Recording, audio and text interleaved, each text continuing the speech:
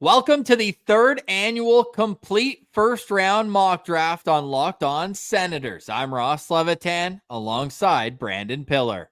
We're very excited for this year's mock draft where we have 5 of our favorite scouts telling us all about the best prospects available in the 2024 NHL draft.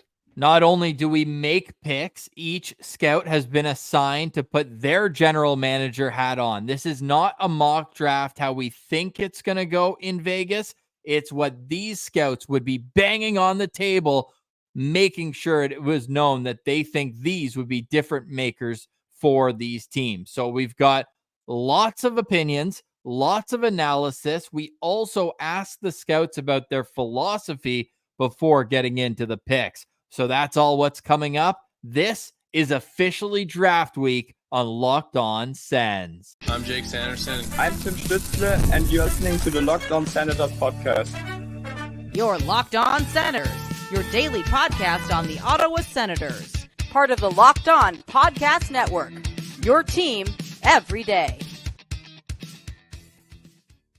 We have made it to draft week 2024. We're going to Vegas. We will be at the Sphere. And as of right now, the Ottawa Senators hold the 7th and the 25th overall selections in the first round of the NHL draft. We will get to those picks and all 32 teams. And I would like to start, Pilsy, by thanking National Hockey League squads for not trading picks yet, because we've been putting this together for the last week and a half. Yeah, Ross, the only picks that are up in the air is at the time of recording where you and I close out the mock draft picks. We do not know who has won the Stanley Cup yet. So we're making an assumption based on the team that's leading in the series so far. But other than that, so far, at the time of recording, 2:05, June 21st, all of these picks are where they're supposed to be other than the last two. Got to clarify Eastern time as well. Things can change in a minute. This time of year, it's already rumors all over the place, especially for us being Ottawa Senators creators. It is very evident change is needed, but nobody knows what the new regime likes. Pilsy, this is going to be a marathon, over 6 hours of coverage on the NHL draft coming up.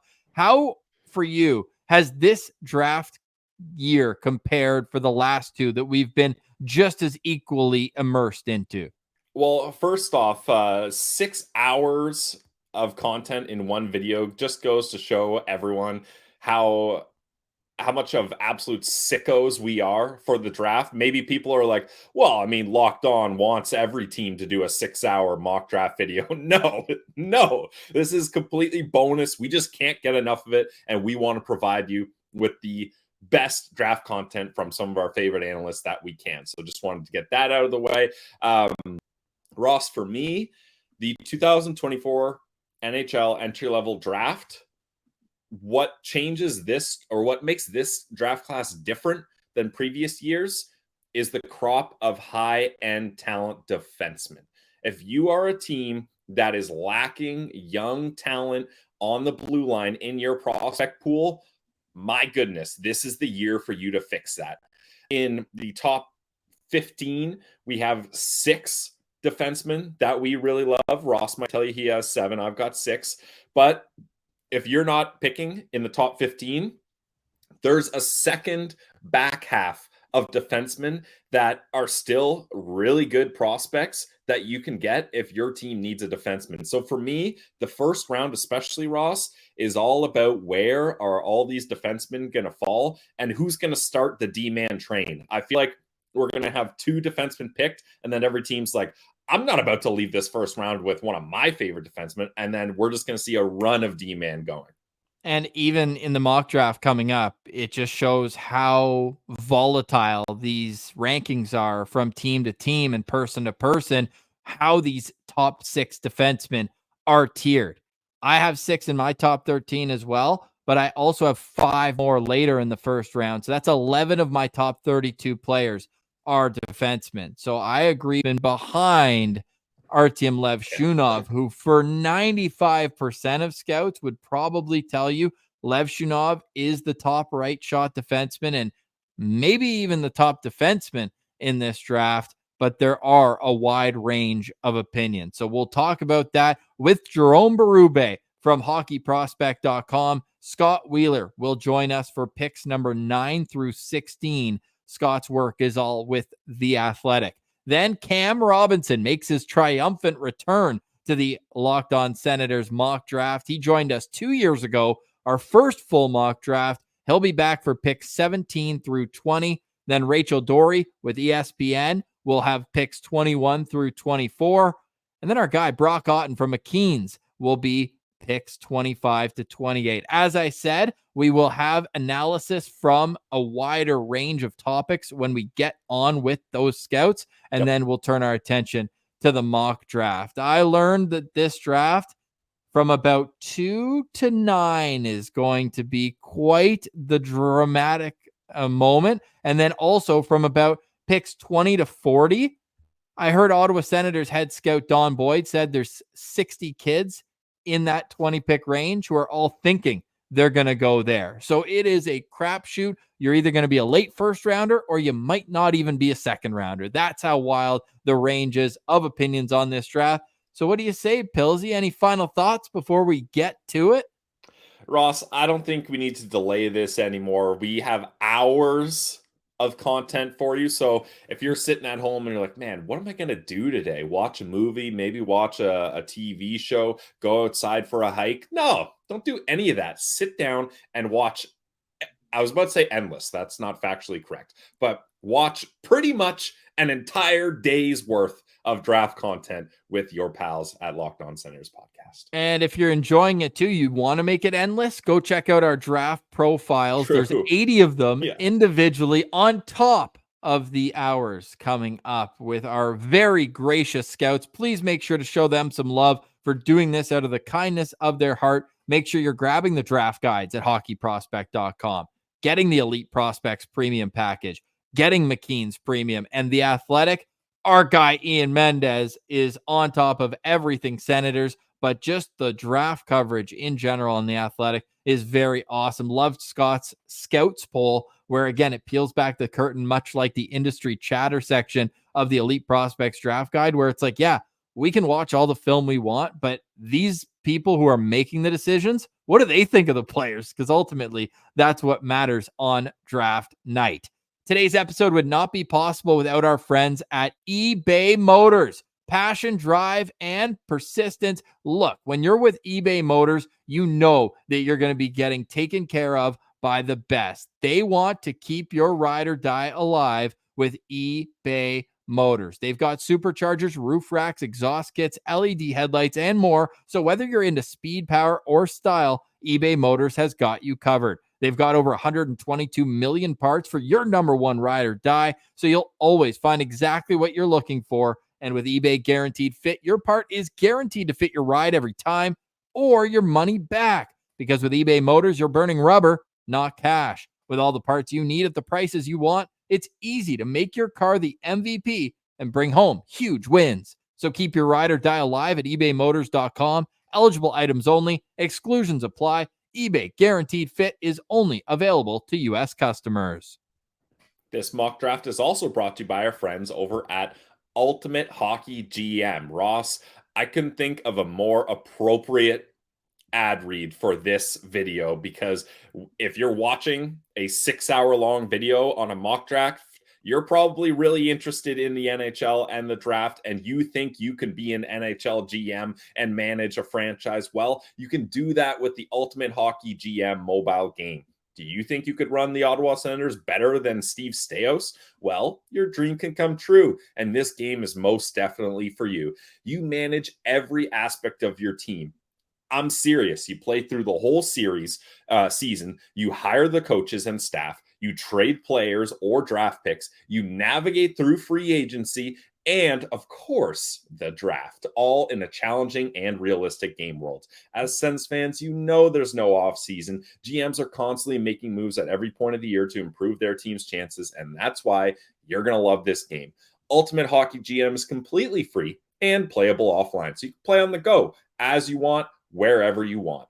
By the way, Locked On Network listeners, you're going to get a 100% free boost to your franchise when you use the promo code Locked On NHL in the game store. So make sure to check it out. Download the game at hockeygm.app or look it up in the app stores. Ultimate Hockey GM, start your dynasty today.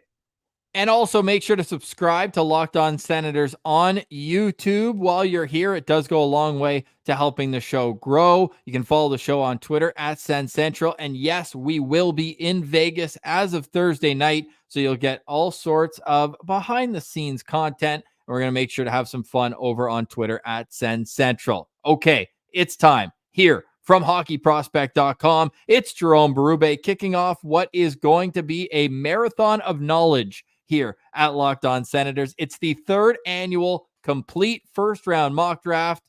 Enjoy. And leading us off from hockeyprospect.com, it's our good friend Jerome Berube. You can follow Jerome on Twitter at Jerome_Berube. You can follow his great work, hockeyprospect.com, and make sure to buy the Black Book. It is an invaluable piece of resource when you're following the NHL draft. You can find that at hockeyprospect.com. Jerome, how's the scouting season been for you? It's been a good one, challenging one as well. Not an easy draft to scout this year. So it's been our meetings have been pretty entertaining when we're doing our rankings, but we're good. Like, we're happy with the book out, and we can enjoy life a bit more now. Yeah, definitely. Especially once the draft is over, I'm sure you can take a big exhale and a sigh of relief and take a bit of a break there. But you guys put a lot of work into the Black Book. Ross and I have been going through it here. What's been the kind of, I don't know how to word this, but like the defining pattern of this draft? Like, you see some years where it's a lot of high-end talent in the top 10 and then it falls off, or there's a lot of centermen available. I'm kind of getting the sense from this draft that this is going to be the draft of defensemen, especially in the first round. But what's your sense of the overall vibe of this draft? Well, I agree. I think the top of the draft is very defenseman heavy. It does drop a bit after that. There's some interesting guys like Jiricek, Solberg, other guys like that. But I think if I want to I will compare the draft to last year. So honestly, it's the exact opposite of last year. Last year was really strong at the top. This year, not as much. But last year's draft didn't really have much of a depth. There was no, like, I know some teams were running out of players by round 6. So a lot of the teams lists were kind of like similar, which is rare. Like, it doesn't really happen often. Usually teams have total different lists, and like some teams were running out of players in round 6, round 7. So I don't think it's going to be the case this year. I think the depth of the draft this year is pretty good, so good chance you can get some, pretty decent player in round 4 or round 5. So so I would say that's the big difference between last year and this year's draft. Where's the first big cliff in terms of tier for you? Is it the bigger gap from 1 to 2? Is Macklin Celebrini that far separated from everybody else, or is there a cluster behind him and then a big drop off? Where does it fall for you? There's definitely a cliff after Celebrini. Like we watched Celebrini this year, but we didn't really have to be honest. Like he was great last year and he was great this year. Nothing really changed. Like he's awesome. He's like he's almost like the perfect player, honestly. Like, there's no weakness in his game. Like, it's almost Sidney Crosby like, but not as good as Crosby, don't get me wrong, but like his mindset, the way he thinks the game, the way he competes, it's just very almost Crosby like. And then after that, from 2 to 10, it's all over the map. You can see all the different lists. Like, no one has the same list, basically. And then after that top 10, there's another cliff, that very challenging ranking, I would say 11 to 15, 16 on our list. It was very, like, a lot of debate going on in our meetings. So yeah, I would say that would be my answer to your question. Which team do you think has the most exciting draft potential? And you don't have to say the Senators. I know this is Locked On Senators, so you don't have to say that. But which team are you looking at this draft and you're like, wow, they could really make some franchise-altering moves here, or they could cause some drama with a trade or a surprise pick or something like that? Is there one team you're kind of zeroing in on for some drama? That's a good question. Good question, I would say, well, I mean, there's been talk about New Jersey maybe moving their picks at 10, Buffalo at 11.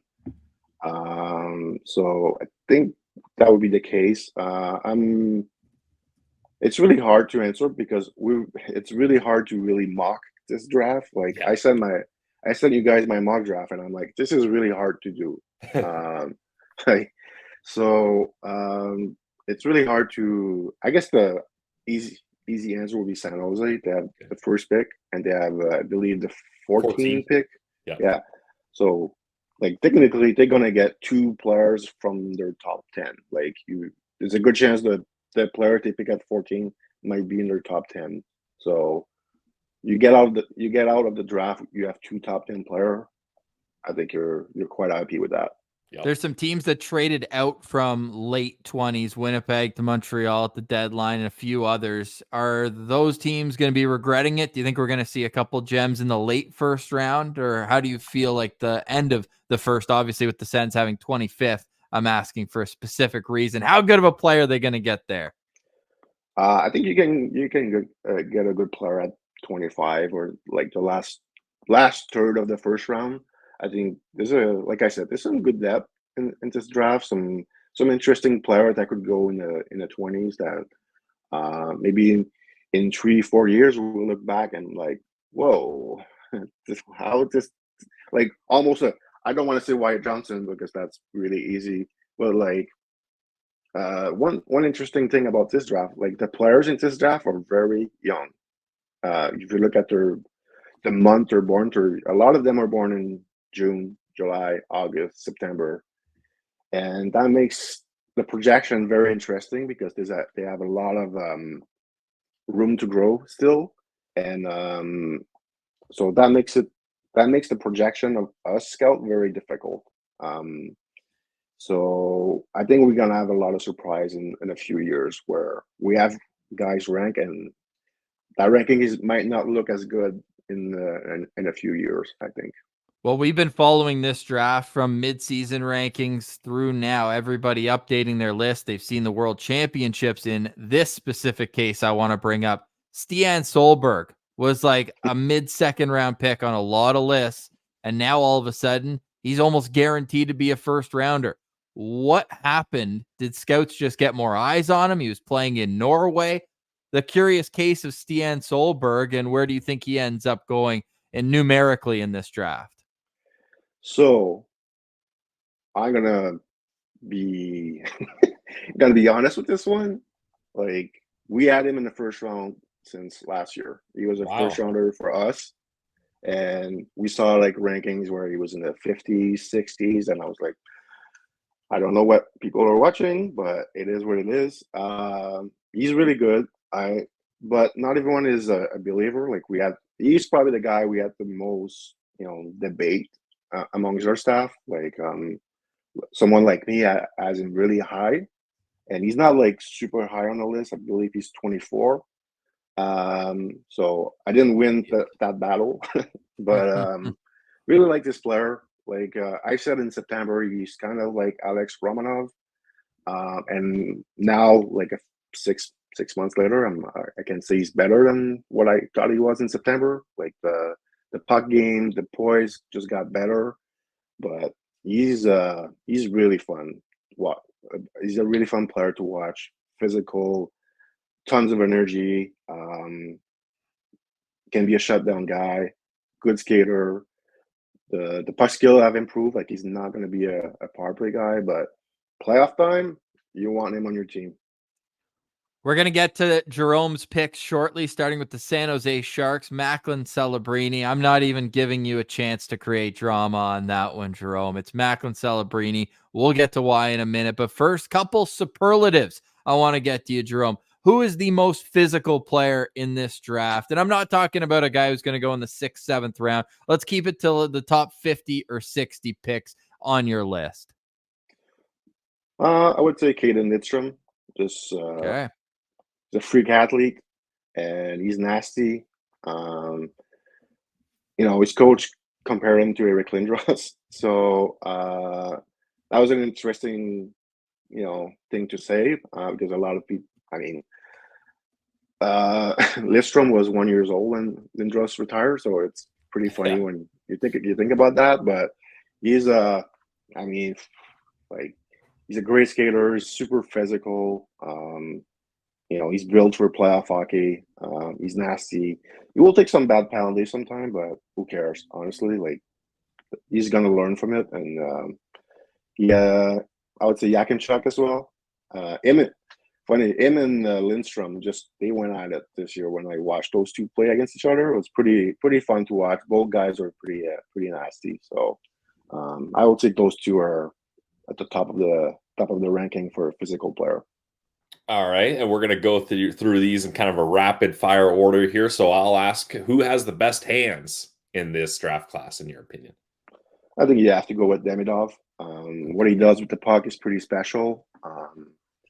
His one-on-one skills are, he's an elite player with the puck on his stick. So I'll give Demidov that award. Hands can put you in a good spot, but you got to get it in the back of the net. Who's got the best shot in this year's class? Best shot. I think Iginla has a really good one. 47 goals. Is that good? Yeah. Eisenman, obviously. Yeah. Can't forget about him. His shot is elite. So I'd say probably Eisenman will be the number one guy I would choose here. All right. Well, you got to get the best shot the puck. So who's the best passer in the draft for you? Celebrini is a pretty good passer. I don't want to forget him. Maybe an underrated passer would be Jet Luchenko from Guelph. Okay. So obviously Celebrini gets he's number one, but as an underrated passer, I'll give lots of love to Jet Luchenko. Okay, I like that. So Jet Luchenko on the radar. Final two, and these ones we talked to Dave Poulin with the Sens around trade deadline time. What are you looking for in a draft pick? And the final two things are just that. Hockey sense. Who are the top hockey IQ, hockey sense, whatever you want to call it? Who are the smartest players in this class? Again, I would go with Celebrini. And on the back end, I would say Zeev Buium will be my top two choice. And I'll give some love to Zayne Parekh too, who really knows what he's doing on the ice, at least with the puck on his stick. And then finally, one that I'm very interested in is who has the highest compete level or highest motor for you in this draft. You want to see these guys working hard. We know you guys value that over at hp.com. Well, if you watch the playoff, if you don't compete, you don't play in the playoff. Yeah. Again, compete. I'll give him. Celebrini competes for a skilled player. He really competes. Lindstrom is one. Iginla is one. Luchenko is one as well. Very high compete. Solberg as well. So that's a bit of the guys that are coming to my mind here. All right, time for the NHL mock draft with Jerome Berube from hockeyprospect.com. Jerome, first overall, the San Jose Sharks better not use up all their clock. That's all I'm going to say. It should be a slam dunk pick here. Why is Macklin Celebrini the top dog in this year's draft class? That's an easy choice. Like you said, he's to me the most complete player in the draft. High-end skill, high-end skating, high-end compete. He's got everything you want from a hockey player. I mentioned before, he's almost the perfect prospect. And he's pretty young too. I mentioned, being a summer birthday. He's a June birthday, I believe. So tons of skill, ton of good skating. competes are. Like, I don't know, and there's not much else to say. He's just pretty a fantastic hockey player. He makes player around him better. Just really good shot. There's no weakness in his game, honestly. Like, he was the easiest player to scout this year. Like, we saw him early on in the year, and we're like, well, I guess he's our number one, and that might not really change. So he's just San Jose going to be really lucky to have him on their team. Yeah, especially with kind of the hometown connection with his dad working with the Golden State Warriors and things like that. It just seems like it was meant to be. As you can see from our rankings, consensus number one. Nobody's even trying to get cute with it and put him number two just to get clicks. No one's doing that. So Jerome, I got to ask you, how does Macklin Celebrini stack up to other number ones in recent history? Or I'll even leave it an open book to you. Which first overall pick is Macklin Celebrini most comparable to, just in general, in your opinion? Yeah, I mean, if you look at if we compare just him to other center, Nico Hischier went first overall. I think he's better than Hischier. Okay. Jack Hughes. Jack Hughes will probably get more points than this kid, but I take this kid on my team. He has more layers to his game than Jack Hughes.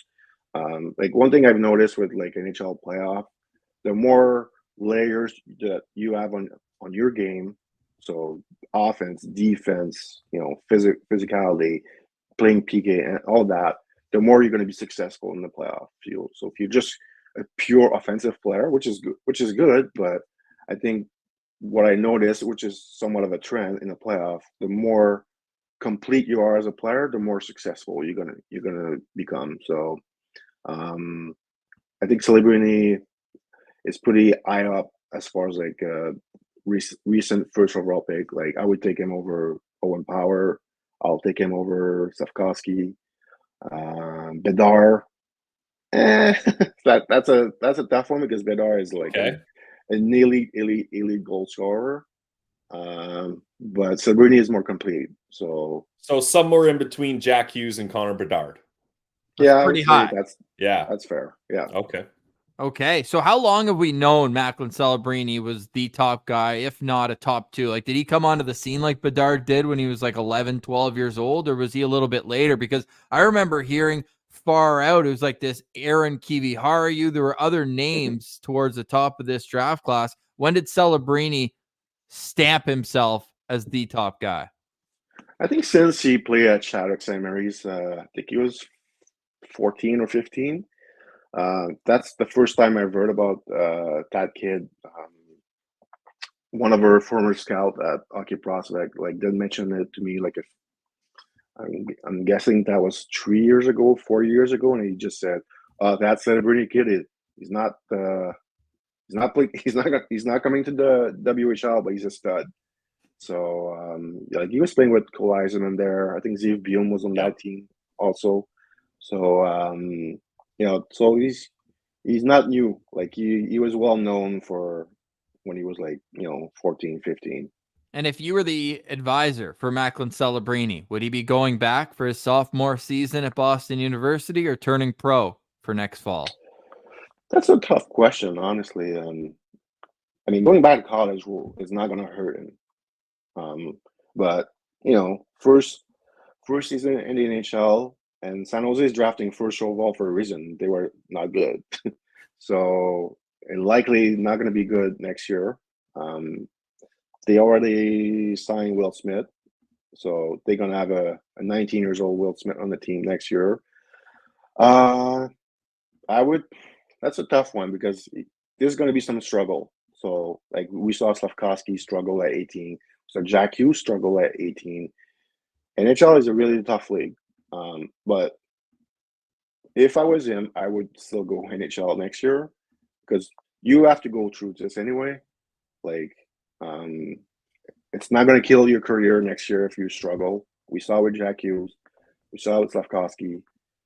It's in scouting. I like to say, it's not a sprint, guys. It's a marathon. Like, what you do at 18 years old is not going to represent what's going to happen in 2, 3, 4, or 5 years.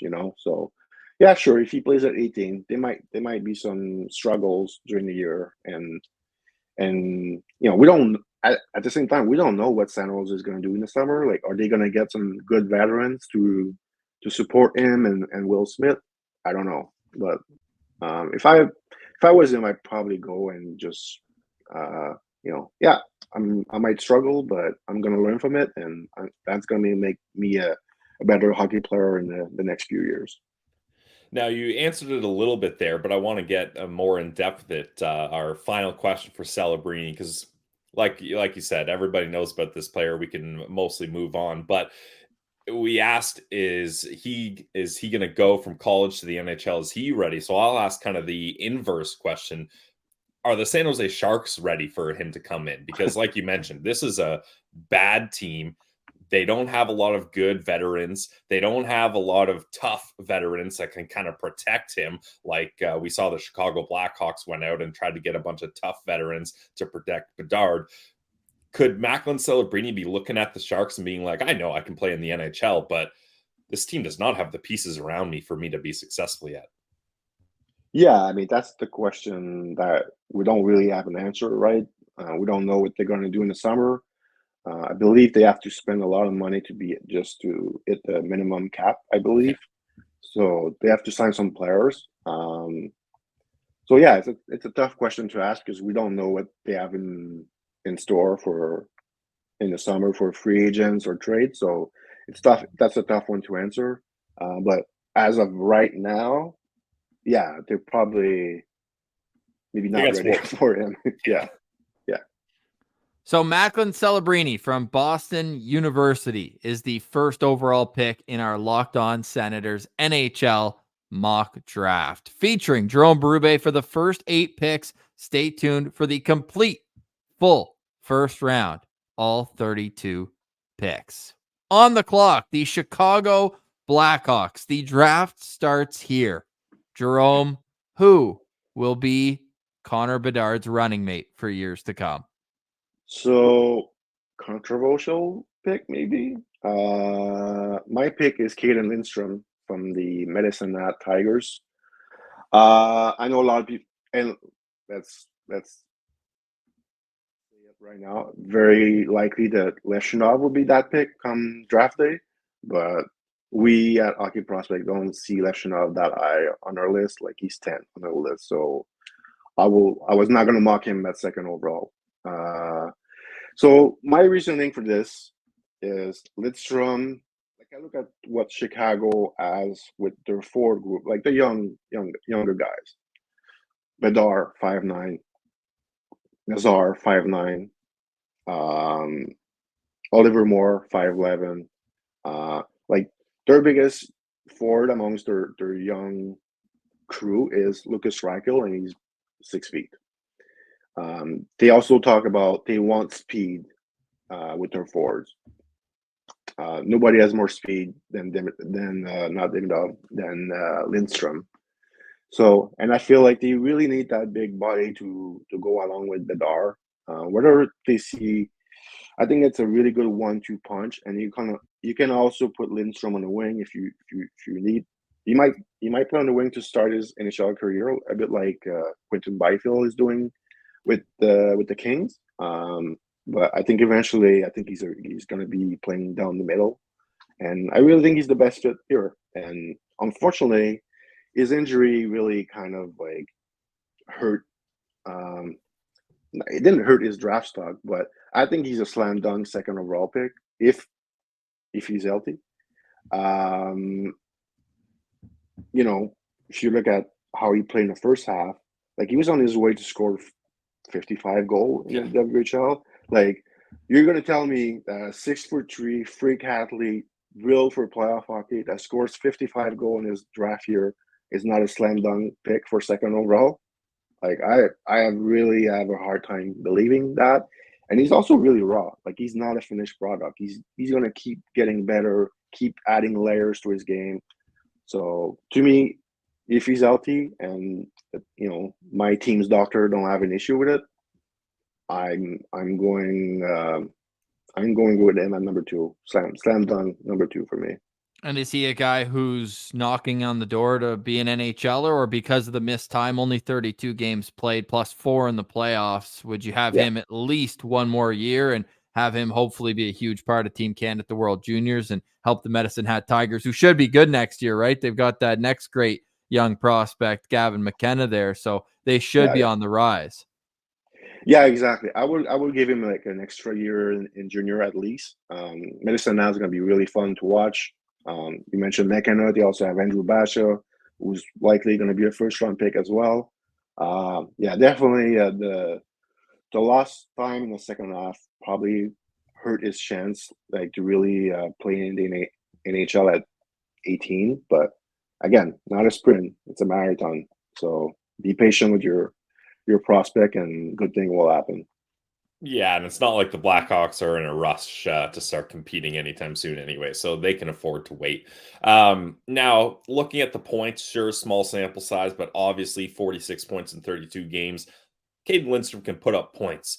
But Jerome, to be a second overall pick, usually you have to have other parts of your game. So apart from putting the puck in the net and being a good playmaker, what is it that Cayden Lindstrom does off the puck that makes you so high on him? Well, like he's one of the best pure athlete in the draft. We often talk about size, skating combo. That is really important when we scout. He's got it. I think his defensive game is fine right now. Like, listen, he played left wing last year, moved to center this year, so he still has a lot of things to learn how to play as a true center. It's mostly away from the puck. He's got to learn to, become a more complete two-way center. Also, we talk about his ability to score goals. I think the playmaking can improve a bit more. I think as he has a bit more poise in his game, I think the playmaking value will get higher. But that's it's a projection, He's still quite raw, and that's what excites me as a prospect. Is what is he going to look like at 22? That's, as a scout, that's what you look at. There's a ton of potential here to become like a really true two-way center / monster on the ice, and also playoff value is really high with that player. So you have him at second overall. He's kind of giving me shades of Quinton Byfield, where you say that he's going to reach this potential, but you might have to be a little more patient than you would be with a different choice. Is that fair to say? Am I on the right track? I know that this is injury where Quinton Byfield, there was the COVID situation that just erased an entire year of development, but we're already starting to see it now playing with good players in Los Angeles, that he's on the track for superstardom as well. Could Cayden Lindstrom see a similar trajectory as Quinton Byfield? Yeah, absolutely. I think Byfield was a bit unlucky. Like the COVID year, he was playing in the AHL, but I believe he broke his ankle there. Maybe one of those years there. I think he got hurt another year there. So his development was a bit up and down. And once he joined the NHL, like his first year was a lot of learning, play more of a depth role on the team. And then when they finally put in with really good players, like he made some pretty interesting things this year. But yeah, similar to Byfield for Lindstrom, people need to stop having those, think that, if he doesn't play in NHL at 18, like he's a bust. This guy is no good. Yeah. Like we saw it with like Jack Hughes, we saw it with Lafreniere, we saw it with Slavkovsky. Just be patient. Those prospects are like the prospect that plays like at a high level at 18 and 19 years old. There's not many of them. So the NHL is a tough league. So there's no free pass in the NHL like in junior. 6'3", 210 pounds, and still getting better as he plays more games. Cayden Lindstrom is the pick for the Chicago Blackhawks by GM Jerome Berube as we get to third overall. Now, the last time a defenseman was not picked in the top 5 was 2001. Sens fans will remember that draft for Jason Spezza going second, but the first defenseman wasn't off the board till 7th. We almost had it in 2020 until the Sens stepped up and took Jake Sanderson with the 5th overall pick. This year, we don't have to wait past 3. With the 3rd pick, Jerome, the Anaheim Ducks will select your top defenseman in the draft. Yeah, Zeev Buium is our top defenseman at Hockey Prospect. So that was a bit of a tricky pick for Anaheim here because they have Menchikov, they have Zellweger, so I'm picking another lefty. Well, I just went with best player available on our list. Buium is just, he was incredible this year, and it's not someone I really had high on my list at the beginning of the year. So the more I watched him in college this year, the more I was like, damn, like I really like this player, and it's mostly like he has an elite brain. He processed the game better than anybody in the draft on the back end for sure. Played a lot of minutes with Denver. Like they won the national championship, but like he was their best player, and he's a freshman. He was playing some games. He played over 30 minutes. Similar to Celebrini, there's no like major weakness with his game. Like his skating is good, not great, and he's about 6 feet, so it's not a huge like I mentioned, like the size skating combo sometimes. It's not like perfect for him, but man, he understands the game so well. He processes everything, doesn't make any mistake, honestly. Like in the NCAA playoff, he was playing 30 minutes a game. Didn't really make many mistakes out there. I don't know if that's going to be the Anaheim pick, but if I was Anaheim at that point, that would be the guy I go with. Now, you mentioned that the Ducks already have lots of great defensive prospects. So where does Zeev Buium rank in their prospects? You look at Minchikov, Zellweger, Luneau. Like, where would he stack up against those guys? Is he at the top? Oh, yeah, definitely. I mean, I'm the biggest Pavel Minchikov fan you can find, but he would be above Minchikov. He's a first pairing D, can run your power play. You know, he's almost like I think of Adam Fox, but bigger and faster. Okay. If there's no weakness, he defends really well. He's got some pushback. He's not soft. I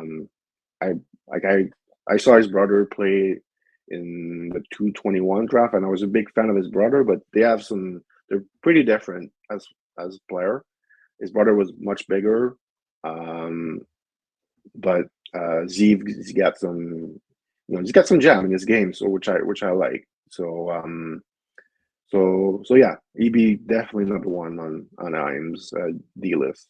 He's one of the older players in the draft, an 05 birthday, December, and already tore up the NCAA. 50 points, 42 games. They were, though, national champions. You mentioned that. Is it a good idea for him to go run it back or turn pro, and wherever he ends up, either playing the AHL or the way you're talking about him, could just step into an NHL job right off the bat? I don't think he's far off, to be honest. Maybe he plays in the American Hockey League next year. Like depending what the team that drafts him, what's their philosophy with their AHL team, and if they like having 18 years old defensemen playing in the AHL. But I could see that definitely. Like, is he really going to get better at Denver next year? Will be my question. Like, so I don't think I would write off him playing pro next year. What separates Zeev Buium from the next best defenseman in this draft class for your team at hockeyprospect.com? The brain, the hockey brain. Okay. He's like his hockey sense is elite. Doesn't make a lot of mistakes. He sees everything on the ice. He makes player around him better. Like in the power play, he's really good. It's almost like the Celebrini of defensemen. Like there's nothing really that he does not well. Everything is solid. And he grew. Like, he was about 5'10" 2 years ago. Now he's 6 feet. His brother is 6'3", so I don't know if he's done growing, but I'm a huge fan. And yeah, the hockey sense is like the number one thing we look at hockey prospect. You know, hockey sense and compete are the top two category for us. Now, when you're talking about a player that dominates at the college level like Buium did, is it one of those things where you think making the jump as a defenseman from college to the NHL, no matter how good you are, is just too big of a step for someone to take? So that's why you mentioned maybe he spends time in the AHL, because it doesn't seem like there's a lot more developing he can do in college. Yeah. Or where is he the kind of player that can take that big step regardless? I mean, it's tough to play in the NHL at 18 or 19 as a defenseman. There's not many of them, to be honest. Even Owen Power went back to college an extra year or so. Yeah, it wouldn't shock Cale me. McCarr as well. Yeah, Jake Sanderson, exactly. all Jake the greats. Sanderson. Yep. Yeah. So we've seen a few defensemen over the past few years playing in the AHL at 18 or 19. Simon Nemec, David Jiricek, to name those two, but there's not many of them. You know, even Montreal could have played Reinbacher last year in the A. They sent him back to Switzerland. So, you know, it's a possibility that he could play in the American Hockey League next year. But, you know, going back to Denver again, it's not going to hurt him. But like, he was so good this year. It's like, you know, how much better can he get going back? Will be my question. But, you know, they have a good program. They have a great coach. Also, he will play at the World Junior again. So if he goes back, so there's no bad option, I think, for him at this point. Zeev Buium, Jerome Berube's pick for the Anaheim Ducks at 3rd overall. As would be predicted here at LOSP, when one defenseman gets selected, we could see a run. And at 4th overall, the Columbus Blue Jackets will continue a trend of theirs, taking a Russian defenseman. Jerome, who's the pick for CBJ? So Columbus seems to be liking Russia the last few years. They have a lot of Russian on the team already. So I went with Anton Silayev from Torpedo in the KHL. An absolute monster, 6'7". One of the best pure athlete of this draft. Like I mentioned, Lindstrom being one of the top, athlete in this draft. Silayev is right there. Like 6'7" player, 17 years old, are not supposed to skate like he skates. Like his skating ability is like one of the best I've ever seen. We don't have many 6'7" player anyway, so it's tough to compare from past players. But his skating ability is fabulous. He's got a mean streak. He hits hard. He defends. Like he has a chance to be like an absolute elite shutdown D in the NHL. Is he going to be a huge power play guy? Not likely, but does it really matter? Like in the playoff, it doesn't really matter. Columbus will have other players to play on the power play. They have Denton Matichuk to play on the power play. They have David Jiricek to play on the power play. So Silayev wouldn't have to be like a first power play option for them. So, he might be a second power play option, maybe, but at his size, the way he defends against men in the KHL was, he was taking guys out. He closed gaps so quickly. His stick is really good, and obviously he covers so much space with his skating. There's a lot to like here. Even like I know people are kind of like, well, he's not gonna bring much offense. Like, does it really matter? Like, come playoff time, this is not important. You want your defenseman to be able to defend first, and he's going to be able to do that. And I think, like, I have a few examples of. There was a kid named Nikita. God, I just forgot his name. Carolina drafts him in the 3rd round a few years ago. He's the best defenseman not playing in the NHL His last name is Nikitin or Nikishin?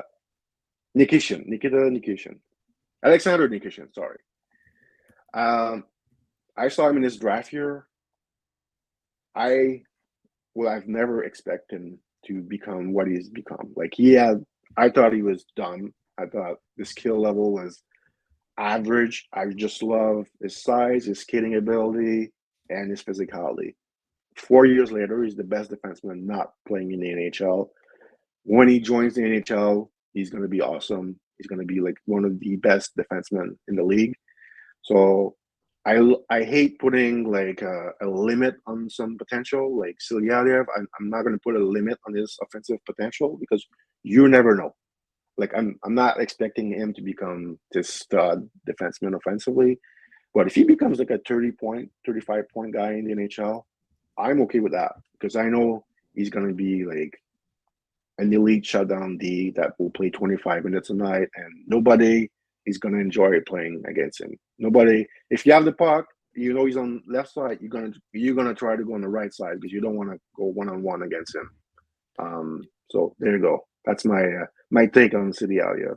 So the interesting part, sorry, Pilsy, I just want to ask about this because he started the season with 4 assists in his first 4 games. He had a goal and 5 assists in his first 6, and then the offense dried up. He only had about 3 or 4 points afterwards. What happened? Because he was on a historic pace.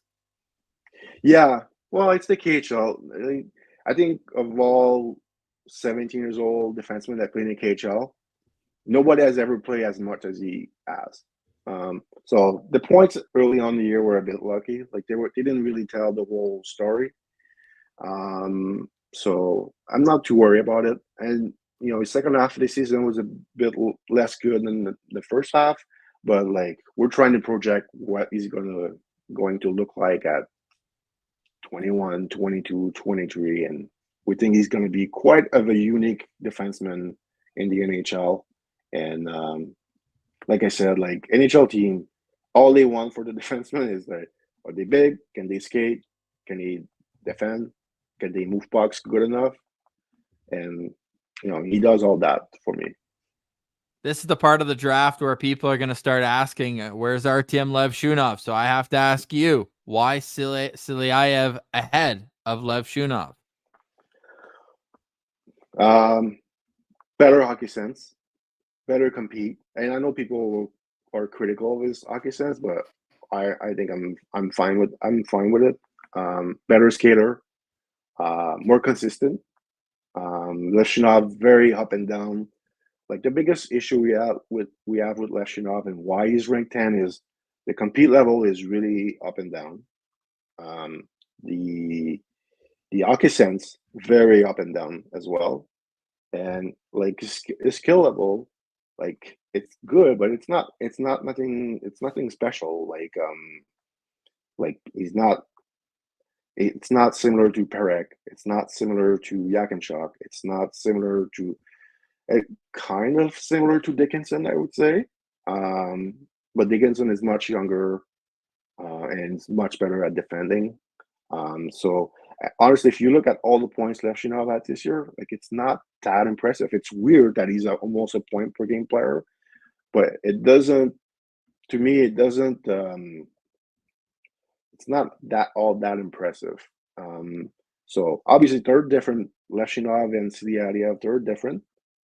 But we have more faith in Silayev achieving what we think he's going to achieve. So Anton Silayev, 4th overall to the Columbus Blue Jackets. To recap, Macklin Celebrini at 1, Cayden Lindstrom at 2 to Chicago, Zeev Buium to the Anaheim Ducks at number 3, and Silayev at 4. That brings us to our first Canadian team up to the podium, the Montreal Canadiens. Jerome, I know you're in that neck of the woods. Yeah. I know the fans want a forward. They want a high-skill forward. They missed out on Matvei Michkov last year. Do they fix that wrong with the best Russian forward available in this class? So I went with, yes, Ivan Demidov at number 5. I think they would really like having Lindstrom drop to 5. I don't know if that's going to happen. So with what's his left, I think Lindstrom would be Demidov would be the pick here. I think he fits what they need. They need someone who can create a lot of offense. Brilliant IQ player. We talked about his ends before, like elite ends. He's a guy on the power play that can create a lot of different options for them on the power play. So like I think he's gonna be like a first line player that can give you about 75, 80 points per season. Better playmaker than a finisher, but can still shoot the puck pretty well. The issue with him are a bit like, where is he going to play next year?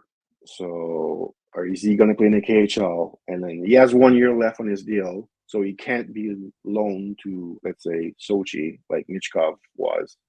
So, is he going to play in the KHL, and how much ice time are they going to give him next year? That would be my question with him, because if he plays in the KHL, but it's like 5 minutes per game, it's not really going to be good for him. You don't want him to go back in the NHL for another season. 2-time MVP of the league. He was wasting his time this year in the NHL. So going back one more year in the NHL doesn't make any sense to me. So I don't know. That's the big question I think NHL team have is what's going to happen with him next year. But he's super talented. Needs to stay a bit healthy because he got hurt twice this year. Both I don't know if they're both knee injury, but legs injury. So that's a bit of the question. He's not the biggest guy as well, but he's super talented. I gave him the Russian Zegras nickname early on in the season, which is probably not fair because he's much more complete than Zegras, but like skill wise and creativity, it's very Zegras like. Well, that nickname might pay off for you, Jerome, as Montreal's rumored to be looking at Zegras, so maybe they got both of them here. But when I'm looking at Demidov, I'm looking at his MHL stats, and I know he started the year in the KHL, only 4 games, didn't go his way, so they brought him back to the MHL. But usually you see Russian players that dominate the MHL like he did, 2 points per game pace, 60 points in 30 games. Usually you see them halfway through the season go, okay, well, obviously he's too good for the MHL. Let's get him back to the KHL here. So why didn't that happen in Demidov's case? Well, what I've heard is that he doesn't want to sign the contract, so he doesn't want to sign an extension with his team. So that's a bit the reason why that's a reason why he was sent down. That's what I've heard. Okay. And also a reason why he didn't go back up. So it's more a political thing rather than on ice. I mean, it's Russia, so like hockey in Russia is very political. So yeah. So that's a bit of my issue going forward next year with him. Is like, what's going to happen? Are they going to give him, if he doesn't sign an extension, like say in the summer, are they going to really play him good minutes in the KHL next year? I don't know. And one thing I've learned is that they can't loan him anymore. They could have this year, but if you have 1 year left on your deal, you can't. Oh. So like Michkov was able to go to Sochi because he had 3 more year left on his deal. But if you have only 1 year left, they can't do it. So I'm glad you brought up Matvei Michkov. Who's the better prospect? If you're making a top list after the draft, who's higher? Demidov. Demidov is more complete, better two-way. He plays more like a real hockey player. If you wanna say, he's got more. His play away from the puck is much better. I think his transition with like an NHL coach will be a lot easier than Michkov. Michkov is a fantastic goal scorer, fantastic talent, but he has a lot of things to learn with his play away from the puck. And me personally, I enjoy guys that are more complete, more than one-dimensional goal scorer. But hey, if he scores 50, like I think I can't really be critical of that, So, but I just love. I just bias towards more complete player like Demidov is compared to Michkov. And to all the Habs fans who are watching this, fist pumping, they got their guy. I think if you did a poll on social media, Demidov, maybe you mentioned Lindstrom, but more realistic that Demidov would be the selection. Is he no doubt the Habs' number one prospect? You mean under In their pool? organs? Yeah. Yeah, I think so. Like, I think their best prospect are, Reinbacher. I think he's better than Reinbacher. I think he's better than Lane Hudson or Mayu or whoever. Like he's hands down Slavkovsky? the number. Yeah, is he better than Slavkovsky? There's a good question. Good question, Pilsy. Thanks. Yeah, good question. No, I think I'd take Slavkovsky. Okay. Is it close? Do just you have to think about it? Yeah, it's close, but I have a bias towards size. And I think Slavkovsky will end up being similar like producer offensively than Demidov, but he's got the complete game. Well, Demidov has got the complete game too, but just the size, the physicality, just playoff hockey also does matter. And I think Slavkovsky is another guy that is built for playoff hockey. The high compete, the just no quit in his game. So I would give Slavkovsky the edge over Demidov here. And just for fun, because I know a lot of Habs fans are interested in the draft, if Demidov and Lindstrom are off the board at this spot, is it still best forward available? Or at that point, with one of the defensemen you've already taken potentially sliding, would you consider best player available, and take the defenseman, despite, of course, taking Reinbacher 5 last year and having a true strength of their prospect pool already on the back end?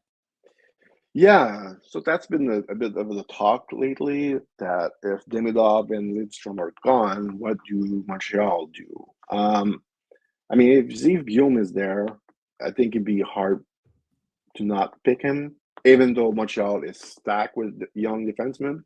But like, how many of them are surefire first pairing defensemen? Like, I love Hudson, but he's not going to be a first pairing defenseman. He's fantastic on the power play, super smart, but is he really going to be? I mean, he might be, but it's a bit of a gamble at this point. Trusting him as a 25-minute a night defenseman, I don't know.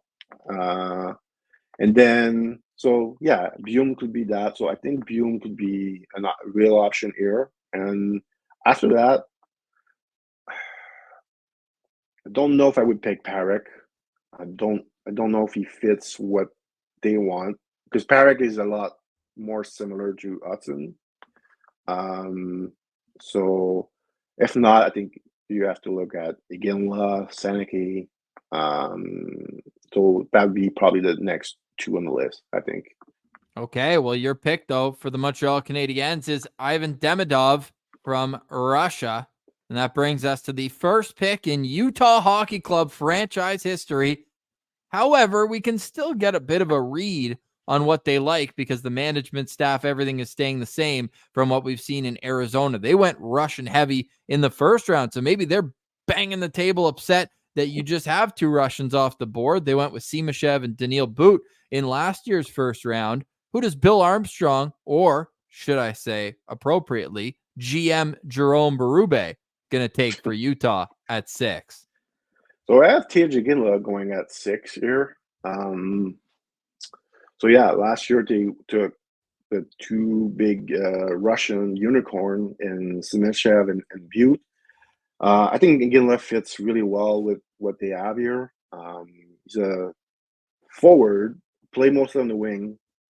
I know some plays I've listed him as a center.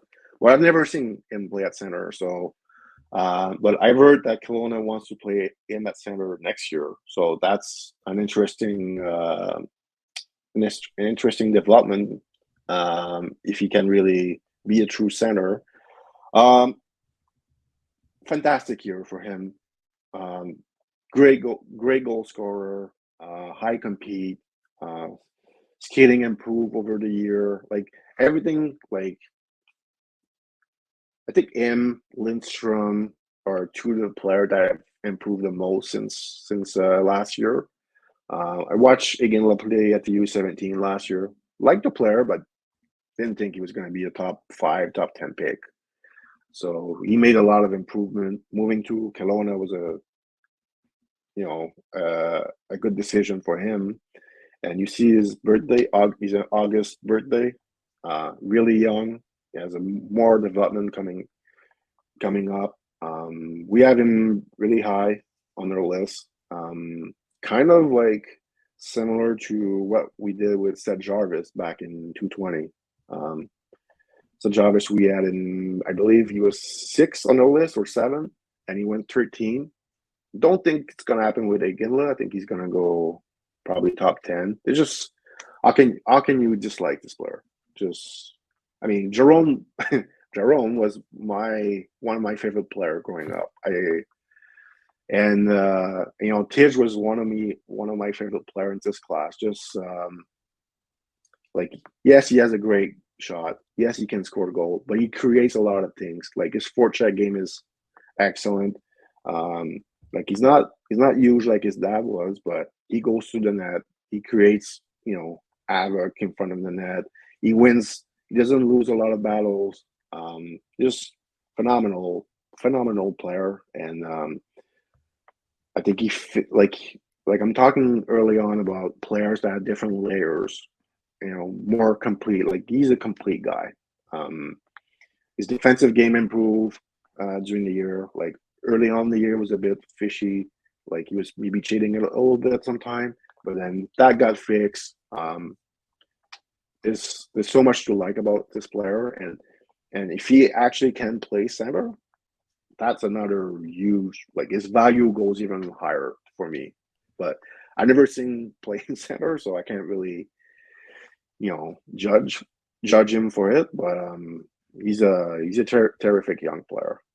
Now, do you think his game projects better as a centerman than a winger? I know you mentioned you haven't had a lot of sighting of him at center, but if he gets the time to develop and has another year in the WHL where he can learn to play down the middle, do you think that's more suited for him? Or do you think at a pro level, he might do better off on the wing? I think he's more of a winger, but at the same time, I've never seen him play center. But I find him more of a shooter than a passer. So that's why I think it's more of a winger, I think. So, but hey, if the playmaking improves next year and he brings more, value to his playmaking, then hey, who knows? Maybe the center thing is going to work out. But until I see it, I'll wait. I'll reserve my judgment until I see it. I know when we did the superlatives, you talked a lot about Iginla, about being among the best in a bunch of different skill categories in this draft class. Has there been a prospect in the top 15, top 20 that you think has raised their stock more than Iginla year over year? Because if you look, I know that Seattle team was loaded. He was in a more depth role, but 18 points to 84 year over year, that's an unbelievable improvement, not to mention 6 goals to 47. Yeah. It was a bit unfair to judge him in Seattle because he really didn't play. Like he was fourth line. What can you do with 5, 6, 7, 8 minutes of ice time at 16? But yeah, definitely but his game really improved. Like he used deception a lot more. He creates a lot of, which makes it hard for defensemen to defend against him because he does, he makes them think he's going to go on the left side and then he's going to go on the right side. So he used a lot of deception. I call them, it's almost for those who don't know what that is, it's almost creating fake news. You're making people think you're going to go one way or you're going to do this play, but you do the opposite, basically. So that improved. That he didn't really have that in his game last year. So I think over the summer he probably worked with a skill coach, maybe his dad. And then the shot got better, the ends got better, the skating also got better. So that's why you watch those kids from year to year. You want to see what's the improvement level of those kids. And Tej improvement from last year is pretty remarkable. Yeah, huge fan. So Iginla comes in at number 6 on our Locked On Senators NHL mock draft. And Jerome, it's upsetting for me personally because I'd love Iginla to fall here to number 7, where the Ottawa Senators are on the clock. How tough was this selection? Let's back into who the pick actually is. How many people did you consider for this selection at number 7? Well, for that selection, I had 2 guys in mind. Okay. Well, 2 guys. One went 6 overall. So I really think Iginla and Parekh would be 2 of my main target for Ottawa, unless maybe like someone else drop. Maybe Buium is available at 7. Maybe somehow Lindstrom drops. I'd be shocked, but you never know. So I went with my next guy on my list was Zayne Parekh from Saginaw, and it's not something I would have predicted in August. Didn't think he was anywhere near a top 10 prospect in this draft, and the main thing was defense. But I have to give credit; he really improved his defensive game. Mainly, he has become a really strong rush defense player. Like, he still has issue in his own zone, but his rush defense has become really good. His gap is much better. He uses skating well, uses stick well. He's not like an overly physical player, but he's not afraid. He's not scared. I'll give him credit. But his offensive skills are elite. Like, he has elite quality, and there's not many players that have elite quality in this draft. Like, his puck game, his passing game, his offensive game is elite. So if he keeps improving his defensive game, and also one thing he has to learn, and if you watch him against London, maybe not the Memorial Cup, but in the season or in the playoff, he needs to be more aware of. He has to be able to avoid getting hit, because I have never seen someone get destroyed as much as he has on the ice. Oh, you should watch Eric Brandstrom more. Yeah. Maybe not anymore. He's actually gotten better, but when he was a rookie in second year, he got his bell rung once or twice. But you're saying that Parekh could maybe use a little bit more agility to get out of the way in those situations? Or just get out of the way, basically. Sometimes, like, I love the courage that he has. I'm making that pass. I'm gonna take that hit. But you appreciate that. But man, at the NHL level, like, if he gets hit like he does in junior, like, that's a bit of a concern for me. But he's so good that I think he's gonna figure it out. But it was funny because every time London was playing him, he was getting just run over by the London players. And London plays like an NHL team. Like, there's not many OHL teams that run their team like a true NHL team. Nobody is coached better than the London players. So that's one thing I would like to see him improve. Like Erik Karlsson, how many times have you seen him get destroyed on the ice? Like, not a ton. And that helps him, and that will help Zayne, if he can get better at it, to play longer, because he doesn't really have the frame to just get it nonstop like he does. So that's one thing I want to see him improve. But the rest is just obviously the playing his own zone also has to get better. But he's so good with the puck. Like, the puck's on his stick, boom, it's gone. Like, quick mind, quick thinker, smart, and obviously scored 33 goals. So the guy knows what he's doing on the power play. 33 goals, 96 points, the most points by an OHL defenseman since Ryan Ellis had 101 back in 2011. It's actually the 12th most points all time by an OHL defenseman. So offensively, zero concern that this is translatable skill. He'll be able to maybe not score 33 goals, but be able to maneuver offensively and create good looks right away. yeah, How long?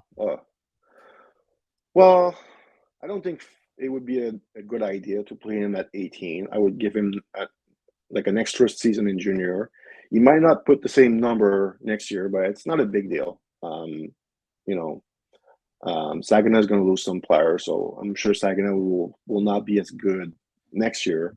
But you give him another year in the OHL, another year to improve his play in his own zone, and he has a chance to play at the World Junior for Canada. So that's a great experience for him. I don't think he's NHL ready, but we'll see after 1 year, like an extra year in junior. Maybe he can challenge for a roster spot.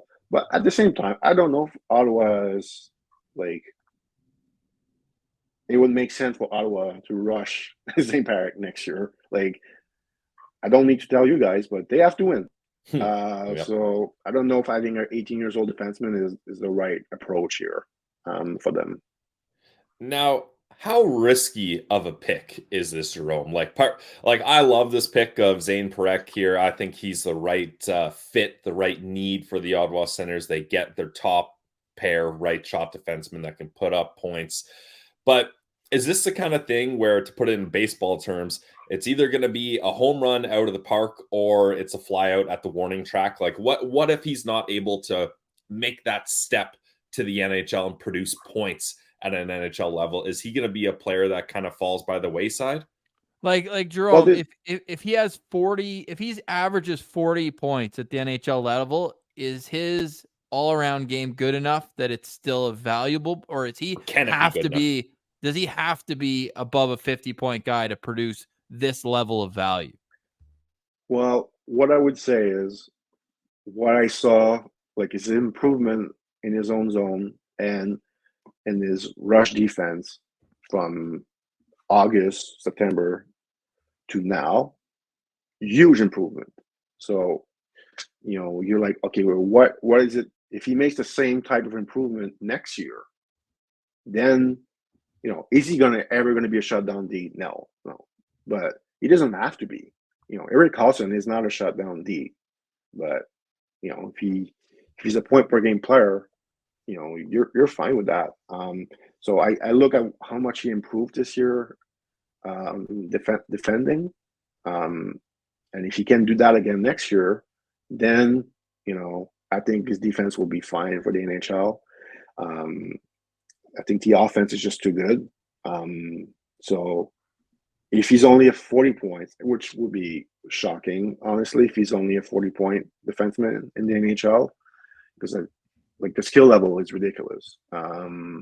So if he keeps improving his defense and somehow he's only a 40-point defenseman, I think it's gonna be fine. But it's really hard to imagine him being at the best of just a 40-point defenseman. It's hard to believe, to be honest.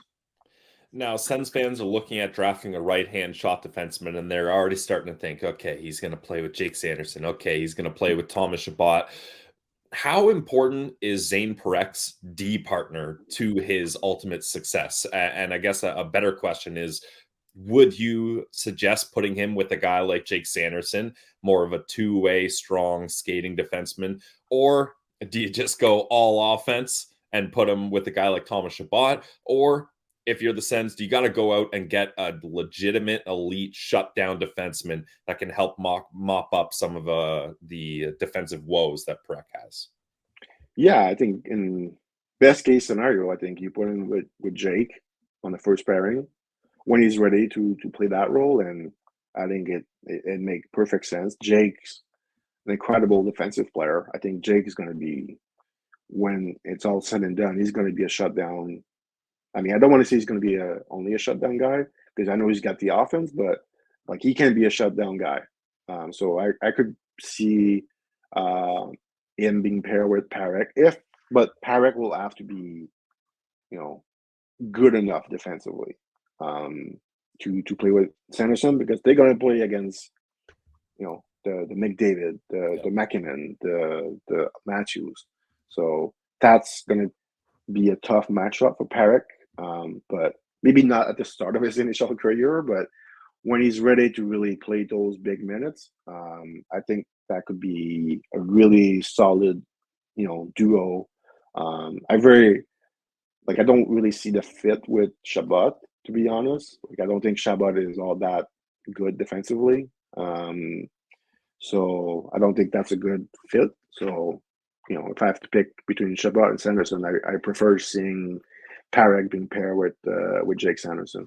Are you at all tempted to take Artyom Levshunov here? You mentioned Ottawa needs to win sooner rather than later, and he feels like maybe he's going to be more NHL ready. Maybe you disagree with that, but how close were you to considering Levshunov here at 7 for Ottawa? Not really, honestly. Like, I'm just not a big Levshunov guy. So, I mean, I'm sure a lot of people are yelling at me right now or in big disagreement, but I mean, we're ranking 10 for a reason. So, Parekh's talent compared to Levshunov, it's like I think there's a big gap in terms of like pure talent between the two of them. And to me, pretty easy to pick Parekh over Levshunov here. Zayne Parekh from GM Jerome Berube to the Ottawa Senators. And finally, we get to the Seattle Kraken at 8th overall. We're going to stick with defensemen. What a run it's been. We've got from the London Knights, we're going to go with Sam Dickinson. Yeah, Sam was he really had a good year with the Knights. I believe 70 points, and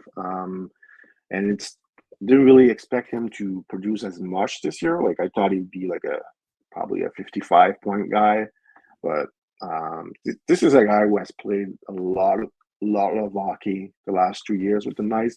He went to the OHL final last year. When they won the OHL final this year, playing the Memorial Cup. So he has played a lot of big games for the Knights, and he played a lot of minutes, obviously, even as a 16 years old last year. Which, hey, if you play a lot of minutes for the Knights at 16, that means you're doing something really, really special, because the Knights, they don't play their 16 years old unless they're really, really good. Like, Mitch Marner played a lot at 16, and Sam Dickinson played a lot, but the rest of the 16 years old kids, they don't usually play a lot. So he's a really, really solid player. I think he's going to play a lot of years in the NHL. One of the best skater in the whole draft. I think I don't know if you guys remember the final of the Memorial Cup. I think it was the tying goal, maybe late in the game. He had an incredible rush when he went end to end with the puck. He's just a fantastic skater for his size. 70 points this year. I mean, we don't really project him as a true offensive player. I compare him to Noah Anaheim. This is my comparable. Just a guy that's going to play a lot of years. 6'3", left D. Good offensively, not great. Good defensively, but not great. Physical, but not super physical. Kind of like so. But he's just going to play a lot of years because he's big. He can skate. He's got good amount of skills. So I really think the Noah Anaheim comparable fits really well with that player. It's like, I don't project him to be a 50-plus point guy. Maybe a career season he gets there, but I think he's more like about 35, 45 point range defenseman, like Anaheim has been with the Flames so far, and now with Vegas. So I really like this player. I think he's just not a very flashy or sexy pick that people talk about, but he's just very, efficient on the ice. Now, the way you're describing Sam Dickinson really makes it seem like he's got a lot of NHL projectable skills, like you talk about. Do you get the sense that he's like a high floor, low ceiling type of guy? Like, you already know he's going to be this, but maybe there's not that much more room for him to grow or develop into something else. Like, is that kind of how you see Sam Dickinson? Yeah, that's fair. I mean, we were during the year at some point he was like third overall on our list, and it's like we like him, but it feels a bit high for us, right? Because of the, is he gonna be like a number one power play guy? And we're like, no. So it kind of like we had to drop him a bit for that, and it's not like he's a good defender, but it's not like he's Silayev like when it comes to defending or physicality. So he did drop to 8 on our list. He's just a very dependable. You're not missing with this player. You're drafting him, and he's gonna play. Probably on your second pairing for 10 straight years, and there's not going to be any issue with him at all. Just and he's playing for London. They always do a good job, developing their young players. I think it's a guy that maybe, challenge for NHL roster spot, not next year, but at 19. So that could be something to look for Seattle. Has Sam Dickinson always been a top player in this age group? I saw he wore the C at a Team Canada event a couple of years ago, but what's the thought around the league? Because he'd be a guy, we always see the London Knights players, right? They have this reputation that they continue to go higher and higher in the draft because you want them in that development circumstances after you pick them. Is this a guy where would you be surprised, Jerome, if he does go top 5 in this draft? Where do you think the highest part we could see him go? I could see him going number 4, to be honest. I know Columbus, there's a London connection on their staff, so that might be an option for Columbus. And when I did my mock draft, honestly, like I think Silayev fits better, but Dickinson was the next guy that I was thinking that could go there. It's honestly like from 2 to 10. It's just like it's really hard to do a mock draft because everyone is in kind of like similar depending on what you value as a team. It's very different. So you could have a guy 3 on your list, and someone else might have that same guy number 9. Like just look at Levshunov. We have him 10, and most people think he's going number 2, and we're like, I don't know. We don't see that at all. Like we watched both Levshunov and Buium in college this year, and it's like we don't understand why anybody would rank Levshunov above Buium. Like Buium was clearly the better college player this year, and it's not like Levshunov is a 6'4", freak athlete. Like he's under 6'2", and offensively, Buium was more a better player this year. So honestly, we're a bit scratching our head here about like the hype that is going on with Levshunov, but it looks like he's going number 2. So there's nothing we can do about it. Well, you won't allow Dickinson to go number 2, though. Would that be a surprise, or is 4 kind of the highest you think we could see Dickinson go? Honestly, he could go at 2. I don't think so because it very like Levshunov will be the pick at 2. I think 3. I mean, Anaheim, who knows what they're gonna do? Like they're pretty stacked everywhere. Like their forward group is really solid. Like Cutter Gauthier, Leo Carlson, Mr. McTavish. That's 3 really strong pieces to have. And on D, like Minchikov. So they don't really have any really big hole that they have to fill. So yeah, Dickinson could be that guy. I put Buium because I think Buium's got more upside offensively, but they're not. It wouldn't shock me if Dickinson goes 3 or 4. Well, earlier you told us, Jerome, that top tier, there's 6 defensemen, I think you mentioned in the top kind of 15 of this draft that are going to be interchangeable on a lot of people's lists, and it's going to make for a really interesting and fun draft coming up. And you have made 8 picks for us. We appreciate it so much. A reminder to everyone to go check out the Black Book at hockeyprospect.com. It's a great resource ahead of any NHL draft, but especially one as unpredictable as what we're going to see in Las Vegas. To the San Jose Sharks at first overall from Boston University, it's Macklin Celebrini. The Chicago Blackhawks here will take Cayden Lindstrom. Zeev Buium, the first defenseman off the board, third overall to Anaheim. At number 4, Columbus selects Anton Silayev. And then we get Montreal taking another Russian forward, Ivan Demidov. Iginla off the board at number 6 to Utah. The Senators taking Zayne Parekh at number 7. And then Sam Dickinson wrapping it up, number 8 to Seattle. Jerome, as you hand it off, who are your best available players that have not been selected as the Calgary Flames are set to be on the clock?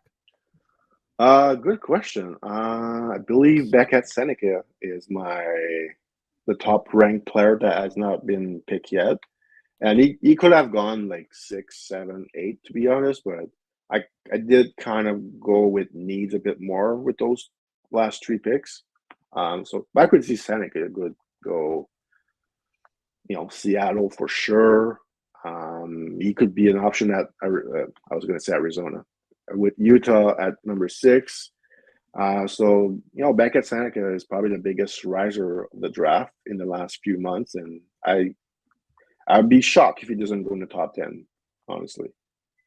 I'm glad you said that, because my final question to you, Jerome, what's your hot take of this first round? Whether it's a guy who's going to fall, a guy who's going to get picked early, a steal, what's it going to be? What's your take going into the draft?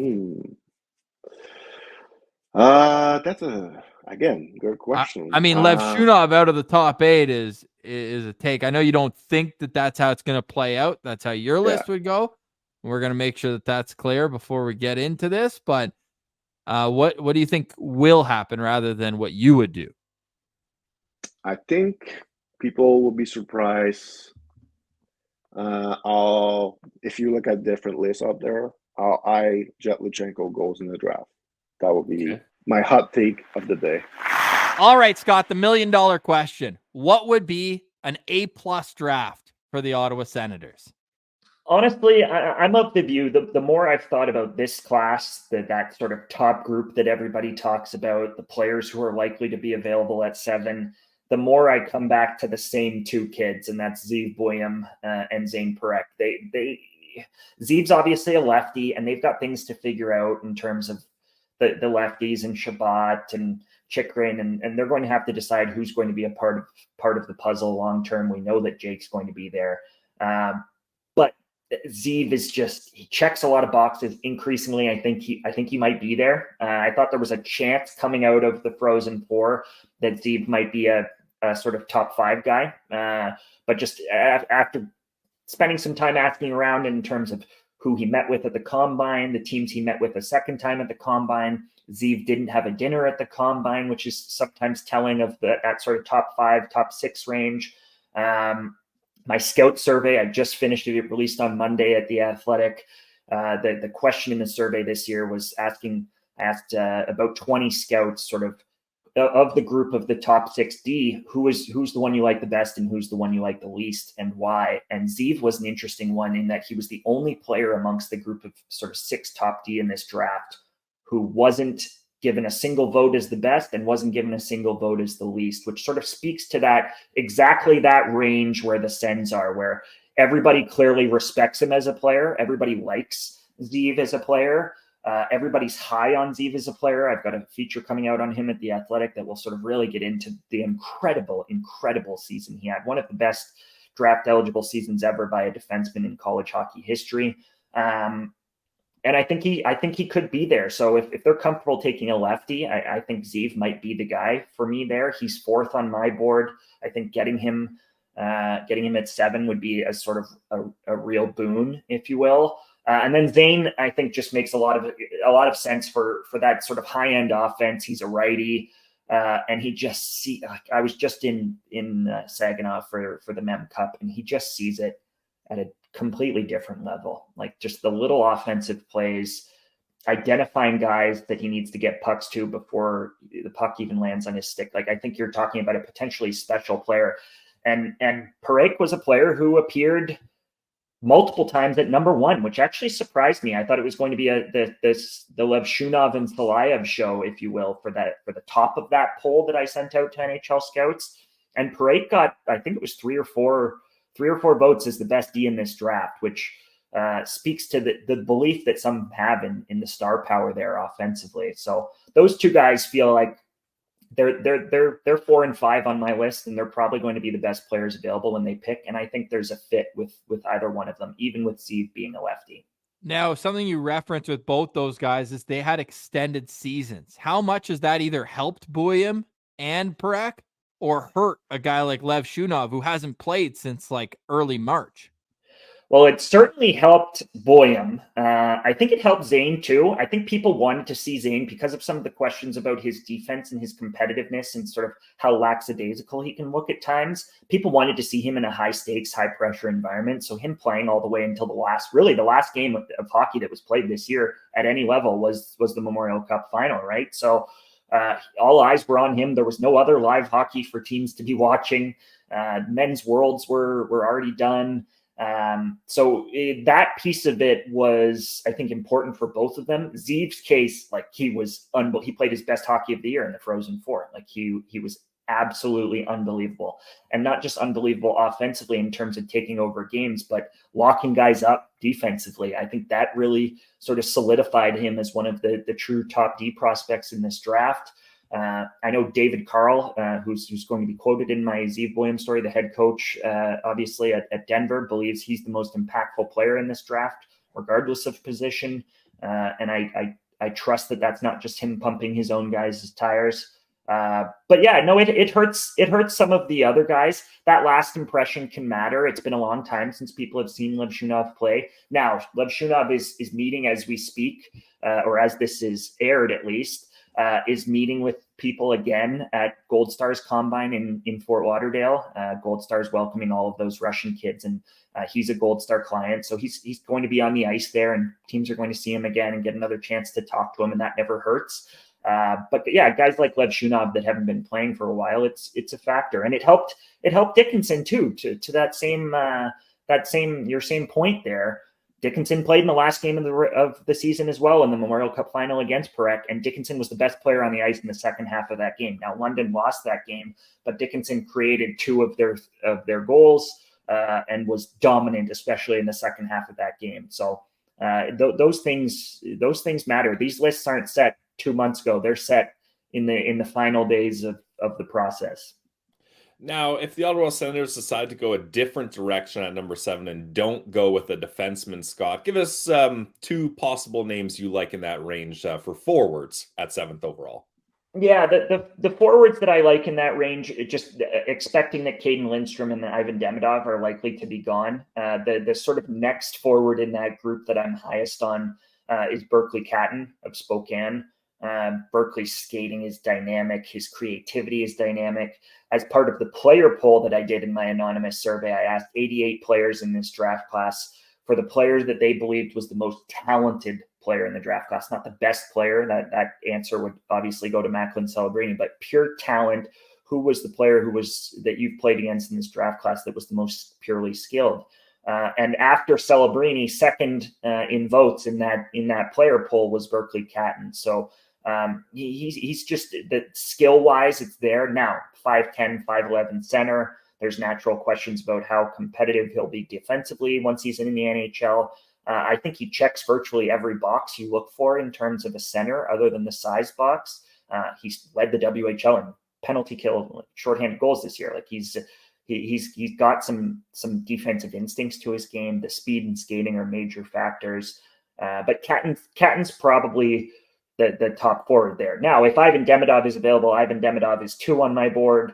I'm a believer that Ivan Demidov has an opportunity to be a point per game star winger who makes $10 million in the NHL kind of talent.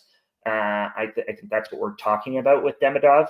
If he's there and they've done their due diligence, I'd be all over Ivan. And I think there is a small chance that he's there, but I would probably put it at unlikely. But after Ivan and Cayden, who are kind of viewed as the consensus top 2 forward prospects after Celebrini, it's probably Catton for me over guys like Iginla and Beckett Seneke and Kunstahallenius and Cole Eiserman and that sort of next group, if you will. So you talk about Ivan Demidov. I know it's an easy or kind of a maybe too often asked question, but we don't have the biggest brains. We just look year over year. And last year it was Matvei Michkov. So immediately it's like, who's better? Which one? If these two were in the same draft class, who goes first? Russian factor aside, I guess they both have it. I think you'd probably, frankly, get a consensus of people now saying Demidov, and not because Demidov is the more talented player. I think a clear view among scouts is that Matvei Michkov, in terms of pure offensive upside, was actually a higher end player and is a higher end player than Demidov. But there are some who don't love the style that Michkov plays, don't think he has a B game, don't love his attitude, think he's going to struggle and be a bit of a liability defensively at the NHL level. Even if Michkov has more offense to his game than Demidov does, which I think will be the case, even though I'm very, very high on Demidov and believe he's one of the most skilled players who's come through the draft in recent memory, Matvei Michkov is also that.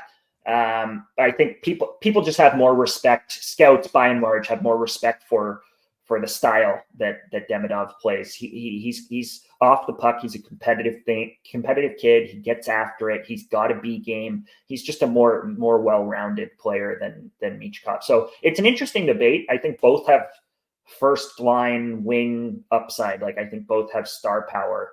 And frankly, there might be another one coming next year, and Ivan Ryabakin, who isn't quite at that same level, but could be a top 10 pick in the 2025 draft. So it seems every year there's a high-end Russian still, and it's obviously complicated by the lack of scouts who are there and the fact that they're not playing in IHF events right now and not playing international hockey, and all of it is tricky. So it'll be interesting to see really what happens with those kids long term. It sounds like both of them, in Demidov and Michkov's case, both of them really want to be over here, but there are extenuating circumstances in both cases that complicate that process, right?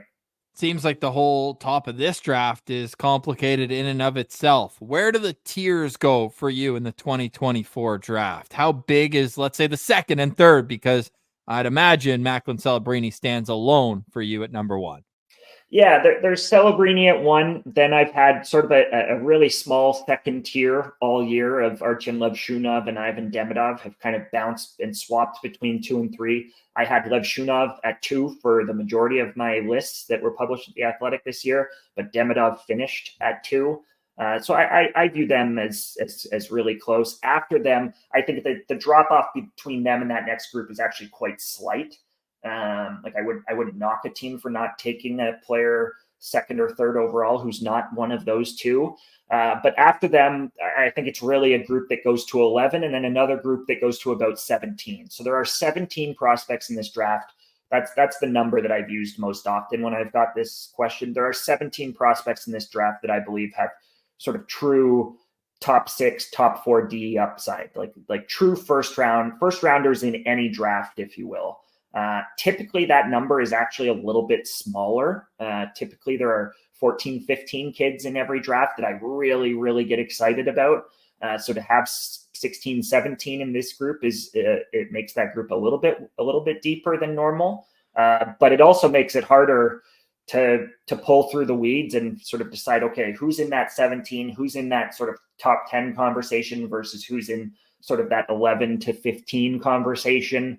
And it's been a huge challenge for me all year. It's been a huge challenge for NHL clubs all year, sort of pulling those and dividing those players apart, especially because of the number of D that are involved. Typically, and you ask any scout, it's a lot easier to rank forwards than it is to rank defensemen. So teams struggle slotting the D a little bit more, and the 6D that are really in that group for me, that's been the biggest challenge, is sort of figuring out who's 1, 2, 3, 4, 5, 6 in that group.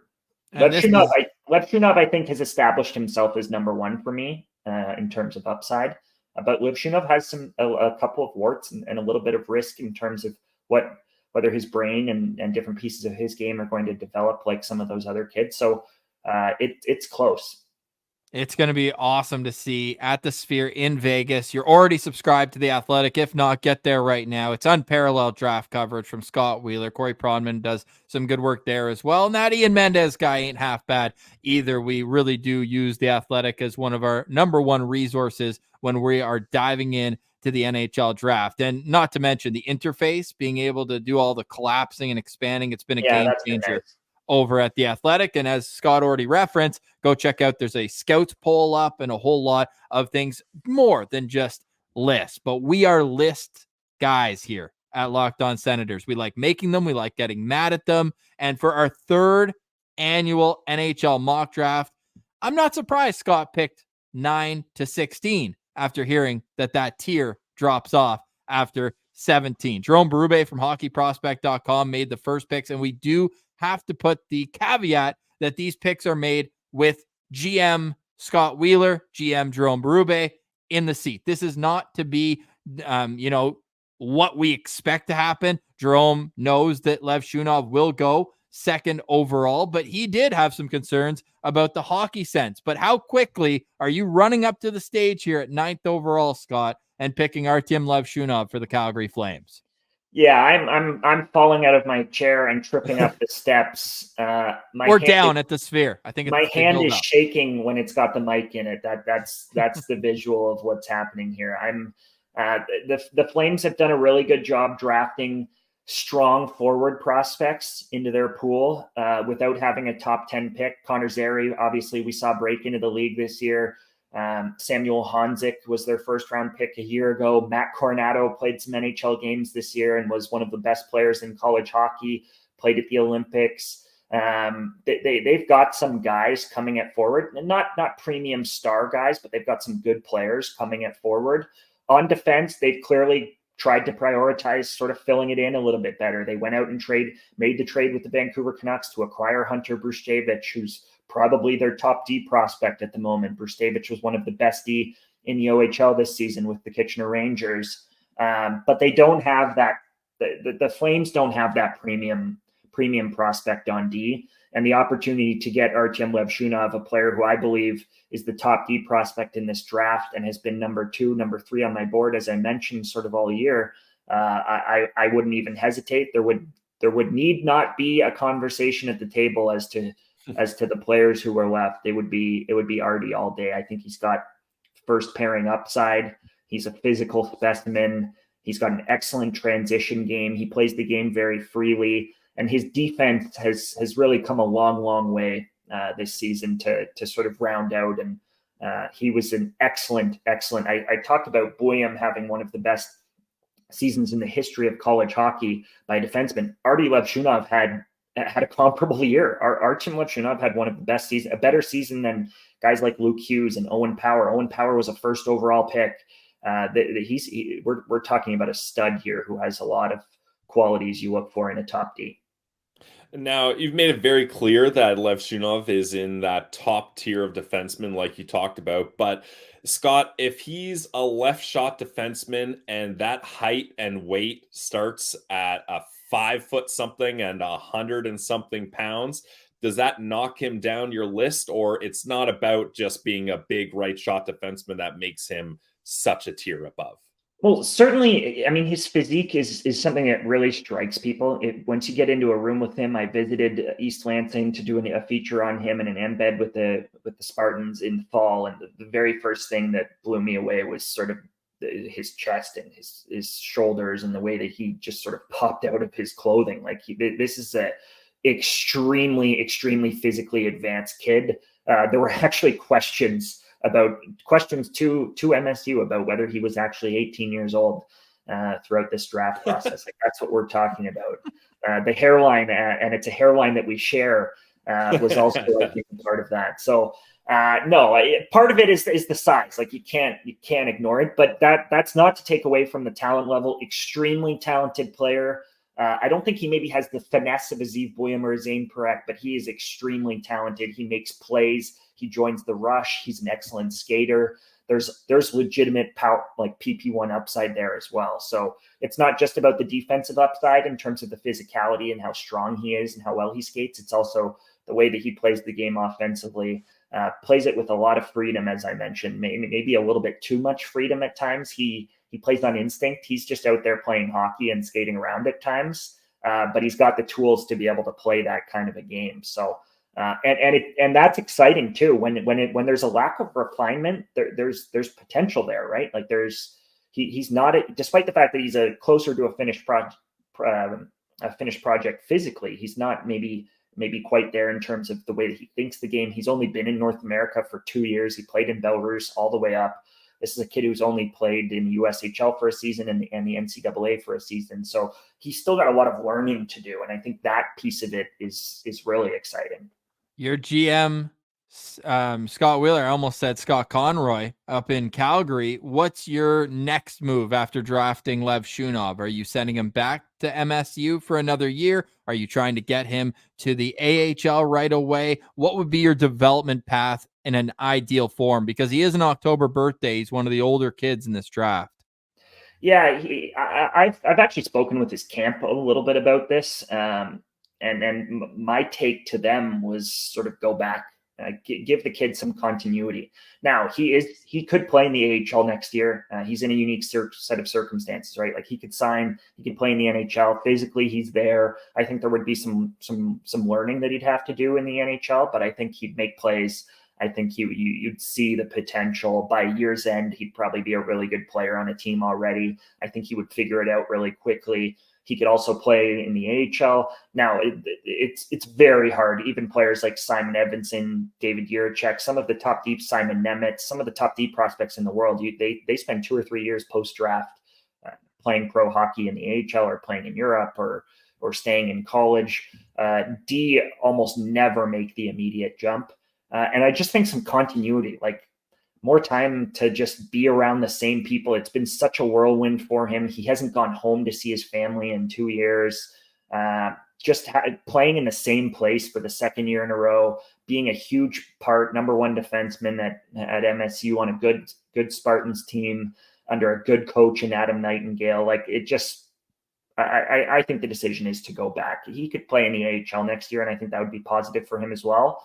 But I'd go back, and then maybe you bypass the NHL, right? Maybe you're a 2-and-done D. A lot of guys do that, and you're jumping right out of MSU and into the NHL. So that piece of it, I think, should be appealing to him and his camp as well. Well, the Calgary Flames have done somersaults all the way to the podium, where they select Artyom Levshunov at 9th overall. Now, Scott, I know this is not how the draft is going to go, but the way our mock has gone, that is 5 defensemen in the first 9 picks. Is that realistic to you?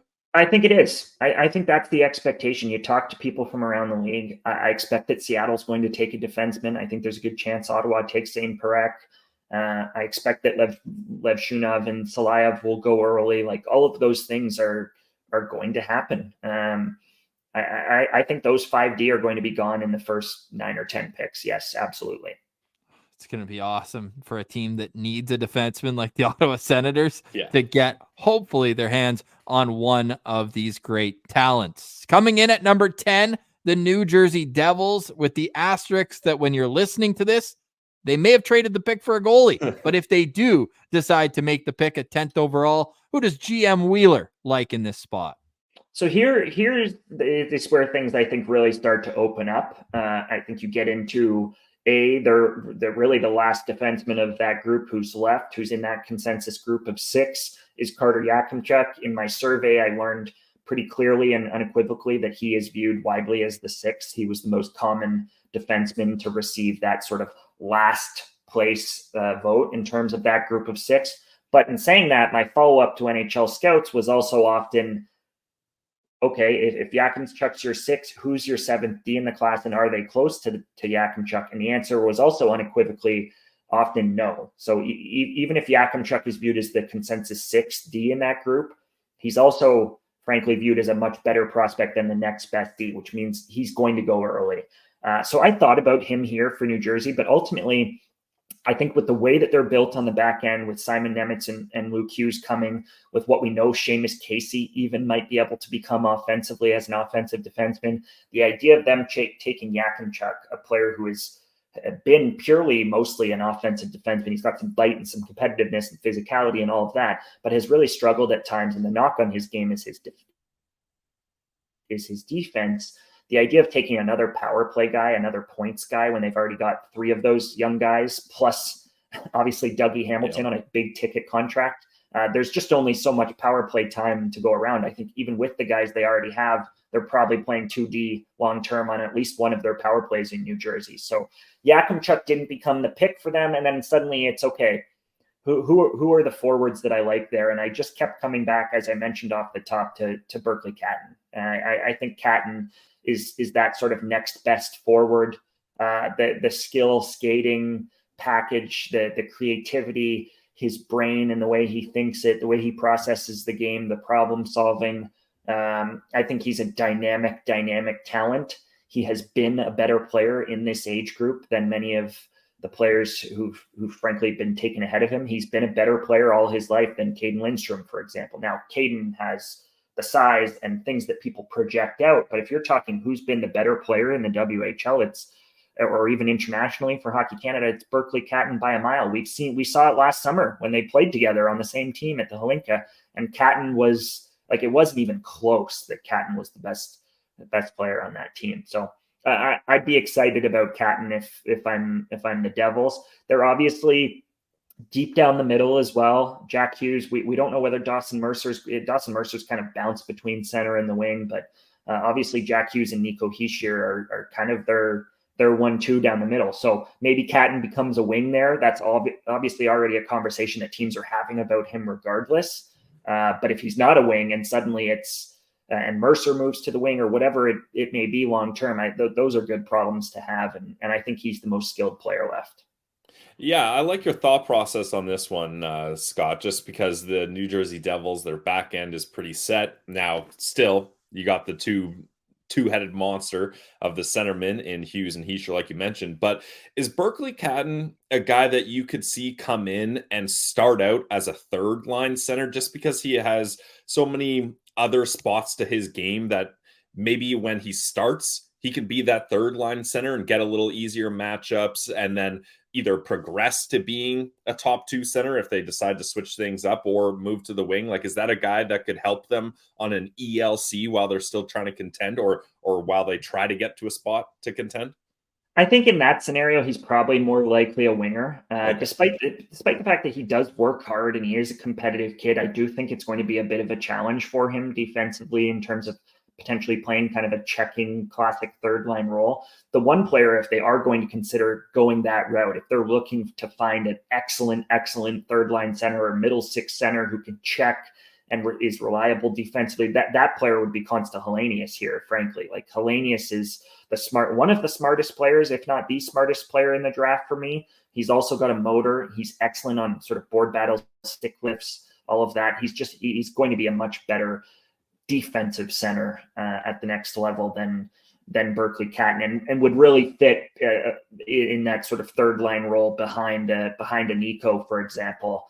He's also frankly closer. Like, he's already played 2 seasons of pro hockey. He's already played at a men's world championships. He's a thicker kid. He's not big either. Helenius is only 5'11", but he's a thicker, stronger kid.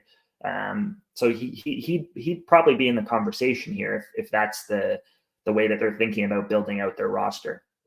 Berkly Catton at number 10 to the New Jersey Devils, with the asterisks that they haven't been quiet. They're looking for a goalie, and that 10th pick is in play. That brings us to the Buffalo Sabres, who they drafted first overall so much that this year they get to put 2 1s next to their name. 11th overall. Who's the pick here? GM Scott Wheeler. Well, yet again, I considered Yakimchuk and came back to what they have on the blue line, which is similar to New Jersey in a lot of ways, where they've got a nucleus of 4 or 5 young, really strong blue liners now in Buffalo, and there's only going to be so much power play time. We know that Rasmus Dahlin is the PP1 QB there forever, for as long as he wants to be, for as long as he's willing to resign. They've also obviously taken Owen Power first overall. Power needs to be involved in offense to be at his best. And then they traded for Bowen, but obviously Matthias Samuelsson has become a stud top 4 defenseman for them, but they also traded for Bowen Byram, right? And Byram adds more offense, more juice to that back end.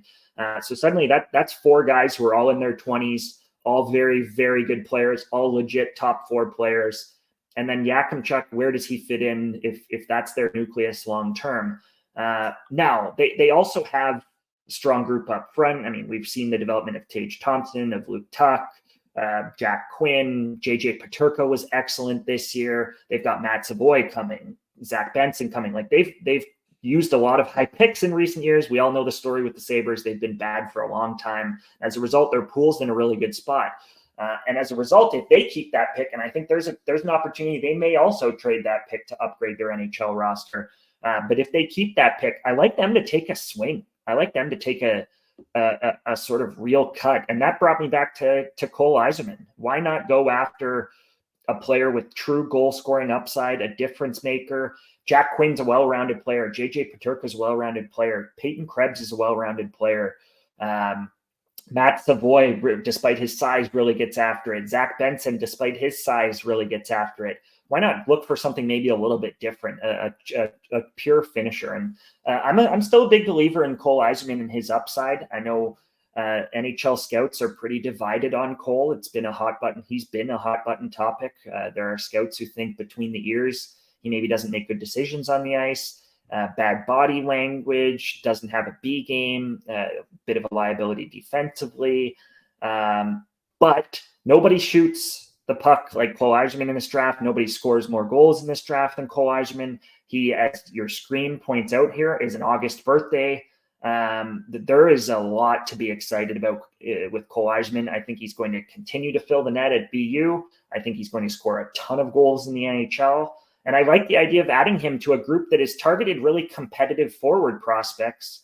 I like the idea of adding his scoring punch. Now, they also have that coming in Jiri Kulich. Jiri Kulich has one of the only one-timers outside of the NHL that's comparable to Cole Yzerman. But hey, maybe they can pass the puck back and forth on the power play and both crank one-timers. Who knows? So they're in a position where their pool's in a good spot. And if they're not going to trade that pick to upgrade the roster, I don't think they need to plug any kind of specific hole in their pool. And I love the idea of them being the team to take a chance on Cole Yzerman. Now, when I initially saw this pick, Scott, and you've already mentioned it, but I'd like to get into it a little deeper. The first thing I thought is, but they already have Jack Quinn. Like, Jack Quinn was that guy in that draft class where you're like, he's got the shot. He's a pure goal scorer. Now, you're mentioning Quinn's a little more well-rounded now with a little more development, and maybe Yzerman gets to that point too. But is this kind of the scenario where you're like, okay, we've got two pure goal scorers here in Yzerman and Quinn. We'll just see which one we like better or which one turns out better for us, and then we'll just trade the other one as a valuable asset. That's why you're thinking, let's take a big swing on Yzerman here, because then we can kind of decide between two similar players? Or is this more, you think Cole Yzerman, if he's able to round out his game, could be a better version of Jack Quinn moving forward? Yeah, I think he's just a better shooter. I think he shoots the puck better. He scores in more ways. He's got the curl and drag. He's got the snapshot. He can do it moving. He can do it standing still. He can crank the one-timer. Yzerman is just a more diverse scorer than Jack Quinn. Jack Quinn's a great shooter, natural shooter. Jiri Kulich, same thing. I think Kulich is going to play for them next year in the NHL. He's obviously had an excellent season for a player his age as a 19-year-old in the AHL. They've got a lot coming, and it's going to be crowded. Not all of those guys are going to make it. There's not going to be room for all of Peterka, Quinn, Krebs, Savoy, Benson, Noah Ostlund, who I haven't even mentioned, Jiri Kulich, Cole Yzerman. Like, there's only so many forwards in a roster. They've also got Tage Thompson. They've also got Tuck. You go down the list. I think part of the reason they moved off of Casey Middlestat in favor of going out and getting Bowen Byram was because they know they've got a crowd coming. But that's a good position to be in when you've got a lot of talented players, a lot of top prospects, a lot of high picks. It's not, I don't think it's a negative to have them competing with each other and sort of fighting to earn it. And maybe that it's good for a player like Cole Yzerman, where everything's come easy to him his whole life. Now, instead of going to a team where he's the only top prospect, or he's one of two or three top prospects, and he's got a straight line path to the NHL, he's going to a team that's got a lot coming, and he's going to have to earn it. So I don't hate that idea for Cole either. So despite him being 7th on your rankings, Scott, would you maybe not love this pick for the Ottawa Senators if they decide to go that way at 7? Yeah, he certainly doesn't. He's not the type that they would have drafted in the past. Now, maybe things change under Staios, but he's not the Pierre Dorion competitive, sort of well-rounded 200-foot forward that they seem to always prioritize. Is he closer to Mike Hoffman or Danny Heatley? Ooh. Say it in Sens terms. Frankly, I get people suggesting a lot of comps and asking a lot of, and both of those guys are not terrible comps in terms of Cole Yzerman. I think he's got more upside than Mike Hoffman. Danny Heatley was one of the best scorers in the NHL for the prime of his career. But what he could do is he could take a pass that was in his feet and put it in the back of the net. When I'm watching Yzerman's tape, there's some similarities there. Yeah, I've written this in his report. There's no such thing as a bad pass for Cole Yzerman. Like he's going to take the puck and he's going to rip it. And if it doesn't sort of blow past the goalie's ear and sort of rip into the twine, like he's going to create a rebound. It's going to hit the crossbar. There's going to be chaos. Like he just, every time he touches the puck, you think, oh, well, this puck's going in. Like he's got a chance to score here. And even when he doesn't have time, which I think is the most important quality in a natural scorer, he doesn't dust pucks off. He doesn't need open space. Guys guarded him on the opposing teams, guarded him on that power play and stood by him like he was Alex Ovechkin for 2 years at the program. And all he did was score anyways. So he's maybe not going to be the most well-rounded 5-on-5 player to come out of this draft, but sometimes you just need a power play trigger man who can break open a game. Phil Kessel won a Stanley Cup, 2 Stanley Cups, right? So just one. We don't qualify 2017. Didn't happen. Yeah. So it's no. I mean, I'm a believer that you need players of all types. You don't need 12 guys who work and play the same way. I get that teams want an identity, but you need a little bit of everything in a lineup. And Cole gives you a little bit of one thing that is very hard to find, right? Now, is Cole Yzerman the type of player that has scouts divided? Like from reading different consensus and different anonymous scout reports, some scouts are like, yeah, he's got a great shot, nothing else, not interested. And then another scout will be like, oh my God, we love this kid. This shot is going to be so projectable in the NHL. Like, how much of a divide, like, is it a 50-50 divide, Scott, or are more scouts leaning towards loving him or more scouts leaning towards hating him? Where do you get a feel for him? I think the consensus would be that people are a little down on him, that people don't love his style, that people have concerns. Those guys are more common. I think as a result, he's a candidate to fall because there are going to be less teams that are excited about him than they are a Berkly Catton, for example, who just is a more likable player as in terms of that second group. And Iginla, same reason, right? That Tej just has more things in his game, despite the fact that his game also skews towards goals and towards being a natural scorer. And he's actually not, I don't actually think Tej uses his line mates all that well, or is a particularly great playmaker. But Tej has a B game that people have been waiting for Cole to develop in terms of just the forechecking presence and the power and that. And to Cole's credit, like, he's a really physical player. He's a strong kid. He's a good skater. He will finish his checks and block shots. It's not that piece of his play defensively or off the puck that people don't like. I've seen him, including at U18 Worlds, like he has demolished some kids over the years of the program. But it's just it's the habits, the laziness at times, that piece of it that people worry about, I think. And that's not uncommon. We heard the same things about Owen Tippett, Alex DeBrincat, Cole Caulfield, like a lot of the natural. Obviously, Oliver Wahlstrom, I think there's a lot of worries out there that he's going to be Oliver Wahlstrom, who never really worked out. I think Cole Yzerman is a much better player and scorer and more talented player at this age than Oliver Wahlstrom was. And I was too high on Wahlstrom in hindsight. But those are the guys people bring up. People bring up guys like Kiefer Bellows and Oliver Wahlstrom, sort of natural scorers who've come through the program and never sort of developed the rest of their game enough to take advantage of their ability as a shooter. Now, just a quick follow-up, Scott. Is this the type of scenario where maybe playing at the USNTDP is a detriment to Yzerman rounding his game? Because I'd watch clips where he's fully cheating on offense, but he can do that when he plays at the USNTDP because he knows there's 6 of the best defensemen in the country behind him, and they know, hey, we'll be able to fully defend this, and we know Yzerman's going to be cheating up there, so we'll just hit him with that pass. We'll take care of our side of the ice, he'll take care of his side of the ice, and we'll win hockey games. Like, is that a scenario where maybe if he's playing on less of a competent full team, then he's forced to work on the rest of his game? I think it has less to do with that. I actually think that the consensus was that the group of D at the program this year was a really weak one. They actually struggled a lot of the season defensively. So I think they asked a lot of their forwards in terms of cutting down on some of the things that Cole does. It was a constant point of conversation, and 5-man unit defensively. They knew that their D were a little weaker this year.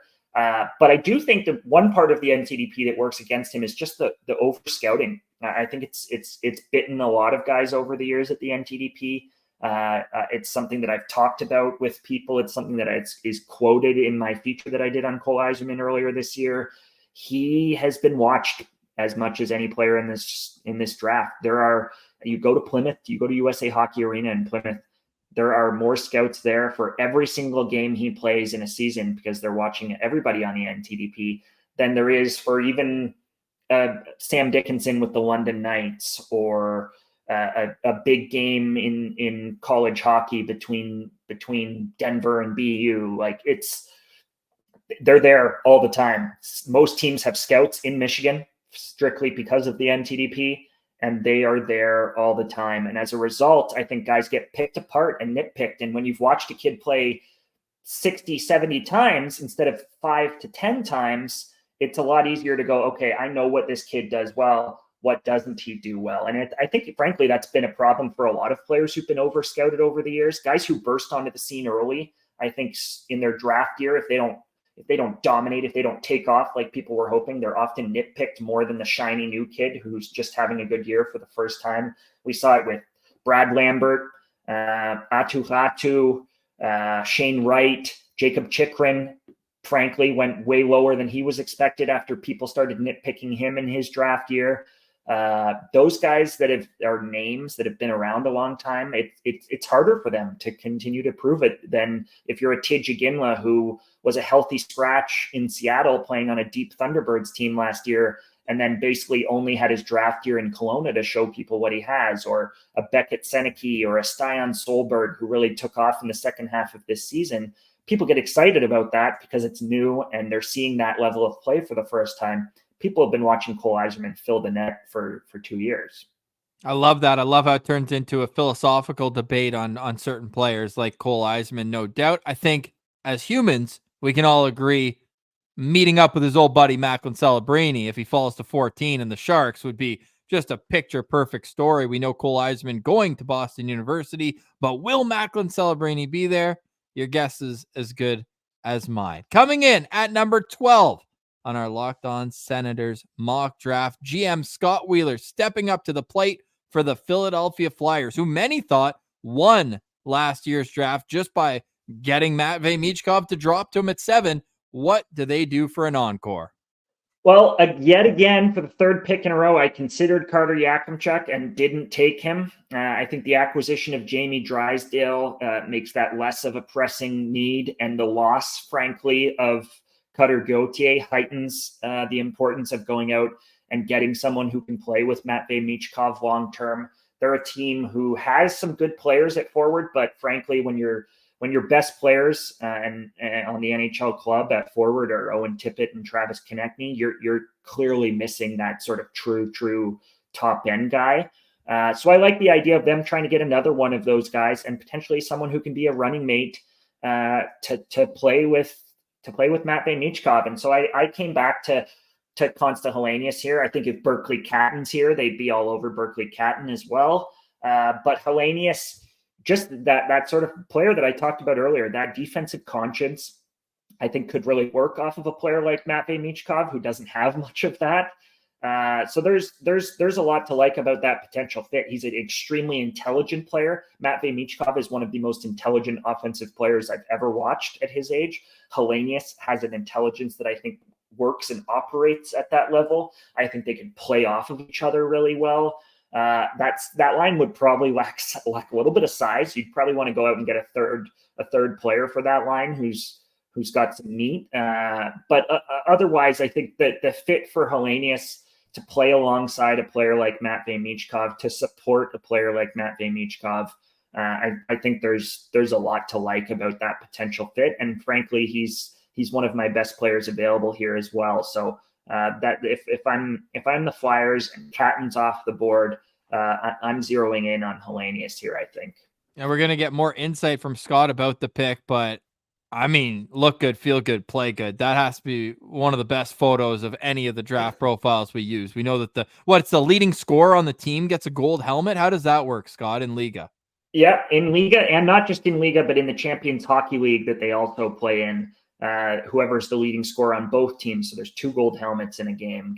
Isn't there a Red Bull helmet as well?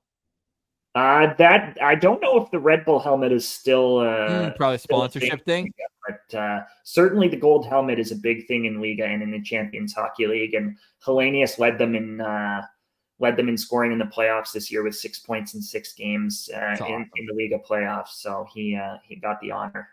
How much stock do you put into the international competitions? And I ask with Helenius versus other guys because he played in multiple international tournaments this year, all 3, if I'm not mistaken, U18s, U20, and then World Championships. Yeah, one of the only players who's ever done that, played in all 3 in the same year. Obviously the youngest player to play for the Finnish national team since Capo Kakko and Patrick Laine. So it's been a few years since they've had an 18-year-old on the senior men's team there. I think in his case, frankly, it actually probably hurt him. I think had his season ended immediately after the Liga playoffs, where he was excellent, that would have been the high point for him. He was then, after the Liga playoffs, excellent again in 2 exhibition games, which actually won him that job on the men's team. He played in 2 exhibition games against Latvia, had 3 points in 2 games, and was debatably their best center, which is a big deal when you're playing with NHLers. But then he went from there to U18 Worlds. I think because the U18 Worlds were in Finland, they wanted him to be on that team just because it was on home ice. They wanted the fans to come watch him. I'm not sure he wanted to play at U18 Worlds, frankly. And I think the consensus among scouts was that he kind of dogged it a little bit, which for a player like him is, I mean, he still had 7, I think he had 7 assists in 5 games. Yeah, we got it down at the bottom. I mean, he still made some plays and was one of their best forwards and all of that, and he was their first line center, et cetera. It's not like he moved down the lineup or anything. But he just didn't dominate there like I think people expected, given the pedigree of what he accomplished at the pro level and how good he was in the Liga playoffs. And then after his 2 really good games with the senior team, he went to Men's Worlds and sort of bounced in and out of the lineup and just he was given an opportunity to be their second line center and just didn't grab hold of it. So I think there was actually a little bit of softening on Helenius. And as a result, he's going to go more in that 11 to 15 range than sort of remaining in the top 10 conversation.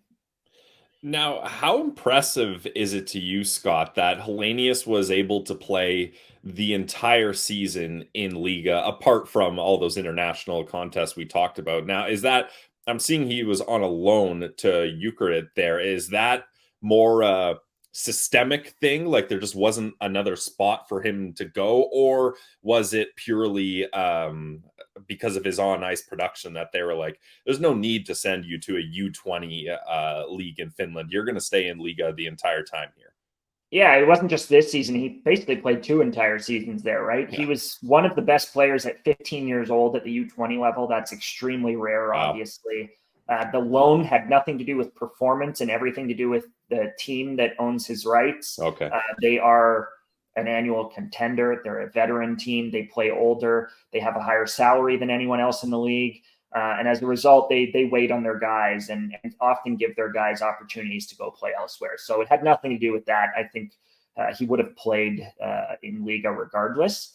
But in saying that, he's he's been excellent, and it's not nothing. Liga isn't what it used to be. You actually talk to people in Finland, and they're struggling salary-wise to keep up with Switzerland and Germany and the Czechs, and obviously Sweden and Russia are in a different tax bracket. But for a long time, Liga was the third best league over there, right? And now Switzerland, frankly, in particular, is paying bigger salaries than the rest. And as a result, the level of the league has risen. So Liga isn't what it used to be, I don't think, in terms of the level of play. But it's still a strong league. He's still one of the best players on his team. I spoke with Olli Jokinen, who was actually his coach there. And Olli said that in the playoffs, he was their best player. Olli actually believes that he should compete in training camp next year for an NHL job. I'm not sure whether I'm there. But Olli he must be talking with Craig Button. Yeah, Olli's a big believer, and so is Craig, obviously. So we'll see. He's going to be he's going to have a long pro career. The question that everybody has with Consta is just, what's the ceiling? Like, he looks more like a second line player than a first line one. And if you're drafting in the top 10, you want to swing on the true upside. Like, if he but there's probably a worthwhile question. If he becomes a 60-point center who's excellent defensively, that probably has more value than a 70-point winger anyways, who's playing on your first line, right? So that's what teams are sort of debating with Consta. But it's no debate to you, and maybe more importantly, or more kind of widely spread towards the scouting community, that this guy's going to be a centerman. There's no talk like there is with Berkly Catton that he might be a winger. I think some teams just want all of their centers to be big, but no, I think by and large, everybody believes that the way he plays, how good he is, like, he might be the best defensive forward or one of the 2 or 3 best defensive forwards in the draft. So that part of it, the details, how smart he is, he's always in the right spots. He doesn't cheat it. Like, I am very confident that he's a center. Dumb comparable, my brain, Finnish, Sebastian Aho, good two-way, a bit undersized. Do you see any similarities beyond that, or am I just kind of making it easy? The smarts piece too, right? Like, Sebastian has always done it on his smarts. I think Sebastian's a little bit more skilled. Like, Sebastian's a 70, 80 point guy. I'm not sure Hellenius is going to get there, but there's some similarities. I think about Hampus Lindholm and what Hampus Lindholm has become too. Like Elias, you got it. Or Elias Lindholm. Yes, of course. He's not a defenseman. Gotcha. Elias has become that sort of consummate second line center, right? Like, that's what you're looking for. And Elias has gotten he has won a Selke, but he's routinely gotten votes and that kind of a thing. Totally. No, I like that. And I like this pick here for the Philadelphia Flyers. Konsta Hellenius going at number 12. You've been thinking some more, and now it's time, I think, for the big defenseman at number 13 to the Minnesota Wild. Here comes GM Scott Wheeler. Yeah, this was sort of the tipping point for Yakimchuk. He's clearly the best D available, but I now think there's a strong case that he's also the best player available. They've got the sort of lockdown, excellent defensively two-way stud in Brock Faber. Brock Faber's emergence has really changed the dynamic of that organization in terms of the blue line long-term.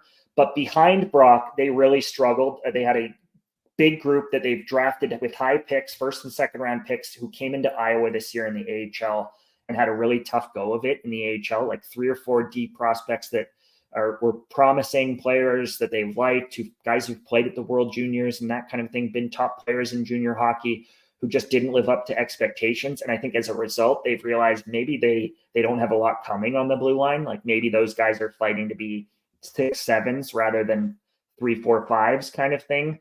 Yakimchuk gives you something that Faber has never really had, which is that high-end offense. Now, Faber had 40-something points this year. That is high-end offense in the NHL for a defenseman. But I think part of that was by default that they didn't have another natural power play quarterback, that kind of a thing. Yakimchuk gives you that. I don't know that they'll take Yakimchuk. He doesn't actually kind of fit their type in terms of the kinds of players that Judd Brackett and that group have targeted in the past in Minnesota.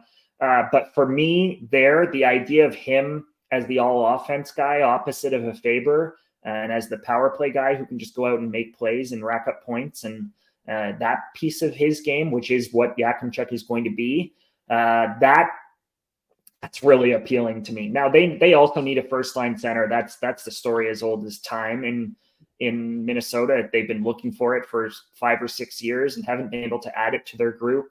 Looks like Marco Rossi's a second line center.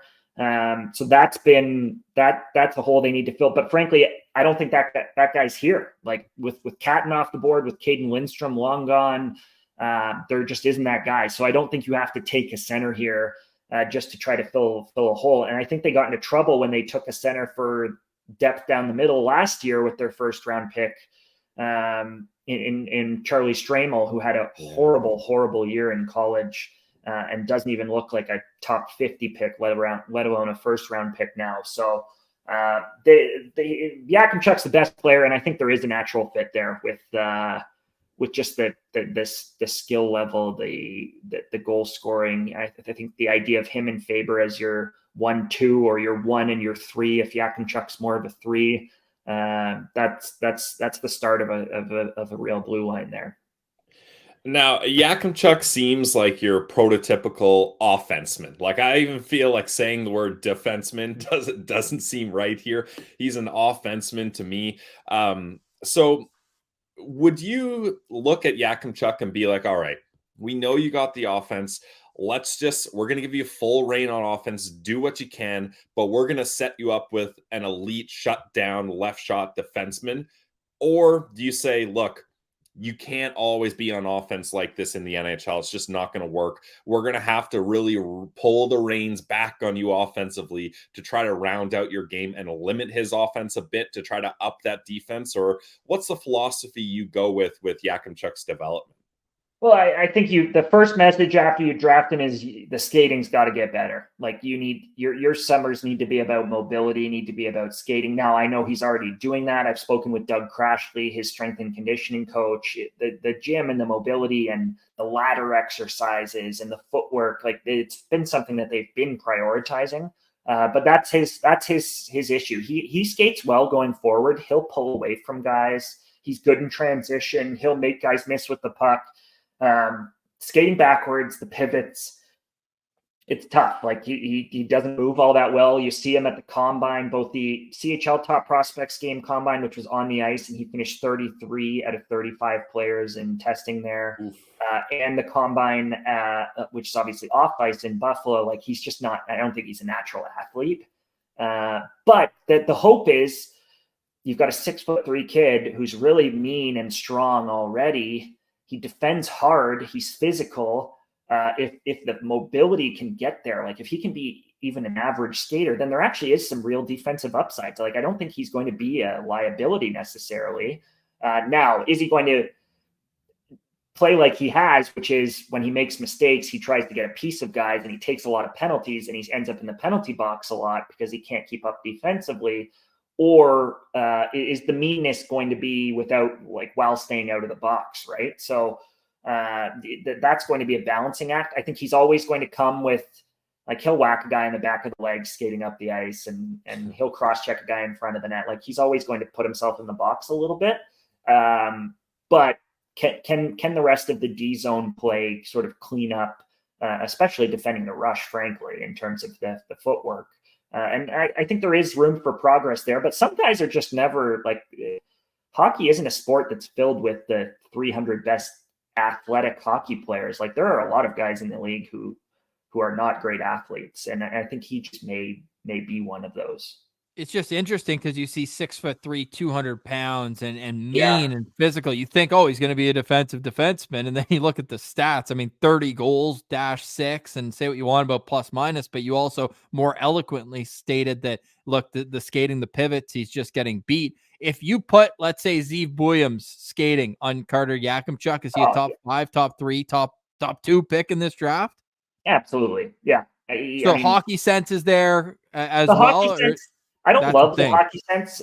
Me and Corey have kind of disagreed on that throughout the year. Corey is wildly high on him as well. Yeah, Corey our seven scouts we use. Corey loves the player. I understand it to a certain degree why Corey loves the player. He sees the 6'3" guys who can break ankles and rip a puck are extremely, and then kill guys too. and kill guys. Like you think of, I mean, obviously Dustin Byfuglien was even heavier, but I start to think of Dustin Byfuglien, Brent Burns. People have used Evan Bouchard for him with me because Evan struggled defensively when he was in London and was a similar size, and Evan Bouchard isn't a great skater. I don't necessarily see Evan. I think they play offense differently. Evan, despite being a point per game defenseman in the NHL, Evan Bouchard doesn't wow you with his skill level. He just puts pucks on net, and he outlets pucks, and he makes the right plays that way. Yakimchuk is like I'm talking highlight reel level of skill. Like he's dangling guys and beating 2 or 3 guys and getting to the slot and then just pounding one home. Like he's below the goal line. Like he's a very talented offensive defenseman. So I think that's what gets Corey excited, on top of obviously the size and the handedness and the bite. But I don't love his decision-making, frankly. I think part of the reason he struggles defensively is the skating, and part of it is the reads and the timing, and just not really knowing when to jump up and clip a guy or when to steer them, funnel them wide kind of thing. Like he needs to make better choices as well out there, I think. So just as an aside, let's get ahead of this. If the Sens take Carter Yakimchuk at 7th overall, what would be the next step to making sure that he develops properly? I think it's just making sure that he tidies up the skating. I think the decision-making piece, the choices piece will come with good coaching and reps and maturity and growing up a little bit and figuring out what works and doesn't work at the NHL level. Like sometimes guys just need to play through that. You can't play through the skating. If the skating never comes, it's always going to sort of hinder you. So it's just working with him, I don't know whether it's diet, but he needs to pick it up. The backward skating in particular just needs to smoothen out. I would give him Shelly Kettles and Matt Nichols numbers right off the bat if he does end up in Ottawa. But he goes to Minnesota at number 13 on our Locked On Senators NHL mock draft. A reminder to make sure you're subscribed to The Athletic. Lots of content, the Scouts poll, and a whole lot more with The Athletic. Coming in 14, the San Jose Sharks. This is a very interesting pick, Scott. You walk up to the stage, and it's going to be a guy who, I mean, we started our draft prospect profiles while all of your guys' mid-season rankings were out. And he went from 57 to 21 once the final rankings were all out. Stian Solberg, what happened? Did people just not see him up against tough enough competition? Or what was the case that made him so popular towards the end of the season? Well, I think part of it is when those midseason lists were coming out, he was coming off actually probably his worst stretch of play of the season, which was the World Juniors. He played a big role for Norway, but it was really sloppy. Like he was trying to hit everything in sight. That's his game. His game's all about the physical element. He's imposing physically. He knocks guys over. He bullies guys. He wants to be hard to play against. That piece of it was, he got him into trouble a little bit, frankly, at the World Juniors. He was coughing pucks up. He didn't look like he was thinking the game well at all. He was making bad reads defensively. And it was just a little sloppy for a first round pick. You could see the skating and the athleticism and the physicality. Everybody still liked him at that point. But then in the second half, he just got better and better. I think the reads and the decision making improved. He learned what worked at the pro level. That Norwegian level, and watching it this year actually surprised me. Like, I don't think it's that far off of, say, a Hockey Allsvenskan, which is the second tier of pro in Sweden.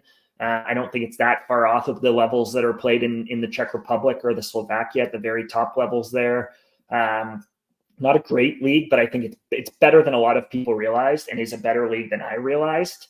And then in the playoffs, he was excellent for Vålerenga. And then after the playoffs, he was even better at Men's Worlds. Like he played 23, 24 minutes a night for the Norwegian national team at Men's World. He was among the time on ice leaders in the tournament. And he played it well against NHL teams. Like Norway hung in there, and he was on their top power play, and his play with the pucks seemed a little bit cleaner and crisper than it had at the World Juniors. And all of that sort of really helped to strengthen his case. So now people see a guy who's already shown that he can defend NHLers and do it in big minutes. And they see a kid who's arguably the most physical player in the draft in terms of just that element. just the ultimate competitor. He blew people away in his interviews at the Combine, was one of the people that you kept hearing had sort of presented really well in interviews. He's now signed to go to the SHL next year, which I think was important for teams that wanted to see him in a better spot. So just started to check every box. He's never going to have the offense of the other top D in this class, but I think he's emerged now as that number 7 D. After that group of 6, there is a drop-off. I think he's the consensus next best D for most teams in this draft and has kind of leapfrogged Adam Jiricek to become that guy in this group. So he isn't my best player available here at 14, and he isn't even one of the 2 or 3 best players available, which is what I went with all of the other picks. I sort of looked at my 2 or 3 top players on my board and said, this kid's the best fit. Let's take him. That's kind of the way I would go about it if I were an NHL club. But San Jose's in a really, really unique situation. They've now drafted Macklin, Celebrini, and Will Smith with top 5 picks in consecutive years. They traded for David Edstrom, a first-rounder from Vegas at the deadline this year. They drafted previously a first-round pick at forward in Philip Biestet. They used their second first-round pick last year on Quinton Musty. Like, they have 7 not or 8. even William Macklin too, going back to 2021. Of course. And in 2020, they got Tim Stu. Oh, never mind. Go on. Thomas Bordeleau, Danil Gushchin. You go down the list. They've got those guys aren't quite of the quality of the first rounders that I listed, but they've got 7 or 8 legit forwards coming, and they have almost nothing coming on the blue line. I actually think had they not won the lottery for Macklin Celebrini, that they were a lock to take an Artyom Levshunov or a Anton Silayev or a Zeev Buium at sort of 2, 3, 4 kind of thing. So that piece of it, just like they got to fill that hole. They traded for Shakir Mukhamadullin, who's a first-round pick from New Jersey. Other than Shakir, there's almost nothing coming. Luca Cagnoni was one of the best players, period, and certainly one of the best defensemen in junior hockey this year. But Luca Cagnoni is a 5'10" offensive defenseman, and who knows whether he'll hit in terms of an NHL projection. They desperately, I think, need to use this pick to start filling out that blue line. And not just this pick. Like, I could see them using their first rounder next year. If they have another top 5 pick, I could see them taking a D there as well. So Solberg was the best D available, and they're one of the teams that I think could actually stand to benefit from prioritizing a need. So I like Stian Solberg's game. I like the size. I like a lot of the skill. I think he's going to be a mean physical shutdown defenseman. But Scott, maybe you can help sell him on me to bring me up to everyone else's level. Because in my mind, I'm looking at Solberg and I'm like, this guy would be a great pick in the early 2nd round. I think he's going to be a really good bottom pair defenseman. What about Solberg's game elevates him more than just, I guess, where I'm at with him and where scouts were at with him earlier on in this season? So I always like to, with players like this who don't sort of fit an offensive profile, I always like to go back and look at kids who fit sort of a similar profile, who've gone in the first round, and which ranges those players belonged in and which ranges they didn't. And coincidentally, I was just talking with Corey about this for a piece that we're doing today. The guys that come to mind for me for Stian Solberg are Philip Broberg, who was drafted 8th overall. Now, Philip was taken too high at 8. Cayden Gooley, drafted 16th overall. Cayden Gooley looks like a good 16th overall pick. Braden Schneider, drafted 19th overall. Braden Schneider looks like a good 19th overall pick. And then there were a couple of mistakes, including, frankly, Lassie Thompson, who played a physical brand of hockey, was about the same size, was drafted 19th overall. Corson Kuhlman's similar style of player was drafted 25th overall by Columbus. Nolan Allen, similar style of player, was drafted 32nd overall by Chicago.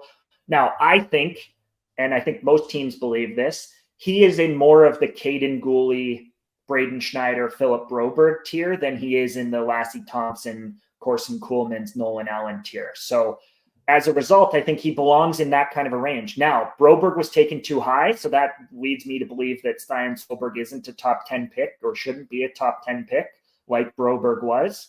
But can you live with Cayden Gooley at 16 and Braden Schneider at 19? Like, the answer is yes, right? Like, if that's what you're getting, and could you live with a Cayden Gooley and a Braden Schneider at 14 if you're San Jose and you really want to prioritize drafting a D here. And I think, yeah, that's kind of 14 is probably the upper limit of where I would take Solberg.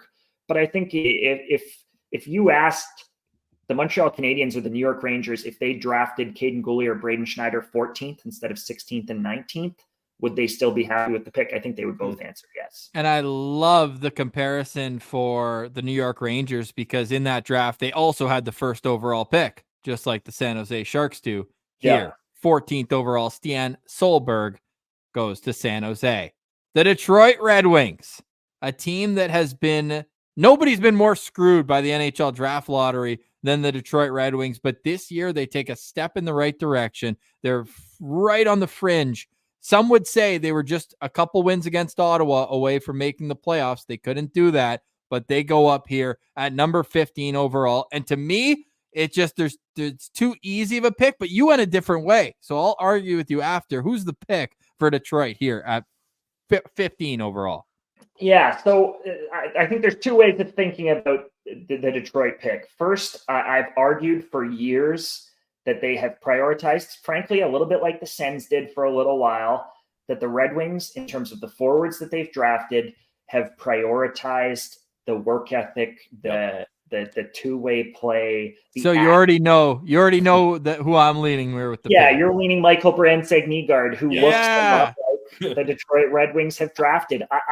I like Marco Kasper. I thought that Marco Kasper in the top 10 was too high. I like Nate Danielson. I thought that Nate Danielson in the top 10 was too high. I like their team. I like what they've built. I like Axel Sandin-Pellikka and Simon Edvinsson. I feel, though, that they are going to be in a perpetual situation of not having the true star player. And I think they've passed up on some opportunities to go and get that. Can you win a Stanley Cup with Dylan Larkin as your number one center? And can Marco Kasper and Nate Danielson be more than middle six centers? I think they're both going to be very good middle six players, but I think in the top 10, you shouldn't be drafting a middle six center as your priority. You should be swinging on talent. And so the idea of them going to a Michael Brandt-Segnigaard, who I think is going to be an excellent second line winger in the NHL and who plays with physicality and who's one of the most competitive players in the draft, and who I love. Like, I love Michael Brandt-Segnigaard. He is an excellent, excellent player and prospect. I just think suddenly they've got too many good players without that juice, without that sort of game-breaking quality.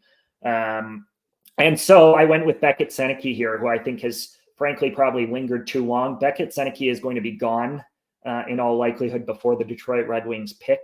But Beckett is a kid who, when I talk about that player survey I did and how often Berkly Catton came up in the most talented question that I asked players, when people talk about pure talent in this draft class, stick skill, handles, Beckett Seneke and Ivan Demidov are the two guys. Like, they're the two guys with the best hands in the draft. They're the two guys who made the most one-on-one plays in this draft at their respective levels. Beckett dances. Like, he is a dynamic talent. And I think they need more of that around the Marco Kaspers, around the Nate Danielsons. They need to surround those guys, those really well-rounded guys who are very good players. They need to surround them with some real skill, some power play guys, some guys who can break open a game.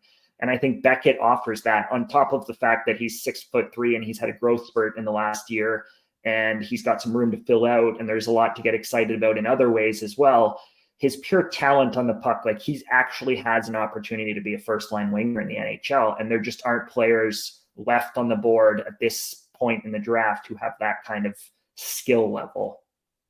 Yeah, he's certainly an interesting player, and I'm glad you mentioned the growth spurt, Scott, because that's where I wanted to go, because you see him pulling off these dangles and these moves, kind of like Yakemchuk. Like, Seneke has no issue going one-on-one on guys, and he's like, I don't know how I'm gonna do it, but I'm gonna find a way to slip through you.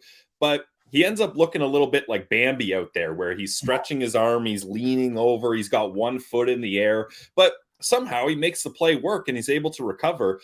Just how much better do you think Seneke is going to get once he gets comfortable with his body size, and once he's going to be able to do those moves, but do them in one swift motion and keep the play going? Yeah, well, I think part of the excitement with Seneke is that despite the fact that he looks a little bit like Bambi, like a little gangly out there and wiry, and that's because he is still. He's an excellent skate. Like, he's fast. He's got speed to his game. He can get after it on the forecheck. That part of his game actually really improved as the year went on. He took a lot of heat in the first half of the season for his play off the puck and his inconsistency and his bad habits and going one and done and sort of trying to do too much and all of that. Then Callum Ritchie came back, and he played with Callum Ritchie, and Callum Ritchie is frankly one of the best players in junior hockey this year. And he just looked like a completely different player. He started to play a more well-rounded game, but also the skill began to pop, playing alongside another skilled player. And they took over for Oshawa, and they took an Oshawa team that was not supposed to go to the OHL final to the OHL final, obviously. So, I think that the appeal is that he's already a really fast skater and that he has maybe some athleticism that a player like Yakimchuk doesn't. And so what does that look like once you get another 10, 15 pounds? Like, I don't think he doesn't need to play at 210. I don't think he's ever going to be the super heavy guy, but even 10 pounds, like if he can get into the mid 190s, which would still be a little lean for a 6'3" kid, I think you're talking about a really high ceiling. And I know he's 16 on your list, so this is right around that range. You mentioned he's going to be off the board by now in terms of the NHL sphere. 22 points in 16 playoff games, obviously pops. And then you look at it, and it seems like after January 7th, I don't know if it was something over the holidays that he focused on during the break or what was the case, but it felt like there were a few zeros in the games beforehand where he'd go 2, 3, 4 games without a point. After January 7th, second half of the season, he was unbelievable. There's a 5-point game in there. Like, is this something that you could see coming as a scout watching him earlier in the season, or did something tangible change about his performance that allowed him to produce so much? Well, I think some coaching got to him. I think he learned that he couldn't maybe play the style that he was playing earlier in the year, but still was confident in his abilities to go out there and make a difference and make an impact. Part of it was just sort of figuring out different ways to beat defenders. He figured out some ways that worked better than others and just leaned into them. There still is concern that maybe there's a little bit too much stick work, that he's playing too directly with people. I actually have in the survey, I have an anonymous OHL coach who says that his challenge up levels is that he frankly doesn't attack on angles at guys. He doesn't take people on their heels. He doesn't try to beat them laterally. He literally tries to stick handle the puck through underneath their stick and through their feet. Like, he's going straight at guys. And that becomes very hard to do when you're staring down Roman Josi or Miro Heiskanen or whoever, right? Like, it's easier said than done at the NHL level to play that style of a skill game. But with his skating and if he gets a little bit stronger, he's also going to suddenly be able to protect pucks better and lean in on guys a little bit differently. And his game might have to change, but I think because he's got the puck skill of a 5'9" kid, that's exciting. Like, it's exciting to think of what he could be. I know in the graphic you have on the screen here, I'm the lowest on him in terms of the actual rankings, but I'm fine with him in the, like, if you were to take him 10, 11, I think that's a defensible pick, right? So there's a lot to like. And that speaks to that strength of that top 17 that I highlighted off the top of the show as well, right? I take it that you don't buy the Montreal Canadiens, the noise coming out of there, that he could be an option at 5. That might be a little high. That would be a little rich for me, but I know there are teams who, and not Montreal. I don't know for sure Montreal's take on him, but there are teams who aren't drafting there who will tell you that if they did have a pick in that range, that Beckett's among the players that they would consider in this sort of 5, 6, 7, because of the belief in his skill level and what that could look like once he gets stronger. Beckett, Seneke, go ahead. Where just to wrap it all up, where do you see Seneke's ceiling? Like, if you're taking a swing on him, like Montreal seemingly would be that early in the draft, what are they setting their sights at for Seneke's ceiling? I think you're looking at a pure skill winger. He's a different size, but I think of guys like Kyle Connor and Kevin Fiala. Those guys are more 6 foot, right, than 6'3". Well, Scott, the Elite Prospects draft guide actually has a Senator as his shades of. They've got Drake Batherson as a type. I think he's a better skater than Drake is Yes. was. And But maybe similar with the hands, Drake's always trying to dangle. Yeah, and Martin Necas is like that a little bit too, where Martin Necas, there's a lot of one-on-one skill, and he'll create 2 or 3 really highlight reel goals a year because of it. Those kinds of guys, Fiala, Kyle Connor, those sort of pure skill wingers. That's high-end talent, though. Yeah, that's a 75 point player, right? Yeah. Yeah. I mean, Kyle Connor went in about this range in the draft, right? Famously, after Boston had 3 straight picks, I think it went Barzal, Connor, and Shabbat, if I'm not mistaken. But the St. Louis Blues, the final pick for GM Scott Wheeler. Not Scott, obviously, we appreciate your time. We'll keep you hydrated or maybe dehydrated in Vegas when we see you there in just a week's time. But this is the final lottery pick. Of all the teams that missed the playoffs, the St. Louis Blues hope some of it relies on this 16th overall pick. Who do you take for them? So when I talked about that top 17 off the top, there's 3 guys left here. And so those were really the 3 guys that I considered. And those guys are in order in terms of where they are on my list. They're Michael Brandsegg-Nygaard, Michael Hage, and Trevor Connolly. It ultimately came down to Hage and Brandsegg-Nygaard. I would likely only consider Trevor Connolly once all of those other 16 players in front of him are gone and the skill gap between him and the field becomes pronounced enough that you have to consider him. I know teams obviously did a ton of due diligence on Trevor, et cetera, et cetera. We don't need to get into it, but no, this came down to Michael Hage and Michael Brandsegg-Nygaard for me. Those guys, even including Trevor, those guys are the clear 2 best prospects left here. Hage is a center, plays with a ton of skill, a ton of speed, one of the better skaters in the draft, came up in my talent survey poll with players repeatedly, was as good as any player in the USHL in the second half of this season after a bit of a slow start, missed his 16-year-old season due to shoulder surgery, and then really sort of took off in the second half this year. Top prospect coming up in Ontario. Had he not gone USHL to Michigan, done that sort of Chicago to Michigan pipeline that everybody seems to be doing now out of Ontario, including obviously Owen Power and Adam Fantilli, he would have been a 1st or 2nd overall pick in the OHL draft. Like, that's the kind of talent that we're talking about. Also really rangy kid, sort of 6'2" kid, can absolutely fly, plays a premium position. So I went with Hage. I think Brandsegg-Nygaard makes a lot of sense here, but they do have a lot coming on the wing in St. Louis. Some sort of nice stories have developed for them, frankly, on the wing. Jimmy Snuggerud being the big one.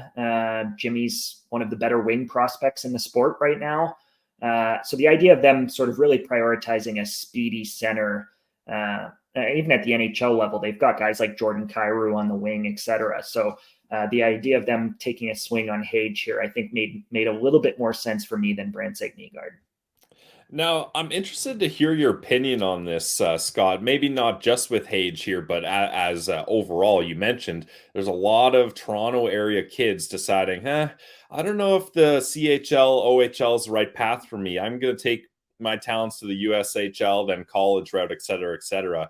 I guess so specifically for Hage, do you have any insight on why he chose that direction? Well, I did a feature on Michael this year. It was one of, frankly, the stories that I was most proud to tell at The Athletic this year. And he obviously, I don't know if you guys are familiar, but he tragically lost his father in a pool accident last summer and has been navigating this season without his father, who was really his hockey guy. Like him and his dad, hockey was their thing. So I think that was also, he would never say so, but I think it was, it's hard to imagine that didn't impact his play at the start of the season. So I really got to know Michael. And in terms of the decision-making process for them, part of it was through the agency. He's represented by the same group that represents Adam Fantilli and Owen Power. So he got to sit down and talk with Adam Fantilli and Owen Power about going to the Chicago Steel and about the University of Michigan. I know it was a hard decision for him. They did think long and hard about the OHL route and even visited with OHL teams. But he told me that after visiting with 2 or 3 OHL cities and then going immediately after to visit with Chicago, that he made his decision. Like, he called Chicago back 24 hours after being there and said, I enjoyed my visit with you guys more than the OHL clubs, and let's do this kind of thing. The Steel have actually just done the exact same thing again this year. Adam Valentini was viewed as one of the top 3 prospects in the OHL draft, and he's decided to tender with the Chicago Steel. So it's becoming a real competitive environment, and I think it's good for the game to play. Same reason we like free agency for NHL players, right? It's good. The players should have the choice. The power should be in the hands of the players. So I like that there's more options for them. I think part of the reason that the USHL, or part of the reason that the CHL is now considering opening up NCAA eligibility after players play in the CHL, I think is because they're afraid, they might not say it publicly, but I think they might be a little bit afraid that they're losing the war with the USHL and NCAA in terms of top kids. Sacha Boisvert, another kid out of Quebec in this year's draft, who opted against going and playing in the queue to go and play at North Dakota and play in Muskegon. Artyom Levshunov and Matvei Gridin are obviously the 2 of the top Russians and Belarusians in this group. They actually wanted to play in the CHL. Both of them have said so to me. They did not want to go to college. They did not want to go to the USHL, and they had to because the CHL sort of established a ban on Russians and Belarusians in the import draft. So, and now that has been loosened this year. Russians and Belarusians are eligible now again to be selected, and it's because I think they saw what happened with Gridin and Levshunov. So the CHL, I think, has some learning to do. For a long time, they were the kings, and everybody wanted to play in the CHL, and there still is that. Obviously, people want to play for the London Knights. People want to play for the Kitchener, Ottawa 67s, obviously. For Portland, and for the Ottawa 6. No, frankly, the 67s have. I got a ton of time for James Boyd and what he's done with the 67s. I think James is a really smart hockey man, and I think he gets it. And they've built a heck of an organization in Ottawa. So no, there's still tons of appeal to the CHL, but they need to find other ways to win these players back. Yeah, otherwise they'll lose players like Michael Hage, which for him it's like a skill offensive combo. Now I've seen conflicting reports. Michigan, is he heading there this fall, or is he got one more year in the USHL? He last I was told by him and his family and by his agent, he's going, and by frankly Brandon Naurato, who's the head coach at Michigan, he's going next year. I don't know if that's changed in the last few weeks, but the last conversation I had with all of those people, he's going to Michigan. There you go. As we update it right in front of you. Perfect. So he's going to Michigan in the fall. That's a good development path for him. Is he a 2-3 year guy though at college before he steps into pro hockey? I think he's going to surprise some people with the impact he has there next year, frankly. They've got a good team, and they landed a couple of guys in the transfer portal, but they also lost a couple of guys. They were obviously thrilled to get Rutger McGroarty back, which I don't think they were counting on. But I expect him to step in and be a top 6 center there and have an impact. I think he's probably more of a 2-and-done guy than a 1-and-done guy. But top prospects don't stay at Michigan for long, right? Their reputation, they're not a Harvard that keeps guys for 4 years. Their reputation is, come here, we're going to make you a better hockey player, we're going to develop you, and we're going to prepare you for the NHL. That's what Michigan tries to do. And I think that's what Michael wants to do. I don't think he wants to spend 3 or 4 years there, but I could also see him definitely spending 2. I mean, if Cole Caulfield had to go back for 2, and Logan Cooley almost went back for 2, and I think you can expect that Michael Hage will spend a couple of years there, especially after losing his 16-year-old season to the shoulder surgery, right?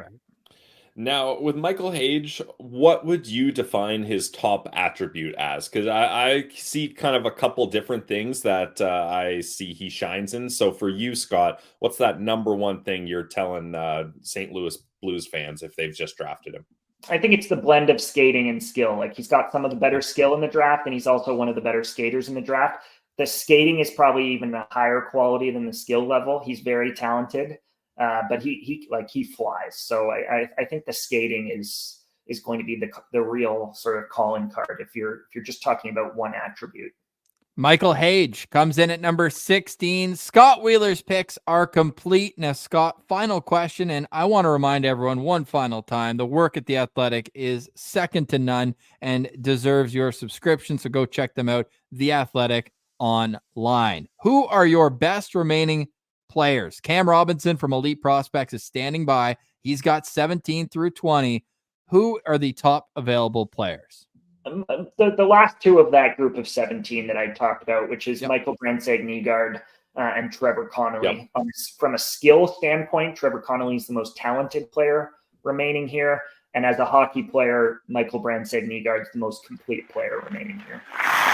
Pleased to be joined now from Elite Prospects. It is their content director and director of film scouting, Cam Robinson. Welcome back to Locked On Sens. How are you doing today, sir? Yeah, I'm doing well, boys. I got my Elite Prospects sweater on here, Love and this is our time to shine, right? Like you spend all year doing the work, and now I just get to talk about it and go to Vegas in a couple weeks and have a good time. This is the best. They've really picked some good spots the last few years, eh? They have, yeah. Montreal, Nashville, Vegas. That's a good run. So what's going to happen after the decentralization? Are you guys still going to be boots on the ground? I'd imagine you have to be. Yes, definitely. But it will be a bit of a bummer for sure, right? Like we won't see probably as many media members, and we tend to all get together and have a little bit too much fun on the Thursday and Saturday night. But losing out on the teams and the GMs and stuff, and like a big part of my gig is to kind of schmooze and network and pick people's brains and see if I can't get intel on stuff. So we'll lose that. So that'll just have to be working the phone a little bit harder. That's all. Yeah, you guys certainly do your research, as 1,904 pages went into this year's draft guide. Cam, what's something you can tell us and the viewers about how this all comes together that maybe we wouldn't be aware of? Oh God, I mean, how much work Mitch Brown probably does behind the scenes. Okay. Not like the most active guy on social media. He'll dip his toe into it a little bit, but the amount of like words that he has to type for these things, the amount of games that he manually tracks, like it's insane. So like all those analytics, Lassie does our Euro stuff and Mitch does our North American guys. And like those I've tried to manually track games before and it is like painful. I can't imagine how they do so much of that. So, obviously JD Burke putting in the long hours too, editing all the stuff, putting in words, the whole scouting crew, David St. Louis, like it's massive. And then our graphics guy Hans too, right? Like another unsung hero. Like it is so clean. I somehow gets better every year, the graphics on it. And like he outdid himself this year too. And I'm constantly harassing him for stuff, just for articles. And like, I don't even know if this guy sleeps because I'm getting DMs from him at like 3 a.m. He's sending me graphics and stuff. So it's it's a labor of love, but it's a lot of work. And the team really does some terrific stuff. And within all those pages are such detailed reports on over 400 players. You got a rankings of 134. How much is it divide and conquer, and how much is it a collaborative effort debating certain prospects? It's we submit our lists when we do our rankings. We all submit our own personal lists, and then we kind of we tabulate it, so we find like areas for the most part. We weight them, and then we sit down and we hash it out. And so like if everybody's lists say like, oh, this guy's in kind of the 7 to 12 range, well, if one person's like, I hate him and I think he should be 50th, then we're big. We recognize that, but he's probably going to be down here. The same thing, like if we have one of our Euro guys really likes a player and has 20 game reports on them, and I've seen them twice live, and I'm like, I don't like them. Their vote's going to count more than mine, right? So it is collaborative, but there is some weighing on things, and kind of at the end of the day, it's like the work speaks for itself. So if you have the most game reports on a player, we can debate it, and we will debate it for sure. But you often have a little bit more edge to your argument there if you put in the work. So how many people total is it? I know you named a few of them, but how many scouts work goes into this guide? Yeah, so we've got myself, Mitch Brown, David St. Louis, JD Burke, Daniel G. We've got Joey. I always butcher his last name. Padmanabhan. We've got who am I missing here? Well, our guy Russ Cohen from Russ Boston Cohen. Flyers. Thank you. Yeah, Russ he's a great guy. We started the year together at the USHL Fall Classic. We were scouting that. Then we've got our Euro guys too. So we've got Merrick. I'm spacing on some of these guys here. Well, you're up to double digits is basically right. Like Jimmy, Lassie. Yeah, we've got a pretty good crew over there. For sure. That's unreal. That's a great team. And you need so many different opinions. We've almost gone we just narrowed down to 7 entities that we kind of trust and that go out there. But as you go through, especially this draft, and I want your take on kind of where the tiers are and where the fall offs are, maybe in the first round. But I almost want to do it Olympic scoring. There's always, it feels like one outlier so high, one outlier below, and then you can kind of find the meat in the middle. But how hard was it for you with this draft class to narrow it down in the tiers in the first round? I was on a Calgary radio station there a couple days ago, and they were kind of asking the same thing. They're picking at 9, obviously, and they're like, where's the fall off, right? Is it? And honestly, obviously, we know what 1 is. The draft starts at pick 2, and I think that shelf runs from 2 to 10. Yeah. Legitimately, you could make an argument, maybe not a super strong argument for some of those guys down at 9 or 10, but you could. If Sam Dickinson went 2, I wouldn't be shocked. That wouldn't be crazy. So I think that legitimately it's that, that top pick, and then we're looking at 2 to 10, and then you kind of get into that mushy, 11 to 17 maybe is the next tier. But it's always, it's so based on personal preferences of players, we know Corey Pronman loves Carter Yakimchuk and has him at number 3. And, I'm just not ready to bite on him that high. Whereas I love Cayden Lindstrom and he thinks he's probably more appropriate at 9 or 10 or 11. Right. So it's going to vary between who likes who and where, for sure. I just want to quickly pick up on that, Cam, because I remember you being super high on Quinton Byfield. Yep. Another raw centerman, and we know that COVID messed up with not having the OHL season, and that affected his development. But Cayden Lindstrom, another late birthday, another big, rangy centerman. Are the comparables fair there, or am I way off base with the type of player that Cayden Lindstrom is? They're not, it's obviously not exact, and rare is it, right? But I don't think you're out to lunch. Maybe shades of, eh? Shades of, yeah, well, shades of, yeah. We gave him shades of Rupe Hintz, which I think is good, but it could be better. He could be even more, and I like Rupe Hintz too. But you're right, is that the raw factor of this player, right? He is big, 6'4", 215 already, as is he even 18 yet? I can't remember if he's had his birthday yet. He hasn't played a ton of elite high level hockey in his career. So we're really seeing we're just scratching the surface of this player. He's got great feet, the shot, really underrated shot. I think he has one of the best releases in the class. He can score from distance in a hurry. He doesn't need a big sweeping wrist shot with 5 seconds time to get it off. He can let it fly. It's a pro shot already. I mean, he almost scored a goal a game in his 30 games in the dub this year. Playmaker too, handles, hockey sense. He's physical. You just want to teach him to be a little more mean with his size, and then give him some time, like what we're seeing with Byfield now, right? He's 21 or whatever he is. It's taken a few years to really kind of catch up, but that was always going to be the case. And I think the same thing will be for Lindstrom. So if he goes at pick 3 or 4, don't expect a plug and play. But when he's 22, 24, it's you could have just a monster down the middle.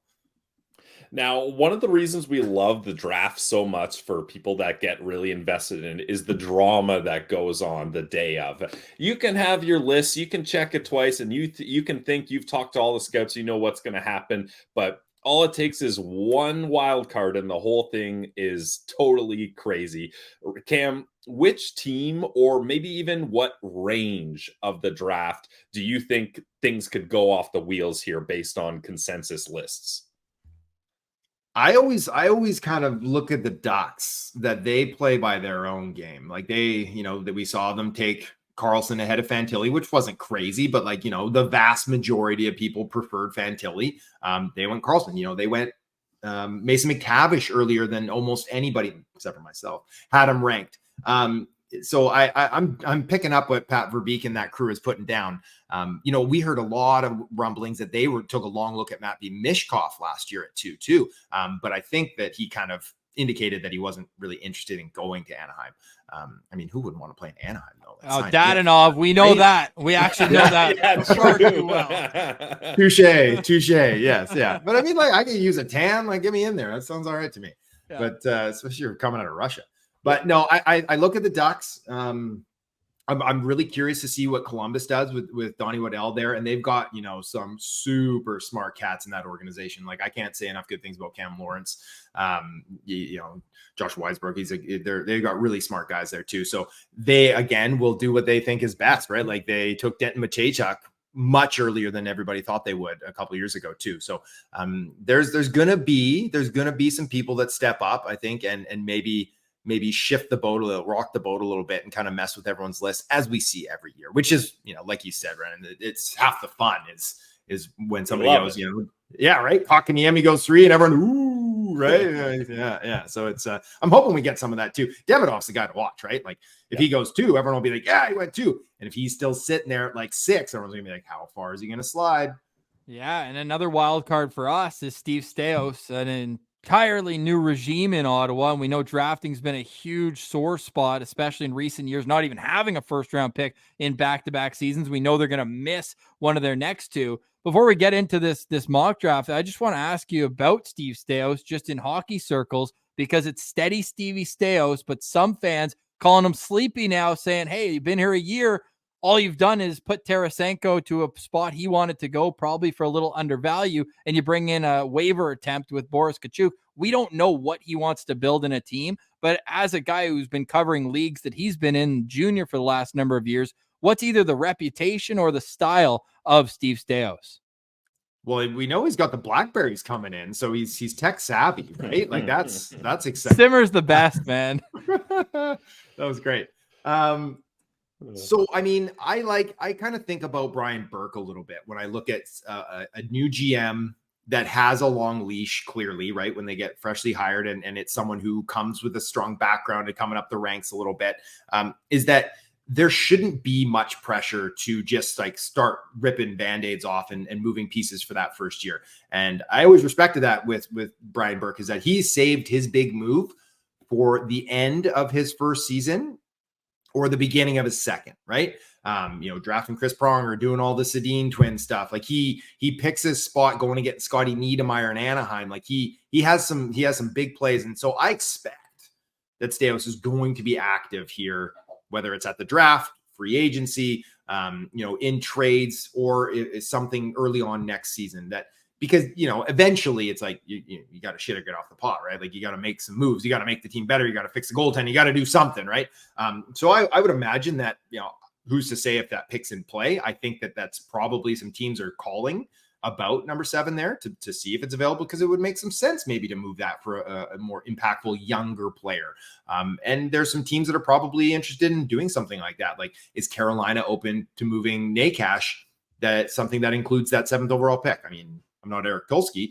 He's smarter than I am, but they might be open to something like that too. So I think Staios, I won't call him sleepy, but I think he's biding his time. And now, in the next couple of months here, though, or even weeks, we can start to hopefully see a path that he's going to start to chart.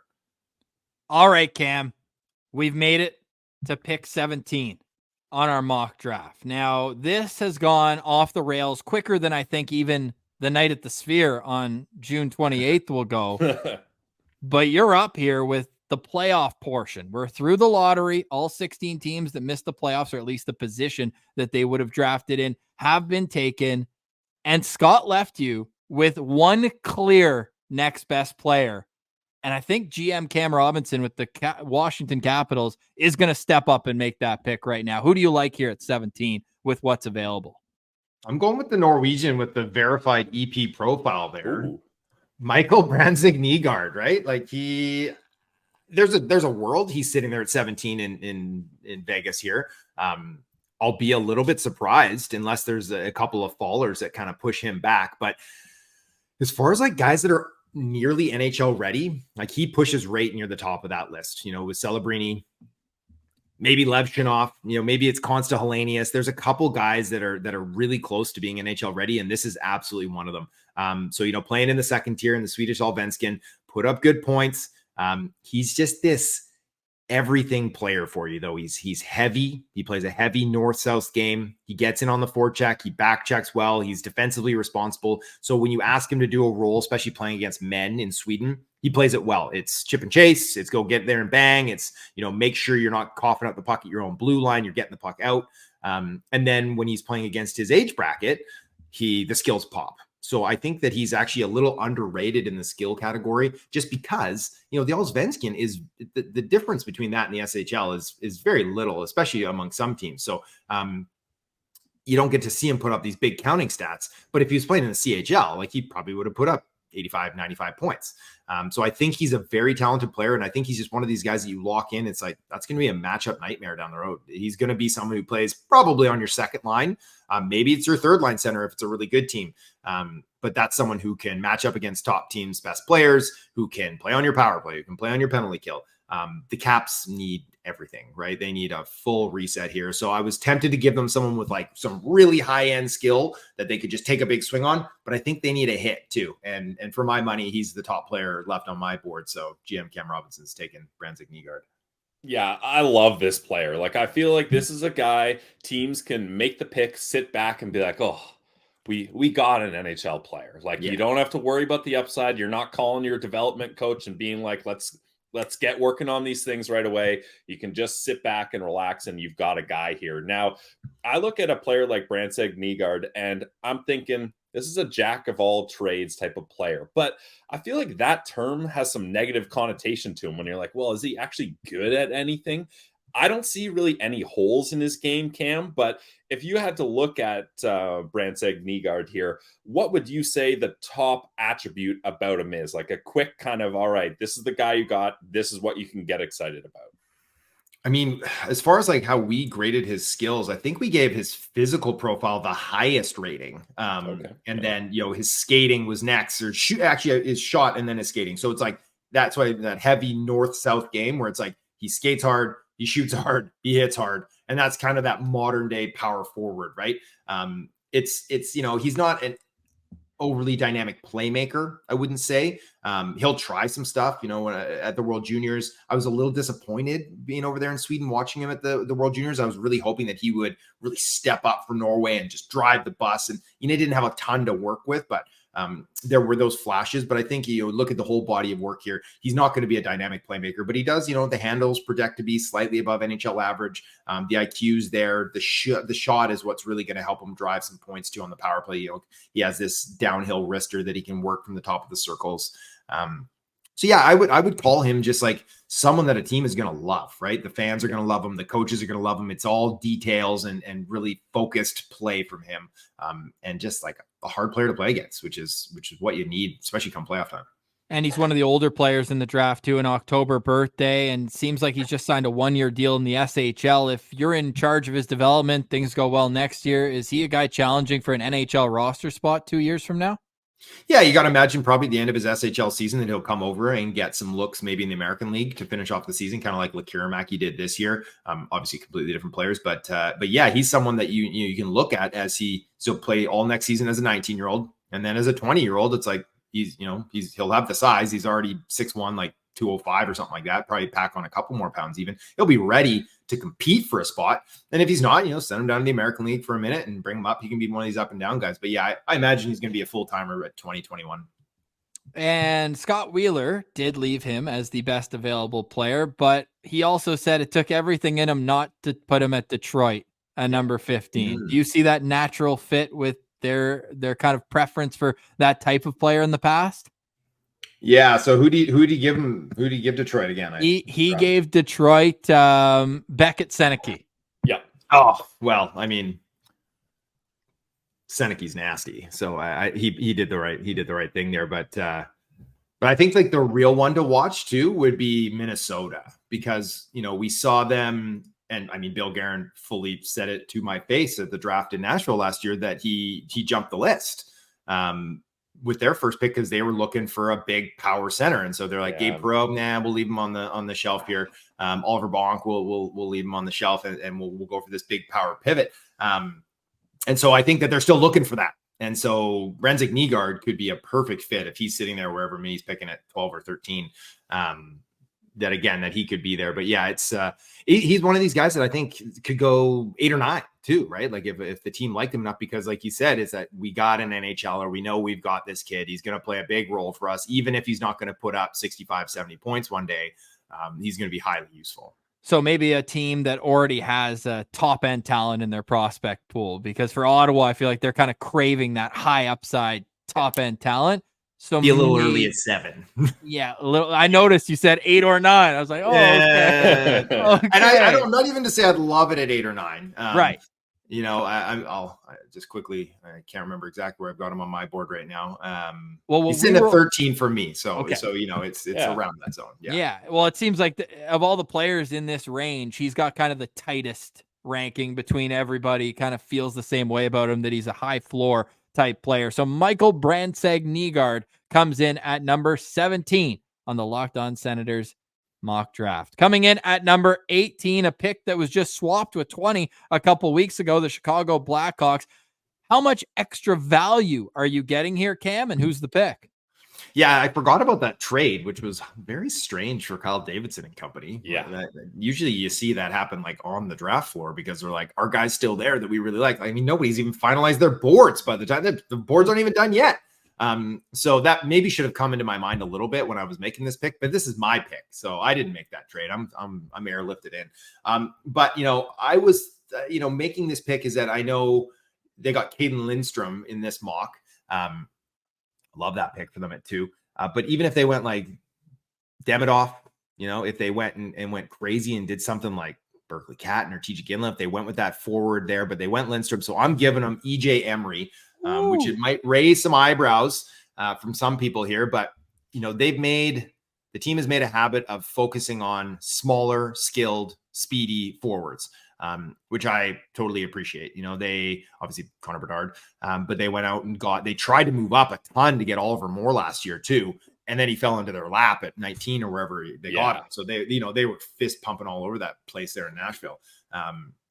So they have a lot of smaller skilled Lucas Reichel. They've got these guys, Frankie Nazar, which I love the talent they've got there. But on the blue line, they got Korchinski, they've got Vlasic, but I think that they need like that real true rush stopping defender. And for my money, EJ Emery, kid is an athlete. Like we just literally saw him jump out of the box at the combine. They've had to make it longer now for future years because he broke the record by so much. He jumped out of the zone. His vert, like he is a pure athlete, and the kid's like rail thin right now. Like he is all muscle, but he's going to pack on probably like 20, 30 pounds when he's playing in the NHL. And the way that he can surf across the neutral zone against like the rush and then just like cut it off at the blue line, teams actively game plan to not rush down his side. Like I was at the U18s, like I was talking to some teams and like, they're like, yeah, like we attack Cole Hudson's side of the ice. Like that is by design, attack Hudson's side, leave EJ Emery alone, like stay away from him anywhere in the neutral zone. So I think we gave him the tag as like one of the top four-way mobility skaters, one of the best rush defenders. For my money, he's the number 1 rush defender, even ahead of Silayev. I think there's a ton of potential here. You're not getting offense. We know that. He's not completely void of it. He can move the puck. He can start outlets. He can jump into holes in the offensive zone. He didn't score a goal this year, although he did remind me in Finland that he did score one of the BioSteel All-American game. And I was like, it's not on your EP page, so it doesn't actually count. But he did bend the twine once. But, we see the value of a guy like Chris Tanev, right?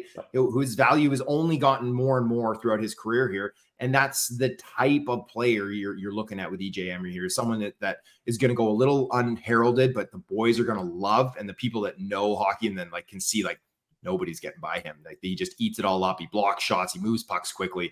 So for Chicago to get kind of that rock on the blue line that you can throw out for 25 minutes a night and know that you're going to outscore and outchance the opponents with them, that's pretty good. Yeah, you're preaching to the choir here, Cam. Ross and I absolutely love EJ Emery as a prospect. And you talked about it. This is an elite shutdown guy. Zeros all over the board when it comes to goals. Not a lot of offense. But when you're such an elite shutdown defender, and then your career path takes you to North Dakota with arguably one of the best defensive-minded coaches in college hockey in Brad Berry, like, if you're the Chicago Blackhawks and you're looking at his development path, how excited are you about the decision he's made to go to Nodak and how well that's going to even mold him into an even better shutdown defenseman? Right. Exactly. Right. Like everything is lined up for him to go play 2 years in North Dakota and then step out right into the show and right into middle pairing minutes probably. And, especially on a bad Chicago team, which will probably still be pretty bad in a couple of years. But he's going to make them better, if that's where they land. And not to say that that's who they're picking, but I did have a little birdie in my ear that when I put that out there a couple of weeks ago, someone said, you're not off to the wrong path here. Like that's someone that they are interested in with that second pick. But I mean, the fact that they moved up already would indicate to me usually that they have someone with like big aspirations, because like you don't need to move up to 18 to get EJ Emery. Like you could probably even slip back a couple picks and get EJ Emery. So yeah, let's just say I'll be surprised if he's their guy there. But it would be a good pick. Where's he on your board? Because I know that in your draft guide he's at 31, but where's he personally on your list? I've got him 22. Okay. Yeah. Okay. And just if there was any hint of offensive upside, he'd be no doubt in the teens, maybe even in the high teens. Yeah. Like, and to, I think people like, we're not saying he's going to be a 45 or 50 point guy, but I think there is more to give. I do believe that he's going to, he's going to be able to, like, he put up almost a point a game at the U18s there too. Right. So you play him with someone who can really move the puck well, and he's going to chisel some secondary assists. Like he's pretty good in that regard. But no, I do. And, I was talking to someone in Helsinki there, and they just said like, they couldn't believe it. An NHL guy was like, I can't believe that people don't think that he should be at the very least a first rounder, if not in the teens. Like he's that good. So I do think that he's going to probably be one of these guys that goes a little bit earlier than public lists are predicting. And obviously we have a soft spot for North Dakota after the 4 Sens prospects that went through there. But I also look at him as a kind of style that the Senators have just missed. They just don't have a guy who's eaten minutes like that. So we were hoping maybe he gets to 25, and it always seems like it's just before then, whether it's, Colorado, Toronto right ahead of Ottawa as well, that he never quite makes it to 25. So he goes at 18, EJ Emery, whose dad was also an athlete, CFL player for the Ottawa Rough Riders, among other teams. Big boy. I was chatting with him over there in Finland. Nice guy too, but like, they got some size in that family, which is why I'm saying like this kid's playing. He's super skinny right now. I don't imagine that's going to stay the same. He's probably going to fill out. He just weighed in at the combine at 6'3.25 and 183 pounds. So yeah, if he's up at 220, 225, you're looking at a monster on the blue line. Eh? Yeah, although they gave him a 3.6% body fat, and I'm not sure that's realistic. They gave Sam Dickinson the same thing. Well, I don't even think it's realistic. Maybe for Emery, just because he is so skinny, but like Dickinson, they called him 6'3", 205 with 3% body fat. That's impossible. Be dead, right? No. You'd be dead. Like, so you'd have to move the decimal place. Move the decimal exactly. place over for me for sure. Pelsey, maybe I could speak to you. Our Peloton workouts are legendary, but they aren't even close. The scenic routes, the guided routes. That's what we're all about here. Nice. All right. Vegas, the hometown team. Or are they? Because, I mean, Dolan owns the Sphere. Is this the Rangers home draft? I mean, who knows? Ooh, true. Yeah, good point. The city of Vegas, they step up. We know that the team that hosts the draft, they always want to make a splash. You're talking to two guys who saw Daniel Alfredsson step up in 2008 in Ottawa and draft Erik Karlsson. We know the home team loves to do that. Montreal a couple years ago with Slavkovsky. What is in the Golden Knights bag of tricks here at 19? I've forgotten. How much am I allowed to swear on this podcast? Minimal. Okay. Vegas doesn't care. How about that? About what public perception is. They're going Trevor Connolly at this spot here. And they're going to take some heat from some corners of the hockey Twitter world anyways. They're taking a cut on upside here. And that is what this team has made themselves known as, is that they are unafraid to swing on talent and to go, against what, everybody thinks. They don't care about their LTIR use. They don't care about making every big free agent available. They'll be getting a lick at them. Any trade, they're getting it. So Trevor Connolly, back in September, I was at the USHL Fall Classic, and I had that great quote from an NHL guy saying this kid had top 5 skill, but bottom 5 character. Yep. And I did take a little bit of heat from from some people on his camp there for saying that, but hey, I'm just the messenger. But I did get a chance, so I saw him at the very beginning of the season and he looked good, but he, wasn't as amazing as I would have hoped throughout the whole thing.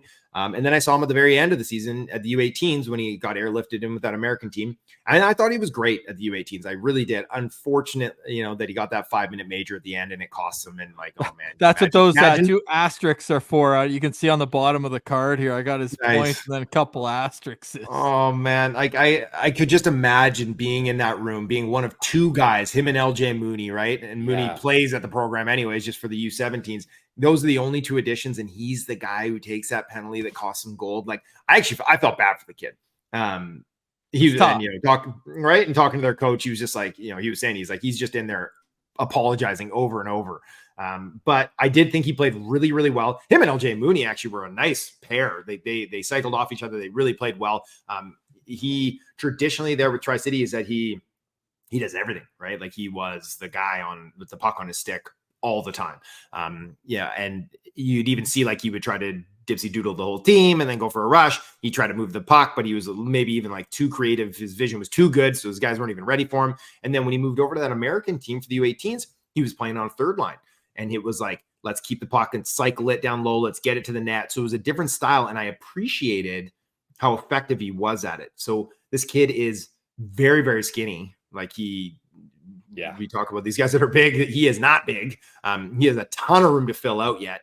So he's rail thin, but loads of skill, loads and loads of skill. So he's got great handles.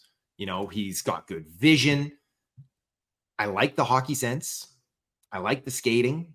I like the shot. He's not overly physical, but I mean, that you're not paying him to do that. I'd like him to be a little feistier.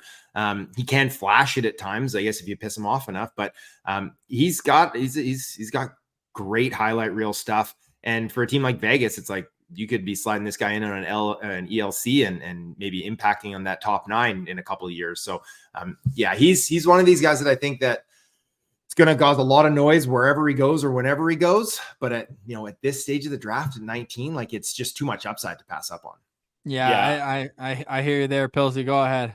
Yeah, I love that you used Vegas to select him. I think that is a team, especially hosting the draft, that is like, go ahead, boo us. We think we got a lot of talent and a lot of value here. So Trevor Connolly makes sense at 19 for Vegas. Now, a lot of people are very divided on this prospect, Cam, as you know, because you're not just drafting a player, you're drafting a person as well. And Ross and I, in our prospect profile of him, we're talking about, sure, there's all the off-ice things, but it blends into his on-ice game. Like whenever he scores a highlight reel goal, the first thing he does is turn to an opponent and start chirping before he's even done the fist bumps on his own bench. He's already chirping the other bench, and his teammates know, they give him the space to do it in his celebration. Like they know he's going to do it.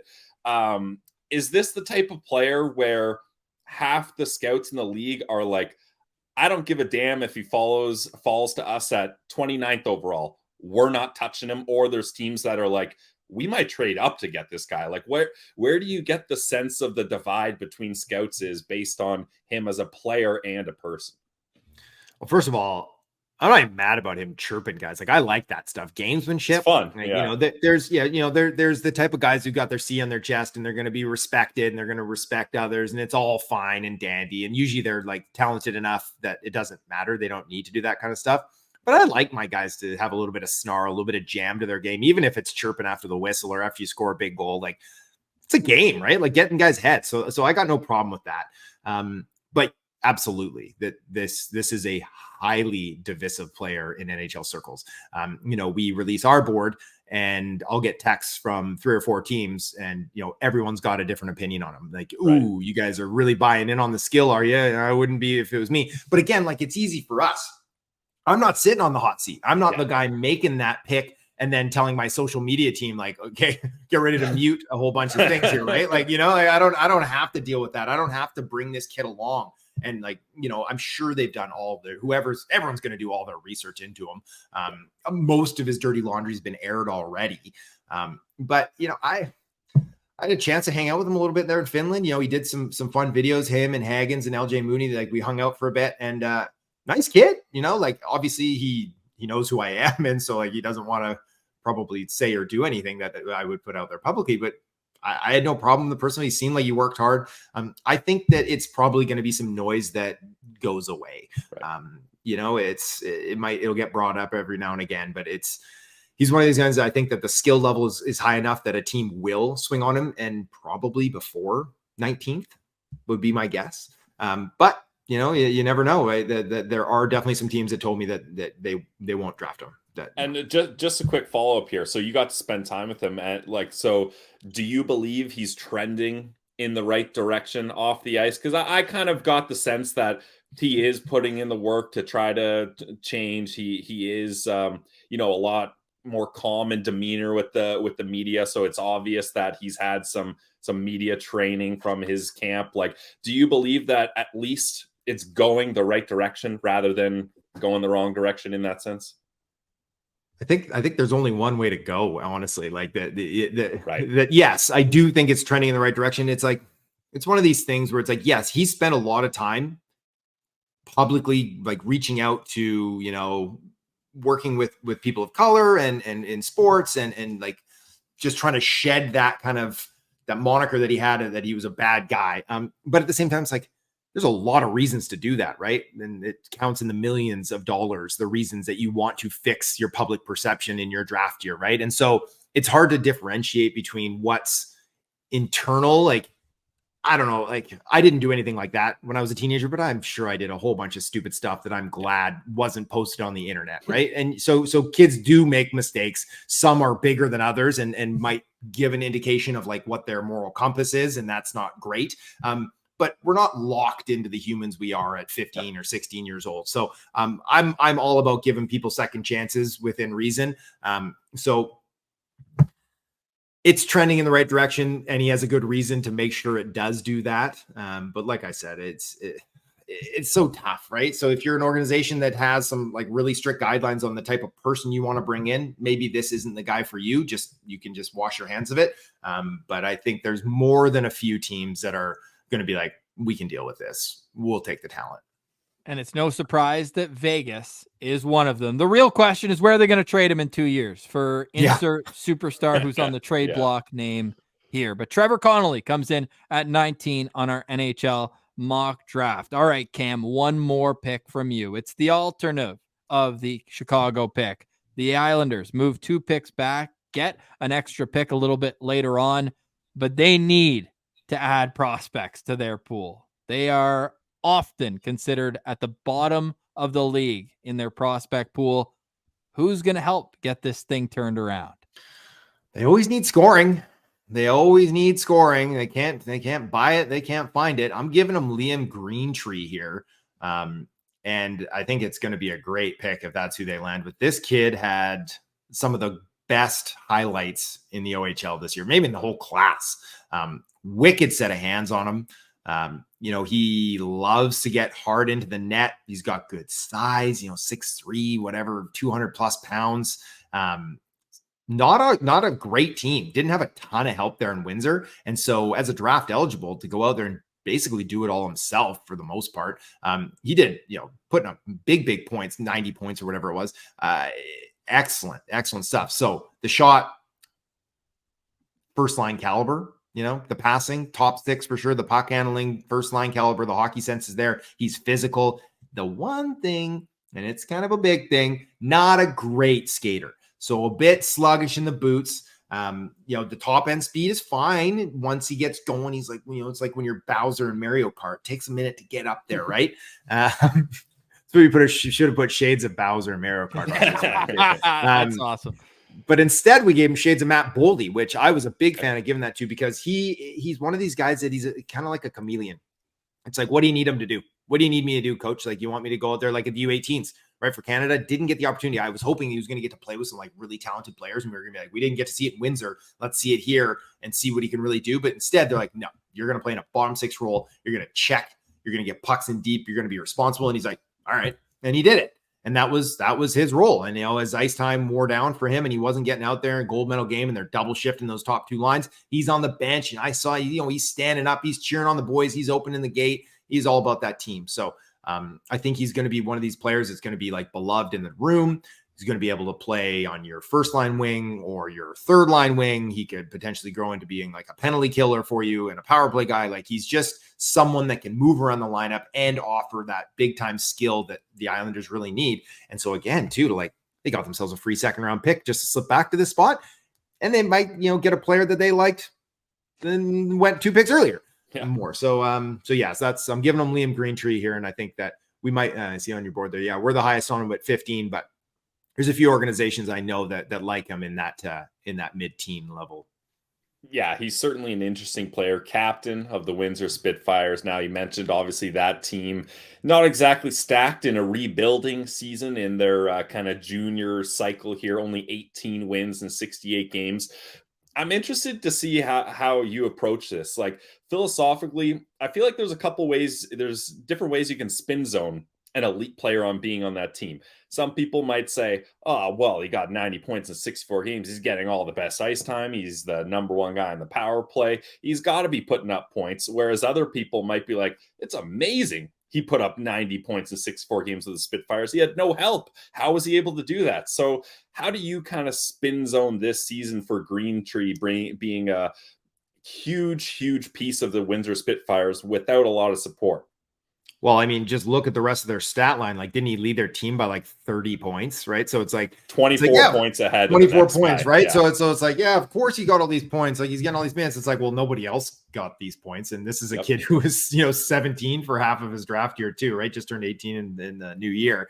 But like, our first line in the guide is something like, no player did more with less in this year, right? Like, he did not have a good team to play with. We're just bleeding chances and goals against early on in the season. And, a -14 is not even that bad for him playing on that team. So I definitely equate it as impressive how he produced in spite of the circumstances.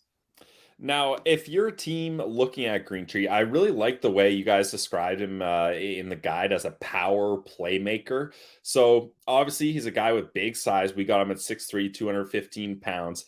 But you mentioned the skating's not really where you like it, where typically when Ross and I see you guys put EP, that is, a guy is not a great skater, usually you're the lowest on him amongst other scouts. Now, in this case, you're the highest despite that skating. So is his kind of hockey IQ and big frame and playmaking ability, does that all more than make up for how bad the skating is? Or is that something where you're like, we see the potential here, but if he doesn't figure out this skating, we're not sure how things are going to go?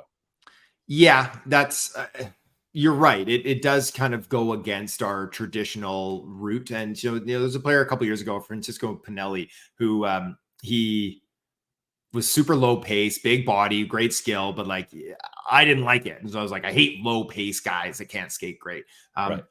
Greentree's not low pace, at the very least. The pace is there. It's just, he does need to work on it. So we gave him a 4.5 on the scale. So 5 is NHL average. A 3 would be like a not NHL skill. So he's not miles behind at this point, but we get with the skating coach. We are betting on the IQ and the skills and the physicality and the defensive responsibility. Like, he's in all 3 zones. He knows where he needs to be. And he can get there, and he can get there just fine, but he doesn't burn guys wide very often, or he isn't, throwing some dynamic punch turns to leave a defender flopping on the ice, and all of a sudden he's got all this extra room to make a play.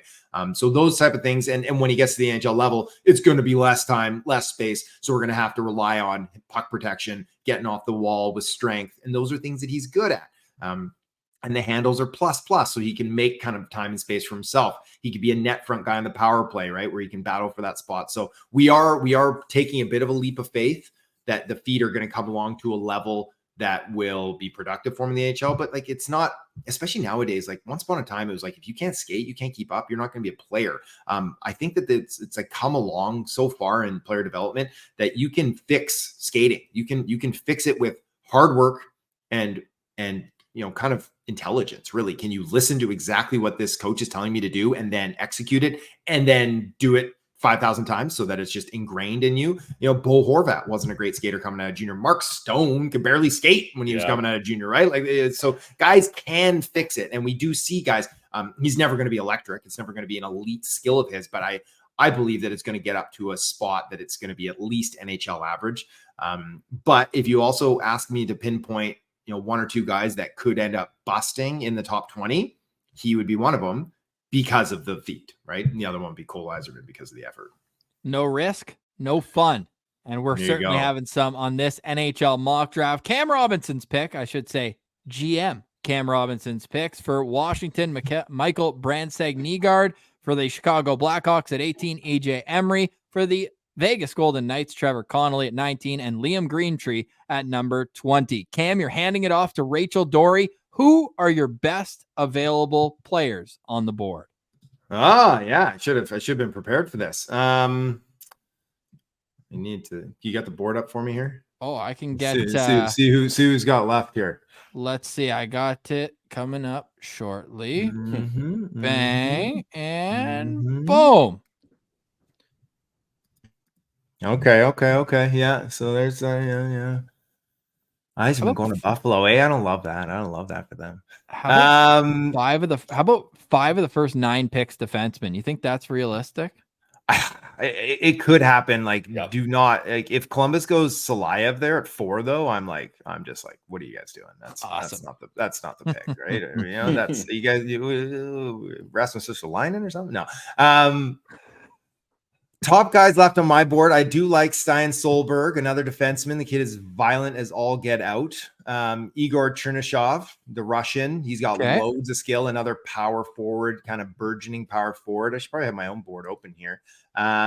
Let's go with this one as a fun one. Let's see if Rachel's on pace here. Dean Letourneau. Oh, good Ottawa boy. I'm just going to put that name, just float that name out there. He's going to be pretty high on my board here when I release it in a couple days.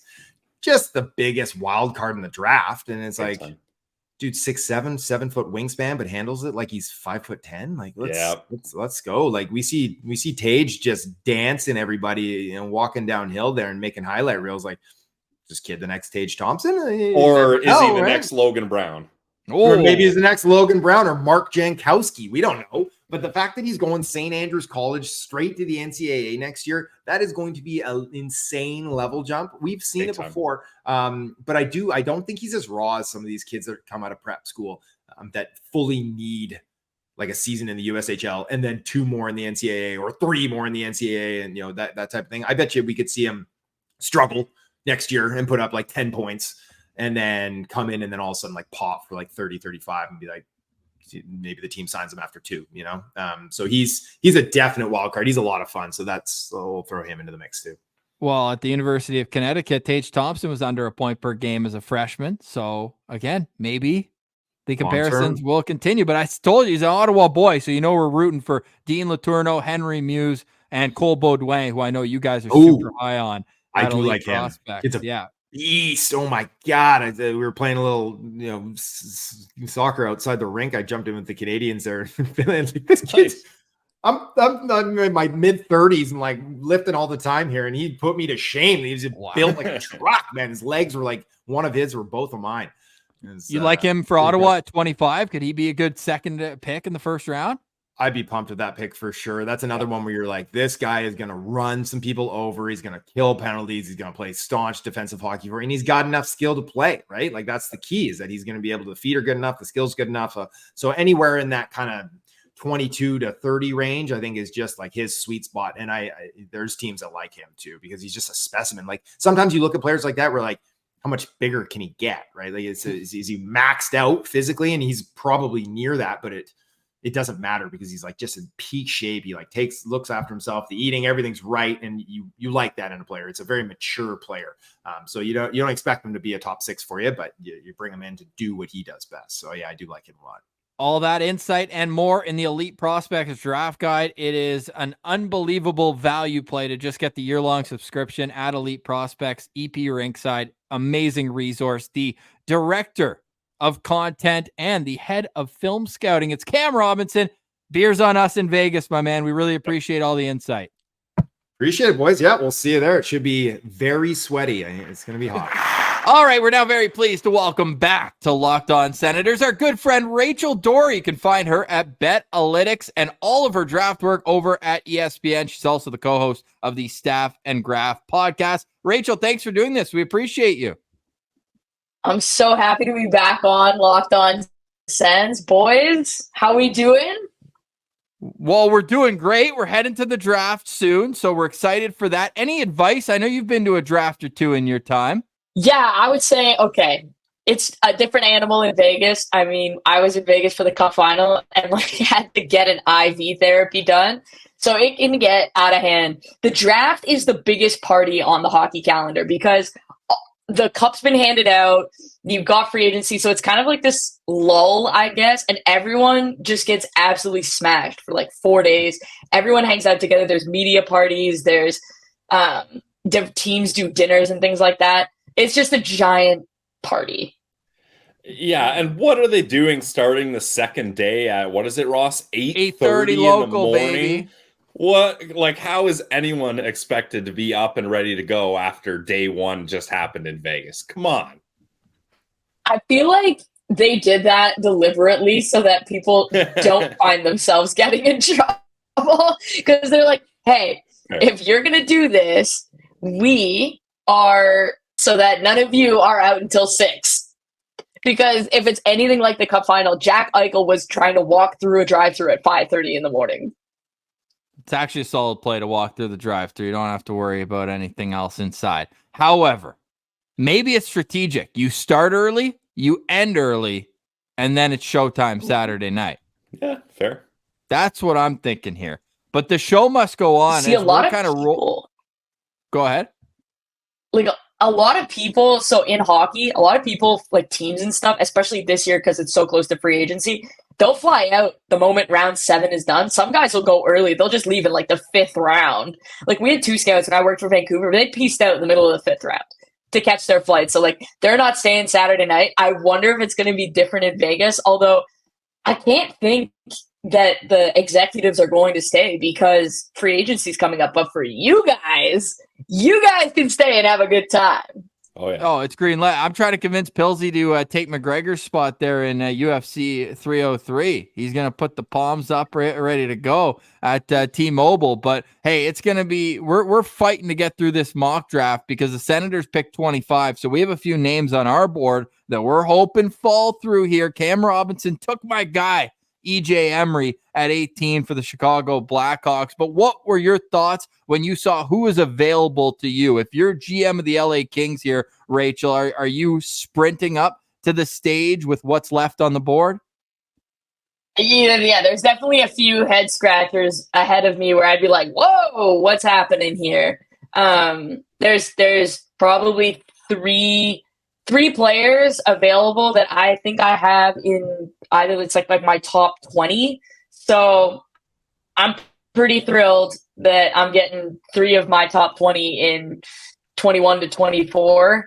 There's a ton of high skill players available. Once you get into this level of this kind of part of the draft, everyone's still very good. They've got 1 or 2 elite skills, but they're not complete. And so it's really about what skills you value more than the other ones. And so I think there's huge opportunity here, probably through the top 45 picks.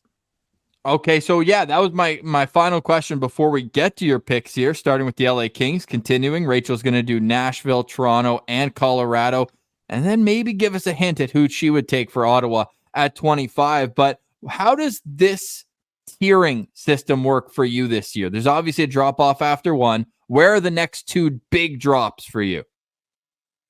Okay, so obviously Macklin, Celebrini 1.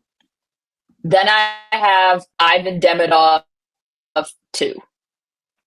There is a gap after that. In that gap, I have Artyom Levshunov, Cayden Lindstrom, Zayne Parekh, Anton Silayev, Zeev Buium, and Iginla. Okay. Then I have a gap. Then I have Cole Yzerman, Sam Dickinson, Berkly, Catton. And then it's another gap. And then there's a gap. Okay. Tiers, I guess. So basically a lottery type level. It's about 16 players on yours. And I know there's maybe a guy just outside of the names you mentioned there that you're excited to head up and draft for the LA Kings at number 21. Who's it going to be, Rachel? We're going Ryder Ritchie. I absolutely love this guy. Well, like watching this guy play. He's a dynamic playmaking winger. Honestly, his highlight reel is longer than most guys available at this point in the draft. In my model, he's projected to be a second line offensive contributor with like pretty good confidence. He's got good straightaway speed. And I would say where he gets the leg up against his peers kind of in this draft is that he's really good at changing gears, right? He can attack with different levels of speed. He can change that speed quickly to beat a D-man off the rush, or he can slow things up. He's really, really slippery with his hands. And I think one of the things that I really like and that my model definitely values is he's one of the younger players in this draft class. So he has a longer runway in terms of development because he is almost a full year younger than some of the other guys in this draft. And so I think he's going to have a chance to be a really well-rounded offensive player. And if you look at LA, they have guys up the middle, but they're all getting a little bit older, more skill. You saw what Quinton Byfield's step forward did for the Kings on the wing this year. They need more of that from their skilled players. And so I think Ryder Ritchie fits in perfectly from that perspective. And you talk about how young Ryder Ritchie is and how much of a runway he has. But one thing that impresses me, Rachel, and I want to get your opinion on this, is he kind of jump-started his development, even being so young, because when he was a rookie, he had 55 points in 61 games, and he won Rookie of the Year in the WHL. So how much of an impact is that when you're looking at a kid that's this young and has that much runway? But it's not like it took him the obligatory 6 WHL games and then a full season where you're kind of getting used to the WHL. And then your second full season is usually when we see these prospects really start clicking. So just how far ahead is Ryder Ritchie at this point of the game, even being so young? Yeah, you've nailed it there. My model doesn't look at this guy's in his draft year, and so he's comparable to everyone else in the draft year. We actually, my model goes by days. So it's like this kid is 16 years old and 100 days versus a kid who's 17 years old and 20 days kind of thing. That's that's nearly a year worth of difference. And if you think about, look at a guy, I just mentioned Quinton Byfield. If you look at Quinton Byfield today versus Quinton Byfield 365 days ago, he's a completely different hockey player, right? You look at the steps that a guy like Jake Sanderson took this year in the Sens lineup, right? You're looking at a guy who, with an extra year of development, it makes a difference. And so Ryder Ritchie has that year, and he's already, like you said, he's shown he can score at this level. He can create at this level. He is an offensive contributor. And so he's ahead of his peers, even though he's got a year less of development under his belt. And so I just think the ceiling for him is so much higher. And what's the timeline on a guy like Ryder Ritchie? Is he going to be 2 years and maybe pushing for a spot right into the NHL, or do you see a stop in the AHL and a more linear development for him? Yeah, I think anytime you're kind of in this area, you're looking, the average is 2.5 years for a first round pick.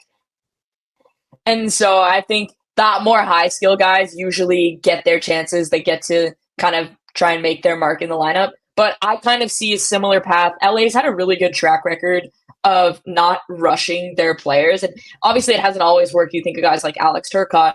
For a guy like Quinton Byfield, it did really work. And so you look at it, it's going to work for Brandt Clark as well. So I think a guy like Ryder Ritchie, he's got a couple years left to junior. And then I think they're going to give him a shot to make the Kings lineup.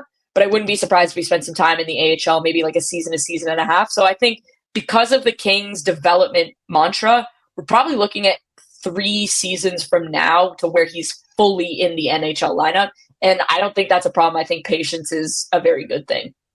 And you said that he projects for you as like a middle six type winger who can create energy and do a lot of good things. Sounds like the type of guy who a coach is going to love having at his disposal. Yeah, he doesn't make those silly plays with the puck that a lot of other young players do. He makes them, but not as often. And I think because he reads the game really well, I think he is going to be one of those players. I think he's more likely to be a top 6 guy than he is to be a middle 6 guy. but he's absolutely going to be an offensive catalyst at the NHL level. That I have no doubt about.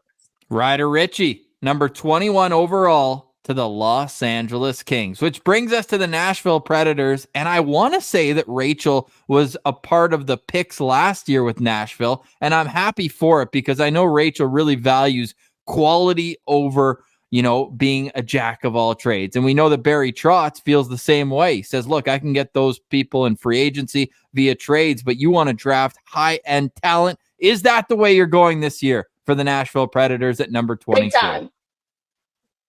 I'm taking a swing here. I think this guy could and should be gone a lot earlier. And I think had he not lost the season to injury, we'd be talking about a guy who's in the same category as like Carter Yakimchuk, Sam Dickinson, those kind of guys. We're going with Adam Jiricek out of Czechia. He's so polarizing in this draft because he's had multiple knee injuries. He's David Jiricek's younger brother. I mean, that name is really not all that common. But you look at it, he has room to mature physically, but he's already 6'2", and he's right-handed, which it does matter. Those are more difficult defensemen to find, and he has a stronger projection than those in his age group. I think the lack of playing time makes his model kind of outputs a little bit volatile because he effectively lost like an entire year of development.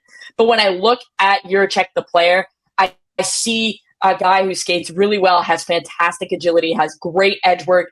He's got good spatial awareness in the sense that he knows when to jump into the rush and when he needs to kind of stay back and let things play out. I think his rush play will definitely benefit and continue to improve like as his skating improves and as he comes back from the knee injuries. But he doesn't get caught chasing the play to be overly physical. He's physical when he wants to be physical, when he needs to be physical, but he's not going to get caught running out of position, which a lot of young players do, to be physical. So I think the package of the size, the skating, and the competitive play, the ability to be spatially aware, if he could stay healthy, I think there's a top 4 NHL defenseman in there, and getting that at 22 is very, very rare. So is there a divide between scouts and NHL teams that look at a guy like Jiricek's a perfect example and they say, all right, this is a guy very early on in his career, not even drafted yet, that already has major knee issues.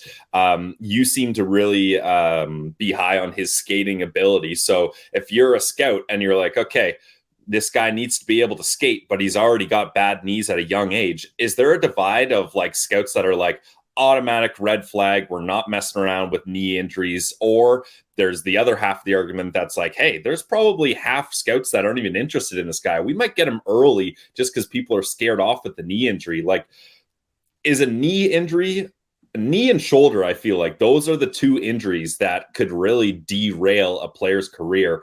So you're saying for Jiricek, it doesn't scare you off enough to kind of put the red flag on him? I'm actually not. It's honestly probably because I've had knee injuries myself and I've done a lot of research into them. I am not nearly as skeptical about knee injuries as most people in hockey. As it pertains to things like shoulders and hips, those are entirely different. Knees as a goalie is a massive red flag. As a player, though, if you look at Jiricek's injuries, they're ACL or MCL meniscus type injuries. They get fixed, and then odds are you never have this problem again.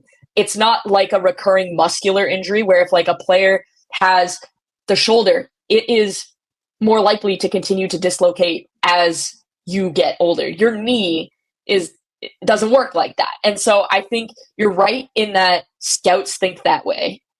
And it's probably because they have no idea on how the knee works. Your shoulder is a ball and socket joint. Like you can do this, move it around. Your knee goes backwards and forwards, right? So it's a totally different kind of movement. And so what I would say is I think teams are absolutely going to get scared off. And the teams that have really good sports performance research groups and the teams that really trust their doctors and the teams that do the actual research on the type of injury and what it could mean going forward are not going to be as scared off. I personally look at this player's ceiling, look at the types of injuries that he had, and quite frankly, I would be taking them in the top 15. And if I'm San Jose with San Jose's second pick, I am taking Adam Jiricek. That's where I would go if I were Mike Grier. It's so nice as a Sens fan to hear those words about the sports performance. And finally, they got Matty Nickel in there. So hopefully, and we saw he was at the combine and everything, that the Senators are going to have a little bit more information than maybe they've had in the past. And obviously, this is the range where if teams are scared off on Adam Jiricek, he could be available to the Sens at 25. Now, you see when he plays against his own age group, the offense is there, but he's always, it seems, played a majority of his season against an older age group when he was 15 playing in the U18s and so on and so forth. Struggled against men in Czechia this year before, and obviously he had a couple even injuries before the season-ending ACL at the World Juniors. But is that to you a sign that maybe he should get over to North America, play in the AHL sooner? If he's going to have the transition to playing against men, do it on the small ice where you're going to play forever? Or would you leave him in the comfort of his home country and allow him to develop for a year or two before bringing him over? Yeah, I think there's two options. I would look at what his I don't have it off the top of my head. I'd look at what his contract status is in Czechia. I'd probably prefer if he moved to play to Sweden next year if I drafted him. I want him playing in the SHL. That's the best that's the best European league there. So if you don't think he's necessarily ready to come over yet, you could do 1 year in the SHL, bring him over to play in the AHL, and then maybe he's ready. But if he can't play in the SHL, I do think you need to bring him over and he plays in the AHL. I think you have to be able to trust your development system. You've got to be able to understand that with his injuries, if he's playing on a team that you don't necessarily have a good relationship with, you're not going to have say over his injuries and things like that. If he's playing for your AHL club, you are running the ship. And I think with a player like this, you want to have hands-on development. You want your defensive development guys, your sports medical staff to be honed in on this guy to make sure that whatever he needs to do training-wise, recovery-wise, all of that gets done. And really the only way you can do that is if he's in your AHL club. The reason I say Sweden is because Sweden, not only is it a great league, but the way that they approach development over there with younger players, I would feel relatively confident that he would be getting that level of care that I mentioned there. Adam Jiricek comes in 22 overall to the Nashville Predators. And Rachel, 9 out of our first 22 picks are defensemen. Do you potentially see that heavy of a D class going in the first round? Yeah, I do. I think this is one of the drafts where there are a few stud defensemen, and then there are a lot of good defensemen. And one thing I think we've learned in the playoffs this year is you might not have to have the best depth, but you got to have a really good defenseman. If you look at it, Florida's in the Cup final. They've got Aaron Ekblad, Gustav Forsling, Brandon Montour. Edmonton, probably not in the Cup final without the play of Evan Bouchard and Matthias Ekholm. And so the importance of having a difference maker on the blue line has really sort of come into the spotlight. And I think given the amount of talent that's available in this draft on the blue line, we could see a run on defensemen very early. I wouldn't be surprised to see guys like Dominic Badinka, Charlie Elick, Henry Muse sneak into the first round. Well, we know Muse pretty well from his obviously time with the 67s, but is he going to stay in Ontario? Rachel's up with the Toronto Maple Leafs pick at 23rd overall. Yep, right in the city that I live in. I'm going with this because it's the best player available. I'm not sure what the new Toronto Maple Leafs regime wants to do. I know they like D, but Igor Chernoshov is the Russian winger. He plays in Dynamo Moscow. You look at it, he fits the mold of a new age power winger, right? He plays a straightforward game. He's a really good skater. His release is one of the most deceptive releases in the draft. And so when I look at this, he's not the excellent skater, but this kid can fire a puck and he catches goalies off guard. And that is a trait that you really can't teach. I can make you a better skater. I can teach you how to protect the puck. If you have the ability to just kind of make goalies kind of raise their eyebrow with your release, that's on you. And yes, you can do work on your release. You could do work on different things. but he has the ability to find the open space and get the puck off in a real quick hurry. He's deceptive on the rush. He attacks defenders. He uses his size. I mean, he's a mammoth. He's 6'2" and still growing, apparently. And then you look at it, it is so, so rare that a draft-eligible forward or defenseman will see regular playing time in the KHL. The fact that he's a right-handed winger that plays the left wing tells me he can play both sides, so he's really versatile. And I think he's most likely to be a middle six forward that plays 200 games plus and is a threat on the power play. He is, from a statistical perspective, there aren't a lot of comparables to him because not many players play in the KHL in their draft year, so that bodes really well for him. So what was it that allowed him to play so long in the KHL? Because usually you see prospects over in Russia, maybe they start in the KHL, they get a cup of coffee there, teams realize, they can't hang here. Then they go back to the MHL, then they dominate, then it's back to the KHL for a cup of coffee. Like what was it that allowed him to have that staying power in the KHL? Yeah, I think that when you look at how he plays, he was very clearly too good for the NHL. Like, he was very clearly too good, well over a point a game. And then he was dominating. Like, he was physically dominant.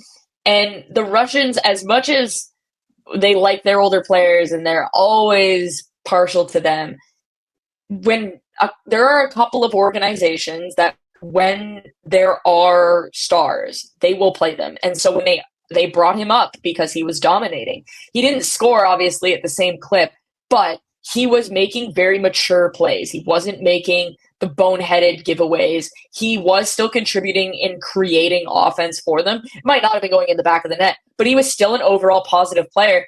And frankly, he was better than who they had there, but prior to bringing them up. And so I think they really kind of got themselves into a position where he had played so well, even though he wasn't scoring, in terms of like creating and being versatile for them, that they really couldn't take him out of the lineup. And I think that's a great sign. It means he was able to keep up with the pace, which is why I know a lot of scouts are kind of down on his skating. But if you can keep up with the pace in the KHL as a 17-year-old, I think you should probably just have a feather in your cap for that. And so I look at this and I say, I think he's probably more professionally ready than most of the other players who you're going to get in this area. And that's because he played in the KHL last year. Now, Rachel, a lot of people listening, watching this are Leaf fans first, and rather than Chernyshov, they want to know what the Leafs are going to do. If you're in charge of the Leafs, is it just, you mentioned here, best person on your board, but is there something you want to see the Leafs form with this draft? Because they haven't had a whole lot of picks, obviously don't have a whole lot when you're in the situation they are. They're trading, they're trying to win now, but having a top-end prospect, clearly important. You saw it with Matthew Nyes being inserted into the lineup. What are you hoping that the Leafs can do at this draft? I hope that they have more draft selections because they've made some trades of some, we'll call it highly paid players.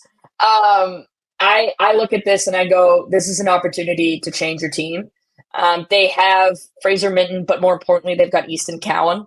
And frankly, I don't necessarily think taking a forward in this draft is a good idea for the Maple Leafs. I think if a guy like EJ Emery is available, I would look to take him. Certainly if Adam Juracek is available, I would look to take him.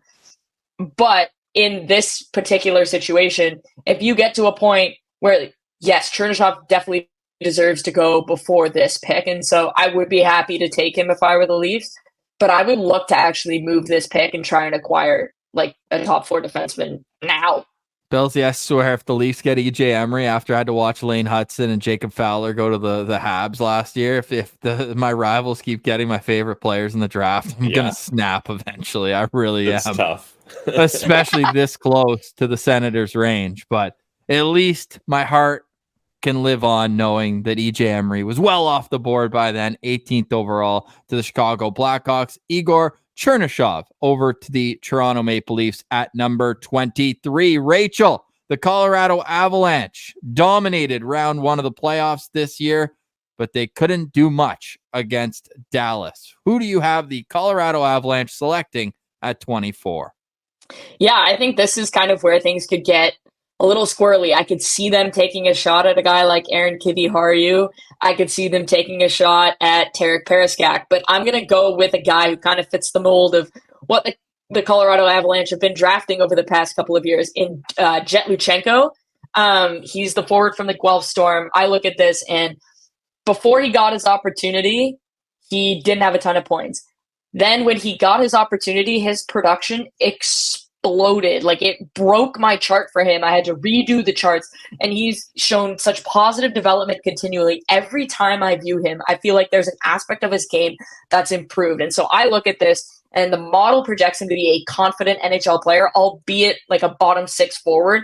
But at this point, you're kind of in that area anyways, where you're either taking a huge swing on a guy that would be like a home run type, or you're taking a guy that probably is a third line player. And you look at a guy like Callum Ritchie, who they took a couple of years ago, kind of fits that. And so given the versatility of Luchenko's toolbox, I think his competitiveness on the puck, he's got excellent instincts and excellent skating. And again, he's one of the youngest players in the draft. I believe he's either a late August or an early September birthday. And so similar to Ryder Ritchie, he has all of this time to develop. And so you look at it, this is the first year he's really had an opportunity to play an offensive role, and he exploded. Well, now he's going to be closer to a lot of the people in his age group. I'm really curious to see what happens next year, because we're potentially talking about another player who, by the time all is said and done, people were saying maybe he should have been a top 15 pick.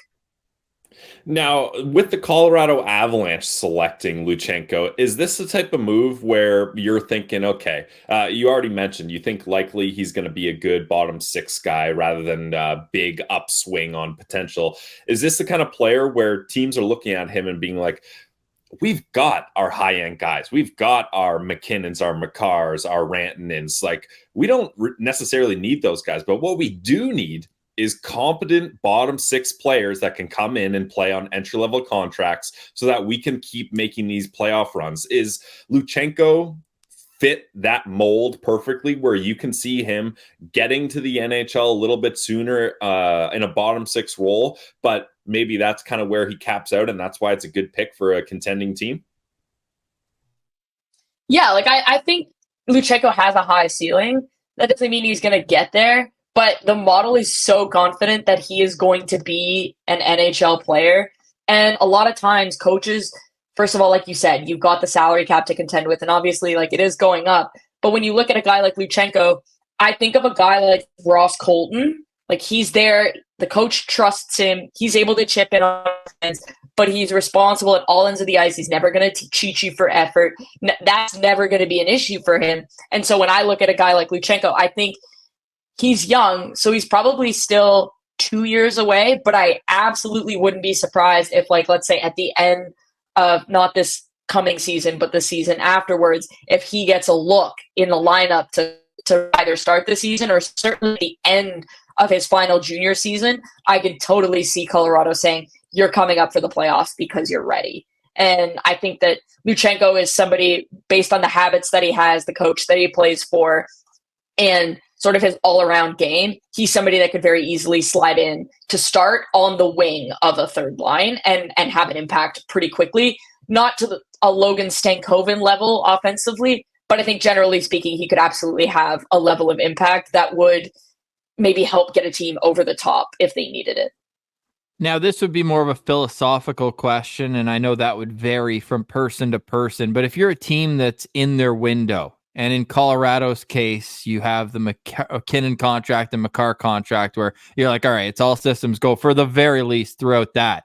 When you're drafting in the first round, is there a part of you that's saying which one of these guys could pop early in junior or whatnot that they could be a good trade piece if they're trying to look to improve their team now in other ways? I can tell you from experience, that is not how a lot of teams look at it. It's like, which guy fits us? What are we doing? And it's like, no, they're assets. Because what happens if you draft, let's say you draft the best player available, right? And you swing, and let's say he hits next year, he has a fantastic year. I'm going to use this example, Easton Cowan. When Toronto stepped up to the stage last year at the draft to draft Easton Cowan, people were like, whoa, what are you doing? Now, if the Leafs were to say, we're willing to make Easton Cowan available in a trade, think about the asset that would bring them back to help them compete today. You don't draft based on what you need. You draft based on what's going to be best, because the reality is you look at a team like Buffalo, you look at a team like Carolina, they are more than well equipped to say, if we want to trade pieces for Jake Gensel, we have those pieces because we've done such a good job drafting that our prospects are prospects that other teams are interested in because they're good. And we might never have a spot in the lineup for them, but they're going to fit in someone else's lineup. You look at Buffalo, Matty Savoy, Peterka's playing a regular role. You've got Yuri Kulik that's coming up, Vezvolod, Komarov, Devin Levi. Like, there are so many guys that if Buffalo said, we want to make a trade to acquire a truly impactful forward, let's say, like to play with Tage Thompson, they have the prospects to do that. And so I think philosophically, I'm always trying to swing for those players because even though they might not fit with my organization, I'm going to be able to use them in a trade that could get me something that I believe does fit with my organization. CC, the Las Vegas Golden Knights. Look at what they've done, right? They did it with Cody Glass. They did it with Nick Suzuki. They did it with Eric Brandstrom. They've done it with, like all of them. You know what I mean? And look, they've got a cup. Like, they got Jack Eichel because they were willing to give up Peyton Krebs. Yep. Well, you can't get Jack Eichel if you don't draft. So you don't have a cup. So I think when you look at it, that's the philosophy you should be going by because we've seen it works. It just works. When we heard you say CC there, I thought you meant Cody CC because obviously the Sens got Taylor Hall for him. So everything was hunky-dory. Everything was very good with the Cody CC trade. I actually do like Connor Brown, who ended up coming in that trade with Nikita Zaitsev, who someone tweeted at us yesterday, a photo of a camo Nikita Zaitsev jersey that they have. There's a collector's item. Hey, we have a collector's item every year when we get Rachel Doerrie's insight on Locked On Senators. Rachel, we'll have you back on after the Sens make their picks, but you happen to be leaving off the mock draft with the Senators on the clock. Your picks, Ryder Ritchie to the LA Kings, Adam Jiricek to the Nashville Predators, Igor Chernyshov to the Toronto Maple Leafs, and Jet Luchenko to the Colorado Avalanche. So as we hand it off to Brock Otten with McKeens, who are the best players available on your board as the Sens step up for 25th overall? Okay, so on my board, I have Tarik Periskak from the Prince George Cougars, Nikita Artyom out of the KHL, Emil Hemming out of La Liga, and Sasha Boisvert of the Muskegon Lumberjacks. Now, if you're looking on the defensive side of things, I think Aaron Kiviharju at 25 is absolutely worth the swing. Some are calling this the most important part of the first round. Sens are up at 25, but before we get back to the picks, Brock Otten from McKeens Hockey, he is the director of scouting there, joins us. It's his second time on the annual mock draft, and we're very pleased to have another OHL guy in the mix. Brock, welcome back to the show. How are you doing, my man? Thanks, guys. Psyched to be back. Doing great. How you guys doing? We're fantastic. 7-25, 39 in there too. It's a good place to be for a team that really needs to reload the prospect pipeline. You think they're going to get like 2-3 pieces that would be, I saw you just did your prospect team rankings. Like, how high do you think the 39th pick could be in the Sens pool? Is that like challenging to be the top dog, or 1, 2, 3? Where are we at with that? Yeah, that's a really good question. I mean, where the Sens are picking, it's obviously going to improve their standing in an organizational ranking like that, right? Obviously, the big dog is going to be San Jose with, them having Celebrini, them having another pick. That's going to move them up significantly. But when you've got Ottawa picking at 7, you got them picking at 25, you've got them picking again the second. That's going to be really great for this organization, like you said. And even in that pick in the second round, yeah, they could fall into that sort of top 10 of the organization, depending on obviously who they select. When you're picking in that range, sometimes teams do take, we'll say, guys that are more like projects, right? And that could obviously be a guy who probably slots down a little bit further in your organization right now because he's so far away, right? But ultimately, you'd like to think that 7 and 25 are going to be fairly polished guys, especially in this draft class. And as we're pulling it up here, you're watching on YouTube. They do great work over at McKeens. You can go check out all the information behind this ranking. But in the Ottawa Senators prospect pool, 1 through 10, you can see it. This is YouTube exclusive, Pillsy, so we don't have to worry about rolling through for the audio guys. So you think we're looking at adding 1, 2, or 3 on the left column here as far as 39 based on the depth of talent you see in this draft? Yeah, I think that maybe not 1, 2, 3. I think you're looking at 1, 2 for sure, depending on who they grab at 25. Then I think 39. Like I like this Ottawa group, right? Like even a guy like Angus Cruikshank at 5. I know you guys are big fans of his. I see you tweeting about him a lot, and he's somebody who I think can be sort of a consistent 20 goal guy for the Senators in the future. And there's no guarantee that guy at 39 is going to be able to do that. Stephen Holiday had a really good showing in that little cup of tea in the AHL after Ohio State was done and after he signed, right? So he looks like a good prospect for the Senators, and he's somebody that we've been high on at McKeens previously. So I think that group has some really underrated prospects who have a chance to be not significant players for Ottawa. We're not talking about play drivers. We're not talking about first-line players, but we're looking at sandwich guys, glue guys who have a chance to be longtime Ottawa players and contributors. Now, do you think the Sens should attack we'll stick with just the first round here, based on how their first pick goes? They should have a certain strategy for the second pick, or for you, Brock, is it just doesn't matter what position, what type of player, just take best player available regardless of who you've just selected previously? Yeah, I think I would use organizational need as sort of like a tiebreaker. If you've got a player who you think is clearly that best player, it doesn't matter what position they play, because your organization is going to look a lot different 3-4 years down the road when that player is ready to make an impact, right? So it's a dangerous and slippery slope if you're selecting just based on organizational need.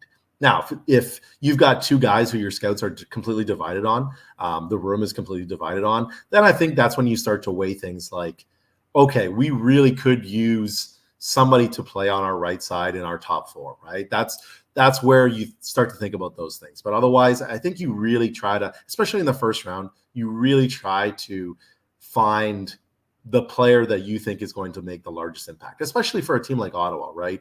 Where we're not talking about one of the absolute elite systems in the NHL, right? So you're looking at just trying to add impact players.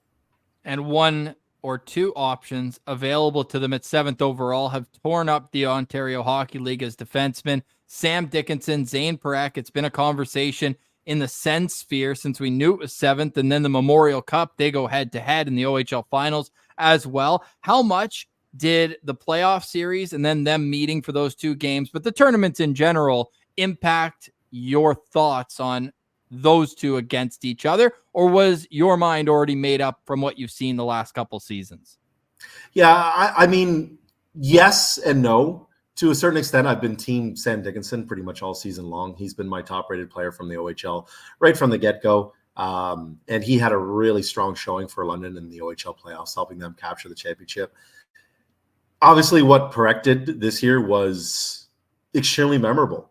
It's something that we haven't seen. What he did as a rookie last year, we haven't seen. Something that he did this year is something that we rarely see from draft-eligible defenders. I mean, he was the CHL's top defender for a reason, right? And he had a really strong Memorial Cup after he healed up, because I don't think his OHL playoffs were terrific, but he was very, very banged up. That was extremely obvious to anybody who watched Saginaw in the OHL playoffs.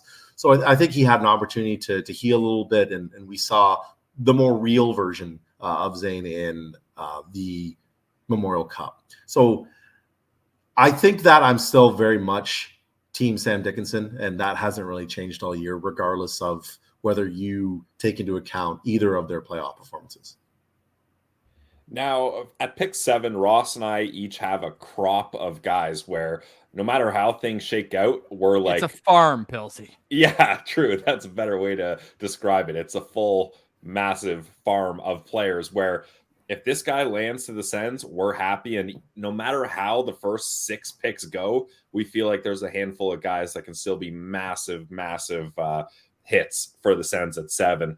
Brock, give me 3 players that if the Sens have an opportunity to draft them at 7, it's an A+ pick. Yeah, I'm going to start with Dickinson. I've seen him mocked to the Sens. We have him mocked to the Sens. I think that's just a pick that is a good one, and it makes sense. And I like it because I think Dickinson is just a really safe bet to be a minute-eating top 4 defender, somebody who can play both ends. The skating is going to play at the NHL level. It's already really, really good. It's only can continue to get better. I think he adds an element to the Sens blue line that I'm not going to say is lacking, but could use a little bit more polish. And I think that he's somebody that can really help this team reach that next level, because he's somebody that like I said, I see being almost a slam dunk top 4 defender. Do I think he's a slam dunk to be, a number 1 or a number 2 guy? No, I don't think so. I think that there's a chance that the skill and creativity just isn't good enough for him to be, the Alex Pietrangelo type that some people have compared him to, right? There's a chance that he's more of that like solid number 3, 4, Brady Shea, Darnell Nurse. Well, I don't know if we want to compare him to Darnell after the tough playoffs that he's had and that salary that people keep talking about. Yeah. But, in that mold, somebody who is going to look really good on Ottawa's second pairing. So that's why I really like him for Ottawa. Another guy is Zeev Buium. I think that could be a pick that makes a lot of sense for similar reasons. I think that he's somebody that could help take some pressure off of Thomas Chabot, who I think could maybe be a really good pairing partner for Jake Sanderson. I think that he is somebody that could really elevate Ottawa's transition game, and he's a really high-end power play quarterback potentially as well. So a little bit slightly different element than Sam, but I think another guy that I really like because of the high-end hockey sense. I think he's going to play. And I think he's definitely somebody that's going to be in that range for sure. We've got him mocked to Utah at 6. I think based on what we've heard and what I've read as well, Utah does seem to like Buium. Number 3, I think best case scenario, you've got to look at somebody falling, right? Teams are scared of Cayden Lindstrom's back injury. Teams are weary of Ivan Demidov in terms of the dreaded Russian factor, right? I think best case scenario, it's somebody like that falls to them. One of those high-end forwards that falls to Ottawa at 7. Because I think if you can add a guy like Lindstrom, I think that would be huge because he's somebody who plays that power game, who's going to really help to bring out the best in a guy like Tim Stützle, right? Especially on the power play. And I think that definitely would be best case scenario. All right, a few picks at number 7, but we got business to attend, Brock, and that starts at number 25 on our Locked On NHL mock draft, the 3rd annual. You join an esteemed guest list that just wrapped up with Rachel Doerrie taking Jet Luchenko of the Ontario Hockey League's Guelph Storm for the Colorado Avalanche. Would that have been your pick at 24? And how many players did you consider for Ottawa at 25? Yes, it would have been my pick at 24 as well. I'm a big Jet Luchenko fan. I think that he's somebody who has a really good chance to be a high-end middle 6 guy, just a really well-rounded player, but also skates really well. Sometimes those well-rounded jack-of-all-trades types scare me a little bit, but if they can skate well enough and if they're intelligent enough, I think that there's a really good chance they're going to carve out a niche role in the league in some capacity. And that's why I really like Luchenko. So yeah, he's a solid pick at 24. He would have been my pick at 25 if she would have went a different route. In terms of the number of guys that I thought about for Ottawa at 25, I don't have enough fingers on my hands. And I think that's something that we're probably going to talk about for all of these picks because there are so many players in play for this range. It's quite wild. We were talking about this before we hopped on, right, guys? And we were talking about the fact that there are honestly probably 40, 50 guys that could go in this range where you would say, okay, maybe I'm a little bit surprised, but I'm not like super shocked.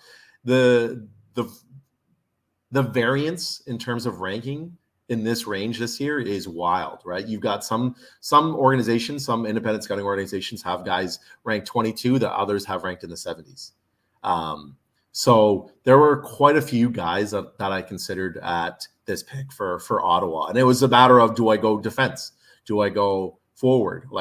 And again, we're not trying to necessarily think about organizational need per se, but I really liked who I selected for Ottawa. So I kind of stuck with my region. And I know you guys said okay, this is who you would pick, but I kind of cheated a little bit. GM Brock Otten. And I went with a player that I think is a very realistic pick for Ottawa here on top of a player that I also would pick. So it's kind of like a double whammy, if you will. So I use that to circumvent your rules.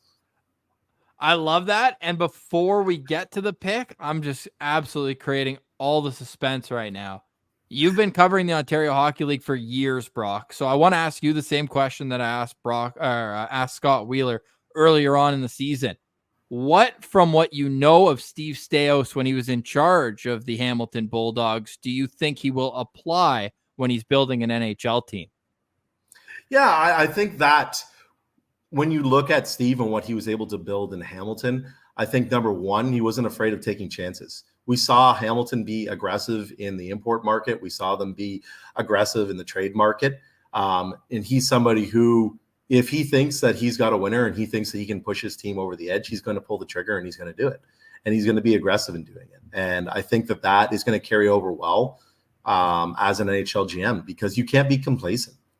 And I think that's something that you could definitely not say about Steve Staios in his time with the Bulldogs.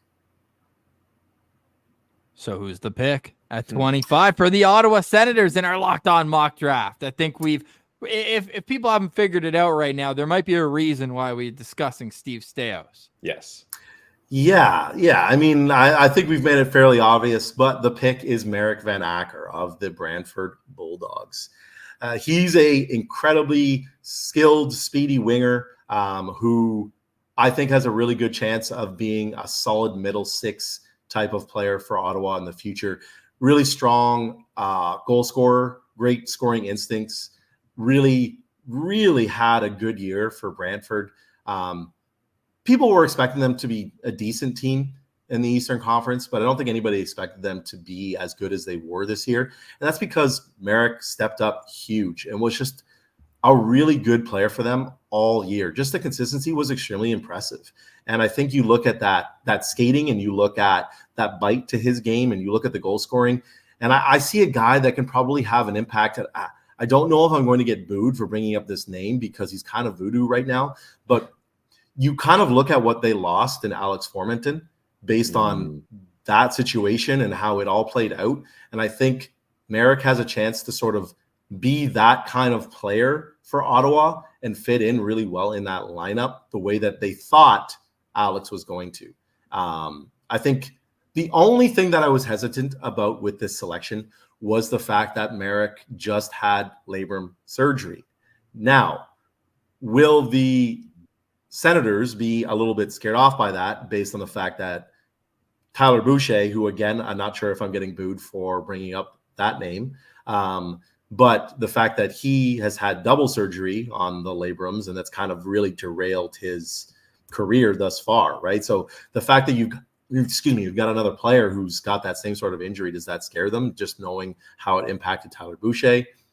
I don't know. I think that they're going to like this player. I think that there's an obvious connection to Steve Staios. I think this is a guy that fits really well into their organization in terms of not just organizational fit and need, but I think that he's one of the better players available. The variance in terms of his ranking, as you can see, all over the place, right? You've got McKeens, who's my company, and you've got EP, who has us sort of right in that late first range. Scott Wheeler does as well. Then you've got other people who have him in the 50s. I've even seen him lower than that. I've seen him, I think there was one that I saw the other day that had him like 62nd or 63rd. So he's ranked all over the place. There is some inherent risk. Obviously the injury is one of them.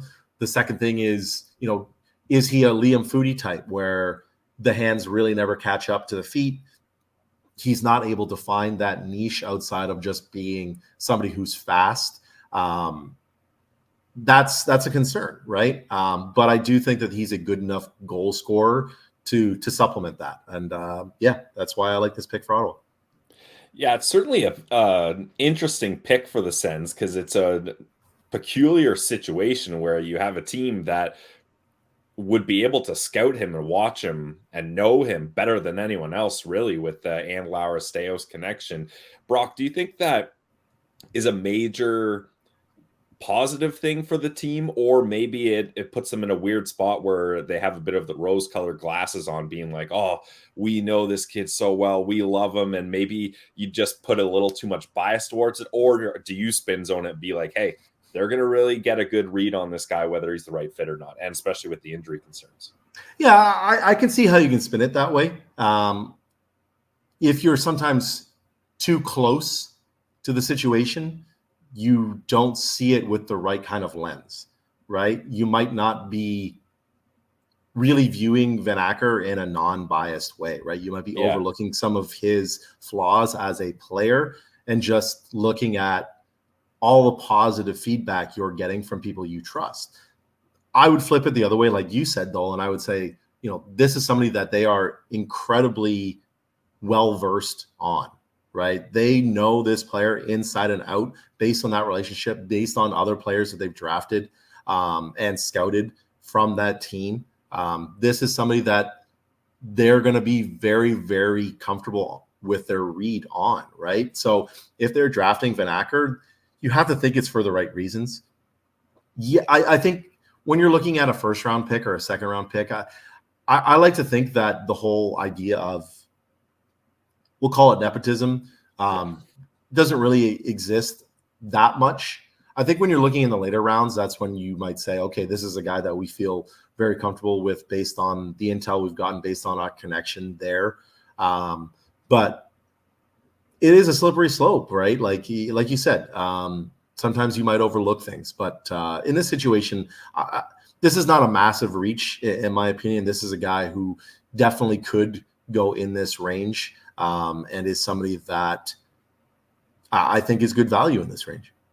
So he would join, I would imagine, a very exclusive list of being drafted into the OHL and the NHL by the same general manager if it does work out that way. But what's the timeline on Van Acker? Obviously, he's got 2 more years of junior eligibility if they go that route. But what would if you're in the GM seat, how would you like to see him develop? What does he need to work on the most post-draft? Yeah, it's definitely 2 more years of junior, especially since this year he's not going to start until probably December or January following that surgery on his shoulder. So now you're looking at a best case scenario, 2/3 of a season, probably more likely a half a season for him next year. Then a full year after that, where you're really hoping that he really takes that next step as one of the best players in the OHL. I think in terms of a development thing, one, you're looking for added strength. I think that some of the weaknesses or perceived weaknesses that we had for Van Acker this year actually make a lot of sense now that we learned that he played most of the year with a torn labrum, because he can get easily pushed off the puck at times. That the strength on the puck definitely needs to improve. The consistency of his play away from the puck definitely needs to improve. And if he's somebody that was battling that shoulder injury, it makes sense as to why it just wasn't consistent, because it probably depended on how that shoulder was feeling on that particular week, that particular day, that particular shift, right? So it'll be really interesting to see if the physical component of his game, the compete level in his game, that dog in his game, how it improves now that he's got that shoulder healed. Because if that becomes a more consistent component to his game, I think it really improves his outlook, because now you're looking at a guy that is definitely going to play in the league, at least as like a Jason Chimera type who, can bring speed and bring goal scoring from that third line area, right? Now that we know that it's Van Acker that's the Sens pick, Brock, Ross, maybe you can pull up the list of Sens prospects here. Where would he fit in this list now that the Sens have that we don't have to have a spoiler alert and we can just place him in here? Yeah, he'd be at number 2. Who'd you guys have at 7 on your mock again? On our mock draft we have had for the Ottawa Senators, Zayne Parekh. Okay. Right. So Zayne Parekh. So Parekh would be 1, and I would say Van Acker would be 2. Okay. And then would he still be before you guys have Matt Sogard as the Sens top prospect? So maybe goalie's a little bit of voodoo. Let's say Zach Ostapchuk. Where would Van Acker rank comparatively? Yeah, I would still say Van Acker would be higher than Ostapchuk. I think especially when you look at the fact that Ostapchuk didn't have a tremendous offensive season in the AHL. I think he wasn't bad by any means. I think he even looked decent in that call up with Ottawa. But I think it's becoming pretty clear that he's going to be like a solid third line guy, probably at most. If he was going to be more than that, we probably would have seen him have a slightly more impactful rookie year in the AHL. So when you look at Van Acker, we're looking at a guy that you're hoping can at least be a solid second line guy. Maybe even a consistent 30-goal scorer if his development goes all according to plan, right? And that's, you're always looking at the best case scenario post draft, right?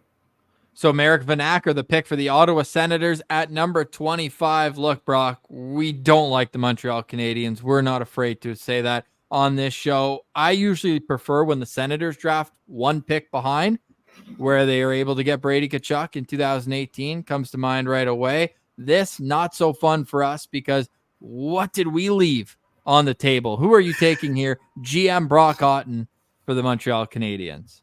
Yeah, this was a really tough one. I really debated a large group of players, and they were all kind of similar kind of players. Because I feel like if Ottawa is going Demidov, if Montreal is going Demidov, like is shown in this particular mock, I think that they probably look at somebody who can be a really good glue guy, who can try to bring them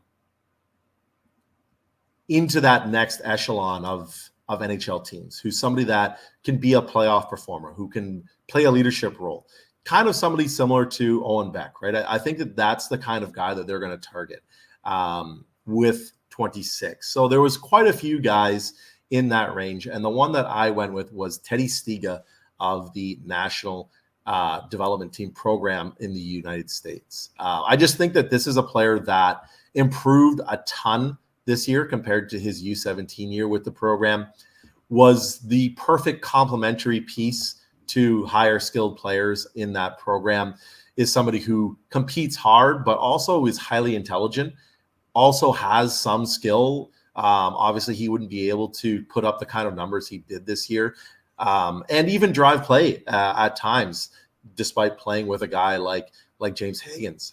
So I think that this is the kind of guy who you could slot potentially with, a Nick Suzuki, with Slavkovsky, with an Ivan Demidov, and he's going to be able to make them better because of the dirty work that he can do on that line. And other guys that I consider would be like Sam O'Reilly, Cole Baudouin in my region.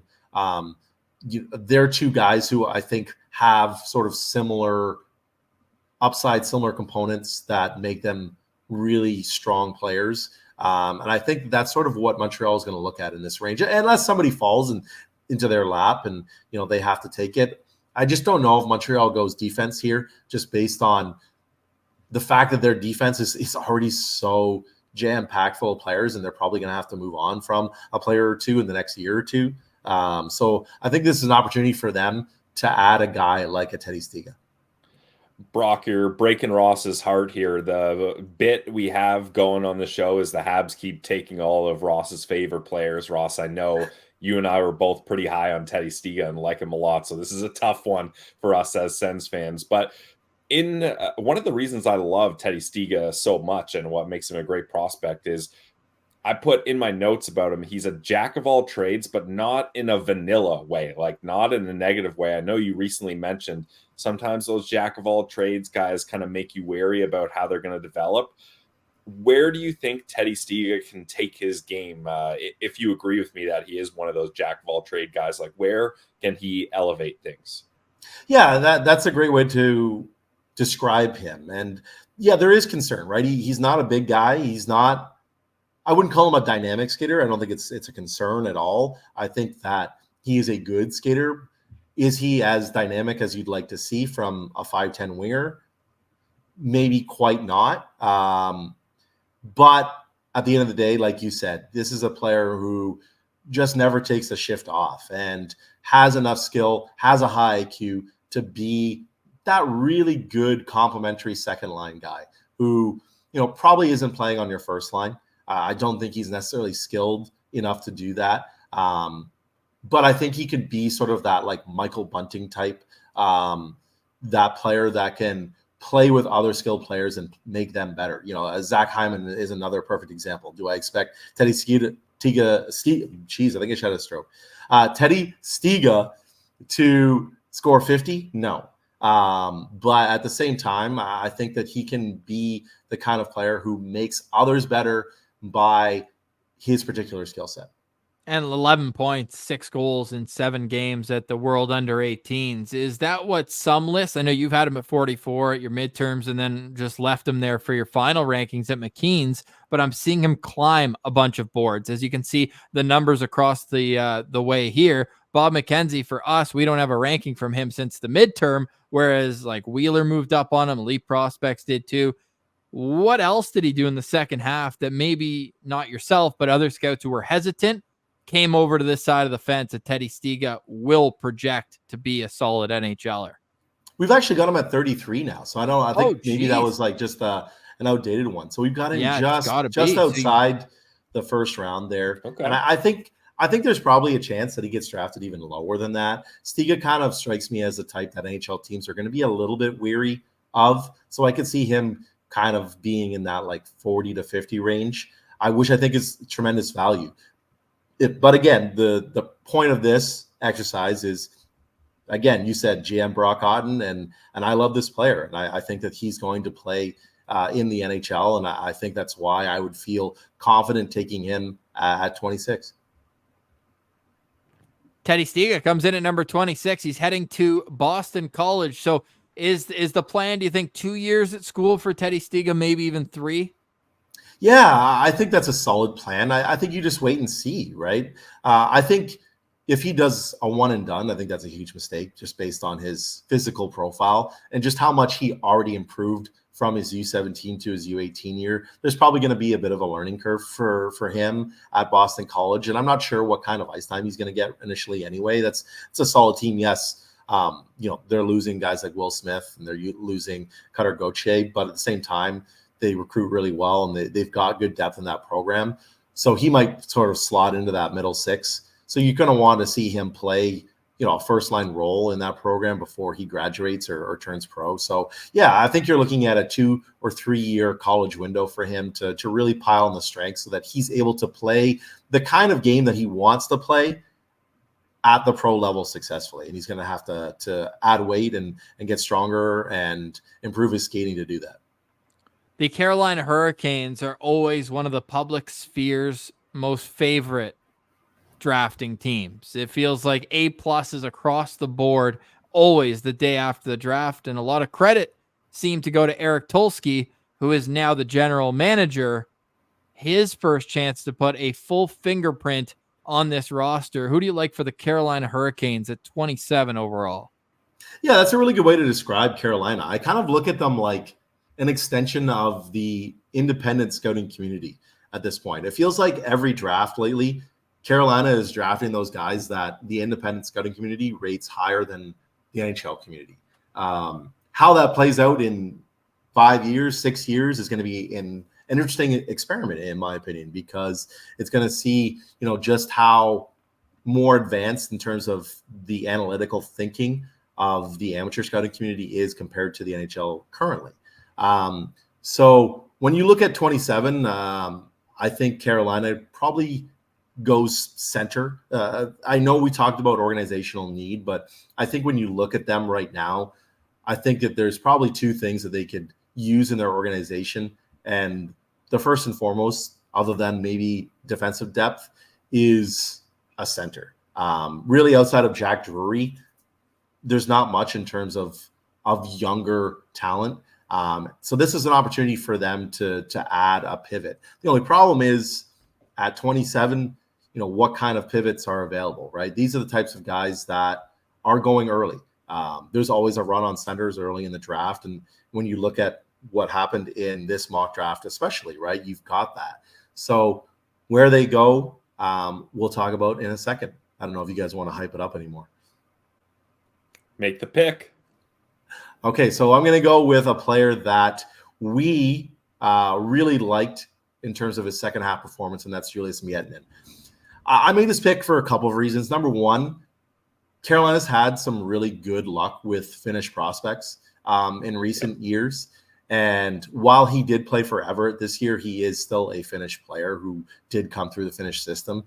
So that sort of played a role in my thinking here.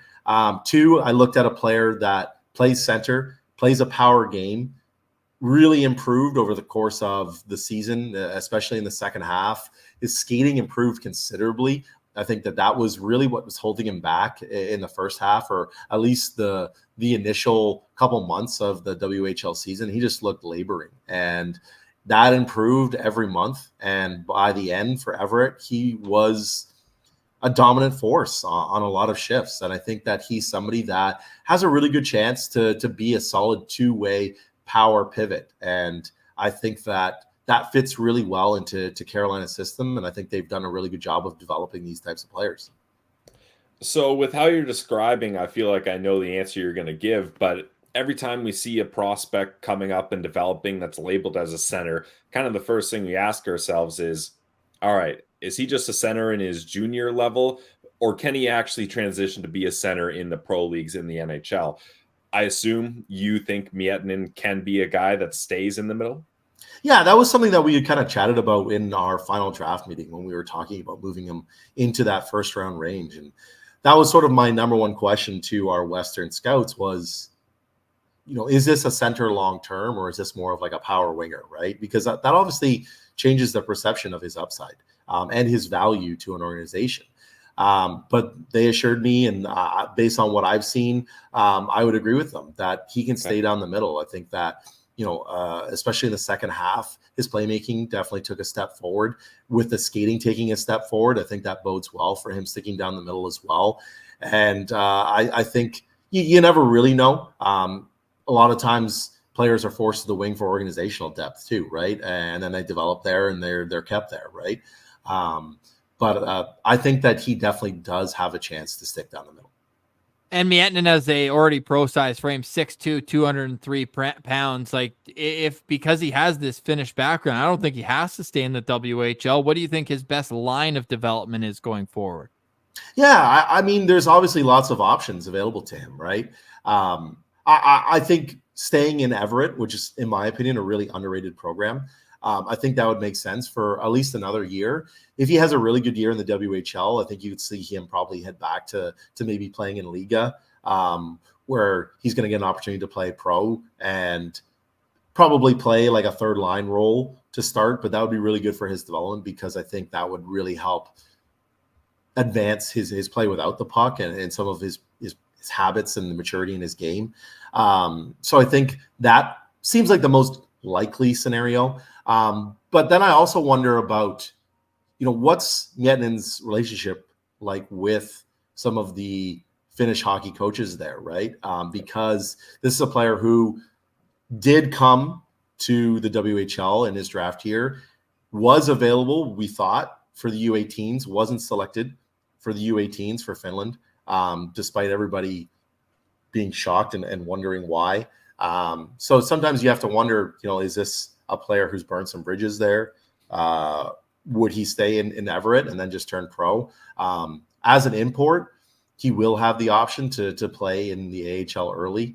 That is sort of like the nuanced or cool reason that is kind of like a bonus extra reason for NHL teams to take players that are import selections in the CHL, because they can play early in the AHL compared to players who are homegrown in Ontario or Western Canada, Quebec, etc. So with Miettinen, who, I mean, he skyrocketed up a lot of rankings, yours included at McKeens. I know you mentioned a few of the reasons, but in my notes, I've got like detailed center, could be a third line pivot, could help you on both special teams, but is his skating good enough to be an impact player night in and night out? You feel like your team saw enough of that at McKeens in the second half and into the playoffs? Maybe you would have liked to see more, of course, at the U18s, but in that sample size, to be able to confidently state yes? Yeah, would have loved to have seen it at the U18s, because that would have been a really good measuring stick to see just how much the skating had improved. Because in our eyes, the skating improved considerably over the course of the WHL season, but it's still the WHL. Playing on the big ice, playing against the cream of the crop of the U18s, we saw just how far away from being an efficient skater a guy like Liam Greentree was. He was kind of underwhelming at the U18s. He's still a player that I love, but I think it definitely showed that this is a player who does have a long way to go in terms of improving his skating profile. And I think that definitely would have been great to see him there. But based on what we saw in the WHL this year, like I said, he looked like, in terms of a scouting grade, he looked like a 45, like below average at the start of the year. When we graded him as a 55 at the end of the year. So he's somebody that I think that's very promising too. When you look at the CHL top prospects team testing too, he was, I believe, first in the 30-meter skate forward without the puck. So I don't think it's just us seeing that. You're not going to get that kind of performance. Obviously, on ice testing, is not the be all and end all, but it does give it a good indication that the skating was probably much better than it showed early on in the WHL season. Now, he's definitely comfortable in Everett in the WHL, over a point per game, 67 points in 66 games, but he had 31 goals and 36 assists, so fairly even numbers as far as getting points goes. Brock, would you label him as a dual threat guy, a shooter, or a playmaker? Yeah, a dual threat guy. I think that's the best way to describe him. I think he can be a net front presence. I think the goal scoring ability can continue to develop, especially with his power game. I think he shows good vision. I think it's just a matter of, how much can the creativity and the skill improve as a playmaker, and how much the skating can continue to improve. And that'll dictate, whether he is more of like a third line type, like you mentioned earlier, or if he can play higher in the lineup. So the Calgary Flames are on the clock at 28th overall, and Brock, potentially the surprise of our mock draft was Artyom Levshunov falling all the way to 9. 1, where do you have Levshunov on your list? And 2, did that affect how you picked at 28? It 100% affected the way that I picked the 28th, and we have him at 6th, which is, in my opinion, lower. I think at this point he's going to go second to Chicago, and if he doesn't go second to Chicago, he's going to go third to Anaheim. Jerome did mention that. He said, this is GM Jerome Berube. He didn't like the hockey sense and the compete. He was nervous on both.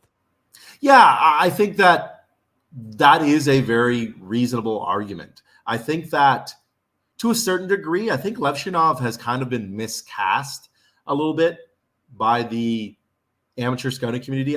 When I read scouting reports on him, I see a lot of things like one of the most creative players in the draft class and one of the most skilled players in the draft class. I'm not necessarily sure I see that. Like, I see that in Zayne Parekh. I see it in Zeev Buium. I see it in Artyom Yakimchuk. But I see Levshunov as more of like just an efficient player. I think I kind of view him in a similar sort of way as Sam Dickinson offensively. I think that they're just very efficient players. I think that when you look at Levshunov, he's got such a good shot. He's got good offensive instincts in the offensive end in terms of how to play without the puck, how to get shots through traffic, how to make quick decisions. I think that the decision-making component is more in the defensive end. I don't necessarily see it from an offensive perspective. I think he moves the puck well. I think he makes quick decisions with the puck. I think he's got great scanning habits. I think he's somebody that's going to be an impactful player, as somebody who could start the transition game as an NHL defender. But I see the lack of consistency in terms of engagement in the defensive end. I see the lack of focus defensively. Are those things that are going to get tightened up? I think they can. I think that they definitely can. I think that based on his physical tools, you're looking at an NHL defender in some capacity. Is he Dmitry Kulikov, or is he, a solid number 2? I think that's what you got to ask yourself. And we have him at 6. We obviously prefer a few other players, but I think getting him at 9 for Calgary is massive. I think that's tremendous value.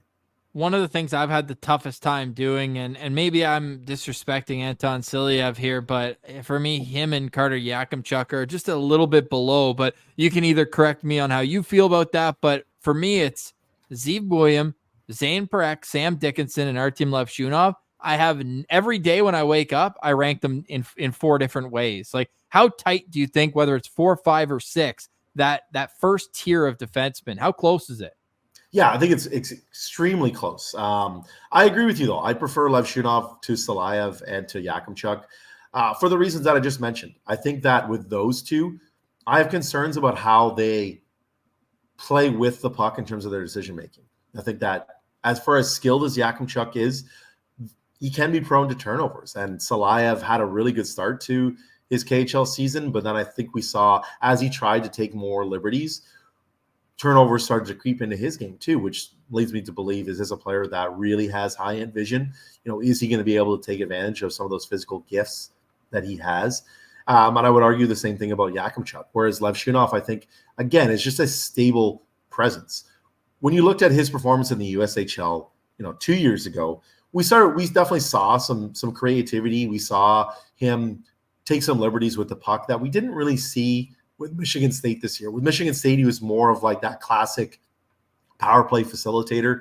A lot of his points came off of second chance opportunities. A lot of his points came off of just quick, efficient puck movement and deception, right? And I think that really carries over. I think sometimes when you look at guys like Yakimchuk, I think there's concern that maybe the offensive production doesn't carry over quite as well.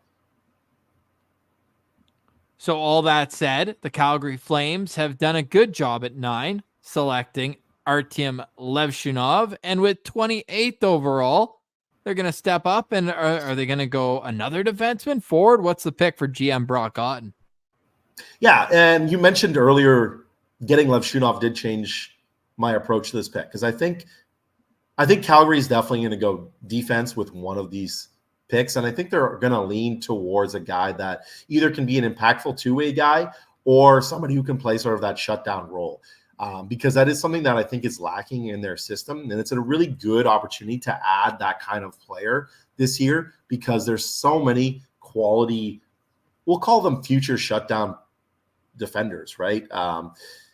Obviously, Emery is gone at this point in this mock draft, and I think he should be because he's one of my favorite players in this draft class. Yep. But available here, we could have gone with Will Skahan. We could have gone with a Harrison Brunicky. There are other Ben Danford from the OHL, right? There are a lot of guys that they could have gone with. But with Levshunov already being off the board for Calgary, I went with the same sort of strategy that I went with in terms of Montreal, and that is getting a player that I think can be impactful for them in the playoffs, because at the end of the day, they do play in the Pacific, which is a bit of a meat grinder. And this is a division that requires physicality, and it requires a player that is committed at both ends of the ice. And I think I went with a player that really exemplifies those qualities. And what we love about this pick as well is he's an Ottawa guy. Cole Beaudoin is the pick for the Calgary Flames. Why does he make sense, and where did you guys have him on your rankings at McKeens? Yeah, so we have Cole just outside the first round, but he's kind of in that range where he could go in the late first, and I don't think anybody would argue from our staff. It's just more that we had a few players that we felt had maybe a little bit higher upside, but a similar kind of downside that Beaudoin has. But this is a player that I have a ton of time for. He's one of the hardest workers in this draft class, one of the most mature and polished two-way players in this draft class. I think that his performance at the U18s for Canada this year is just the chef's kiss. I think it really shows what kind of player he is, because Canada ended up losing Roger McQueen. They already weren't very deep at center, and this is a guy that then had to step up, play 20 minutes a game for Canada in pretty much all situations. And he was so good for that team in sort of an under the radar kind of way. And that's just Cole in a nutshell. He's not someone you notice because of his high end skill, but he is highly intelligent. He is an extremely hard worker. He is an absolute beast in terms of his workroom or his weight room performance. We saw that at the NHL Combine. This is a physical beast who, yes, is not the prettiest skater, but I think he overcomes that, because the one thing that I've always said about Cole this year when people bring up his ugly stride is that for a player whose stride is pretty ugly and maybe not the most efficient, he sure wins a lot of races to the puck, and he sure beats a lot of defenders one-on-one. And it can't be that bad if you're seeing that consistently. Yeah, Colt Beaudoin is a guy, Brock. Every time I kind of revisit him, I feel like I end up moving him up a spot or two in my rankings just because it sounds so impressive. And you already mentioned it. He dominated at the NHL Combine.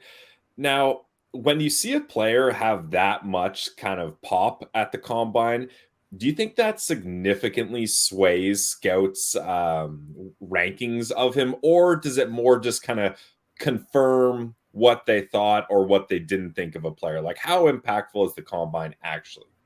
I've actually asked this before, and I've kind of gotten mixed responses. So I think it really just depends on the staff. As I think everybody has sort of split opinions on this. On one side of the coin, you have, okay, this player is already physically developed. There's not much room for that to improve. Yeah. So are you looking at a player that's kind of maxed out as to his capabilities? Right? On the flip side, you look at a player that is so dedicated to his craft, is willing to do anything to be a professional hockey player, is very mature in his approach to off-ice training, which, in my opinion, is equally impressive as his on-ice performance.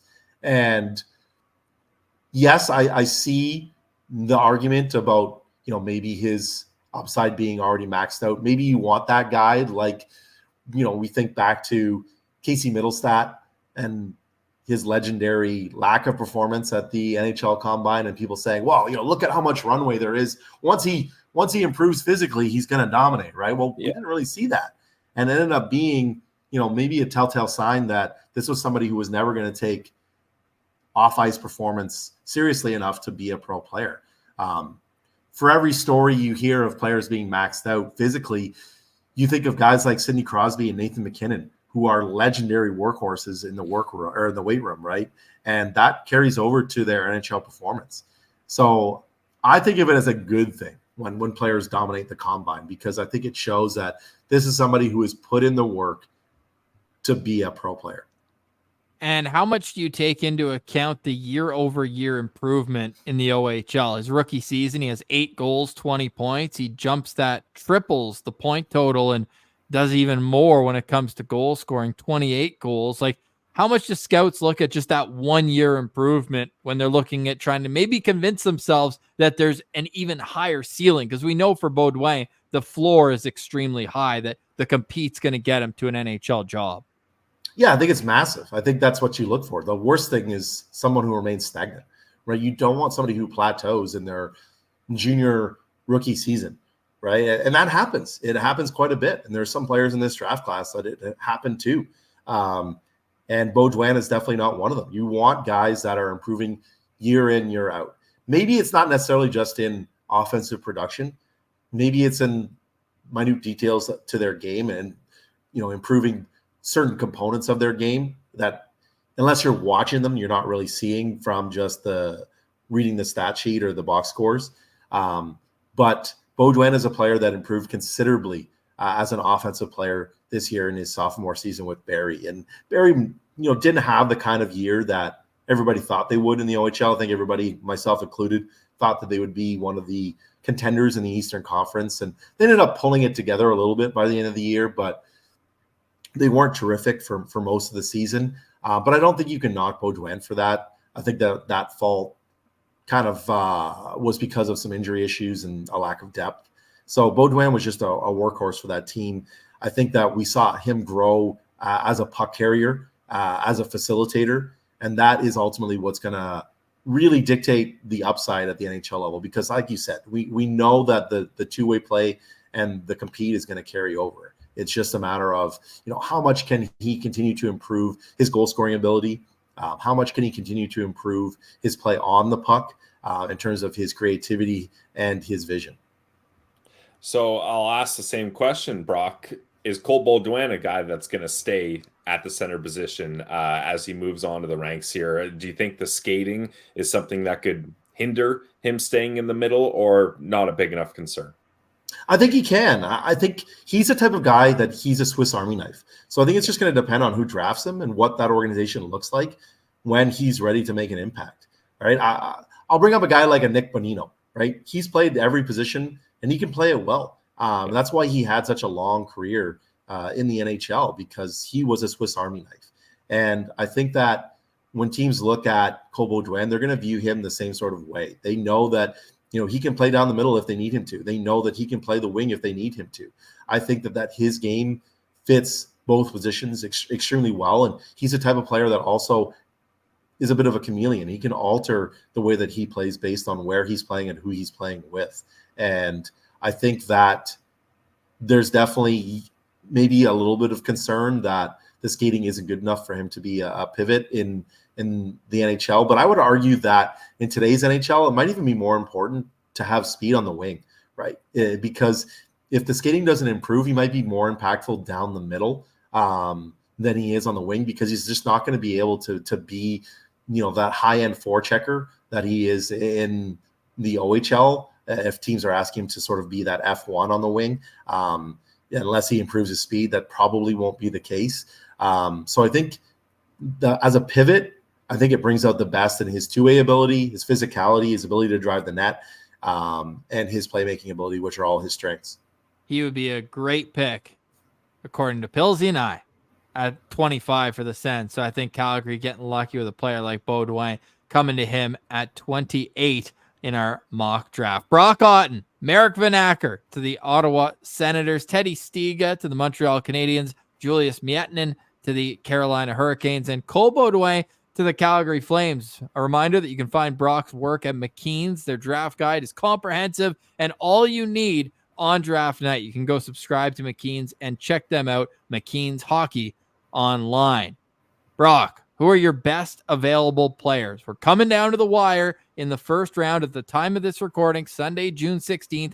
We don't know who's picking 31 and 32. It's still up in the air. But who do you deserve to be first-round picks that aren't off the board in our mock draft? Ooh, that's a really good question. The first name I'll throw out to you, I already mentioned, is Harrison Ruddick from the WHL. I think he would have been even higher on draft boards if he didn't get injured prior to the U18s. I think that he was really on an upward trend in terms of his offensive production before he got injured. And then at the U18s, he was asked to play sort of just a strictly defensive role for Canada. And I think he excelled in that. And I think that you're looking at a player that's good size, good mobility, and I think flashes that two-way upside. And I think that he's someone we have ranked pretty comfortably in that first round range. And I think that he's somebody that I think has a chance to sneak into the first round and be sort of not a surprise pick, because we talked about earlier, I don't think there are any surprises in this range.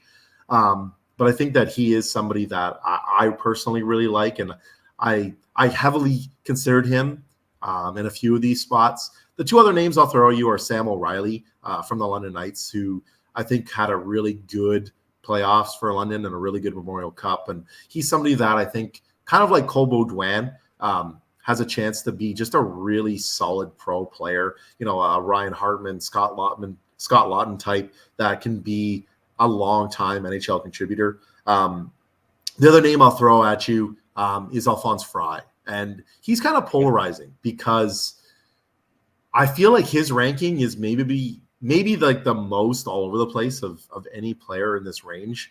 Like you'll see him, like I think I've seen Fry in like some people's like top 15s, and I've seen him in like the 60s. Yeah. See, there we go. So Pronman even has him at 83, which this is from May 28th, though, I will say.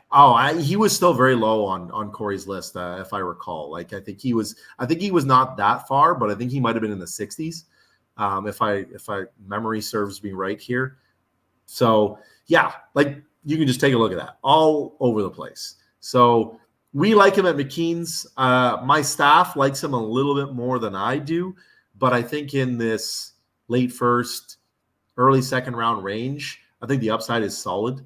I think the only concern that I might have is there are some other guys in that range that you could probably get further on down the draft, or even in this range, right? Like Henry Muse from my region in Ottawa, who's similar sort of like, we're not going to call them boom or bust kind of guys, but offense is going to be their calling card at the pro level. And if that doesn't translate, they're probably not going to be longtime NHL contributors. I look at Terrence Smith from the WHL. I think that he's another guy that has a lot of offensive upside. I think there's a lot of those types available in that range. So I think that's why Fry's ranking is all over the place, because it's just a matter of preference. In our rankings here at Locked On Sens, where we take those 7 entities and average it all out, we're not pretending that we do our own list just for fun, but that's the one we go by. And we have 13 defensemen going in the first round, according to our top 32. My final question for you, Brock, is what do you think that number ends up being? Are we looking at double digits? And if so, could half of the picks in the first round be on the back end? Yeah, I honestly think it could be very, very close. I think 12 or 13 is a solid number. I think if you're the gambling type, I believe DraftKings, I think, has it at like 11.5 for defensemen in the first round. I think the last time I looked anyway, which is interesting because it's probably the number that it deserves to be. Yeah. On one hand, I think that there are so many interesting defenders. We just mentioned a couple that could sneak into that first round. Ben Danford is another name that we didn't talk about that I really like. I think had a really strong second half for Oshawa.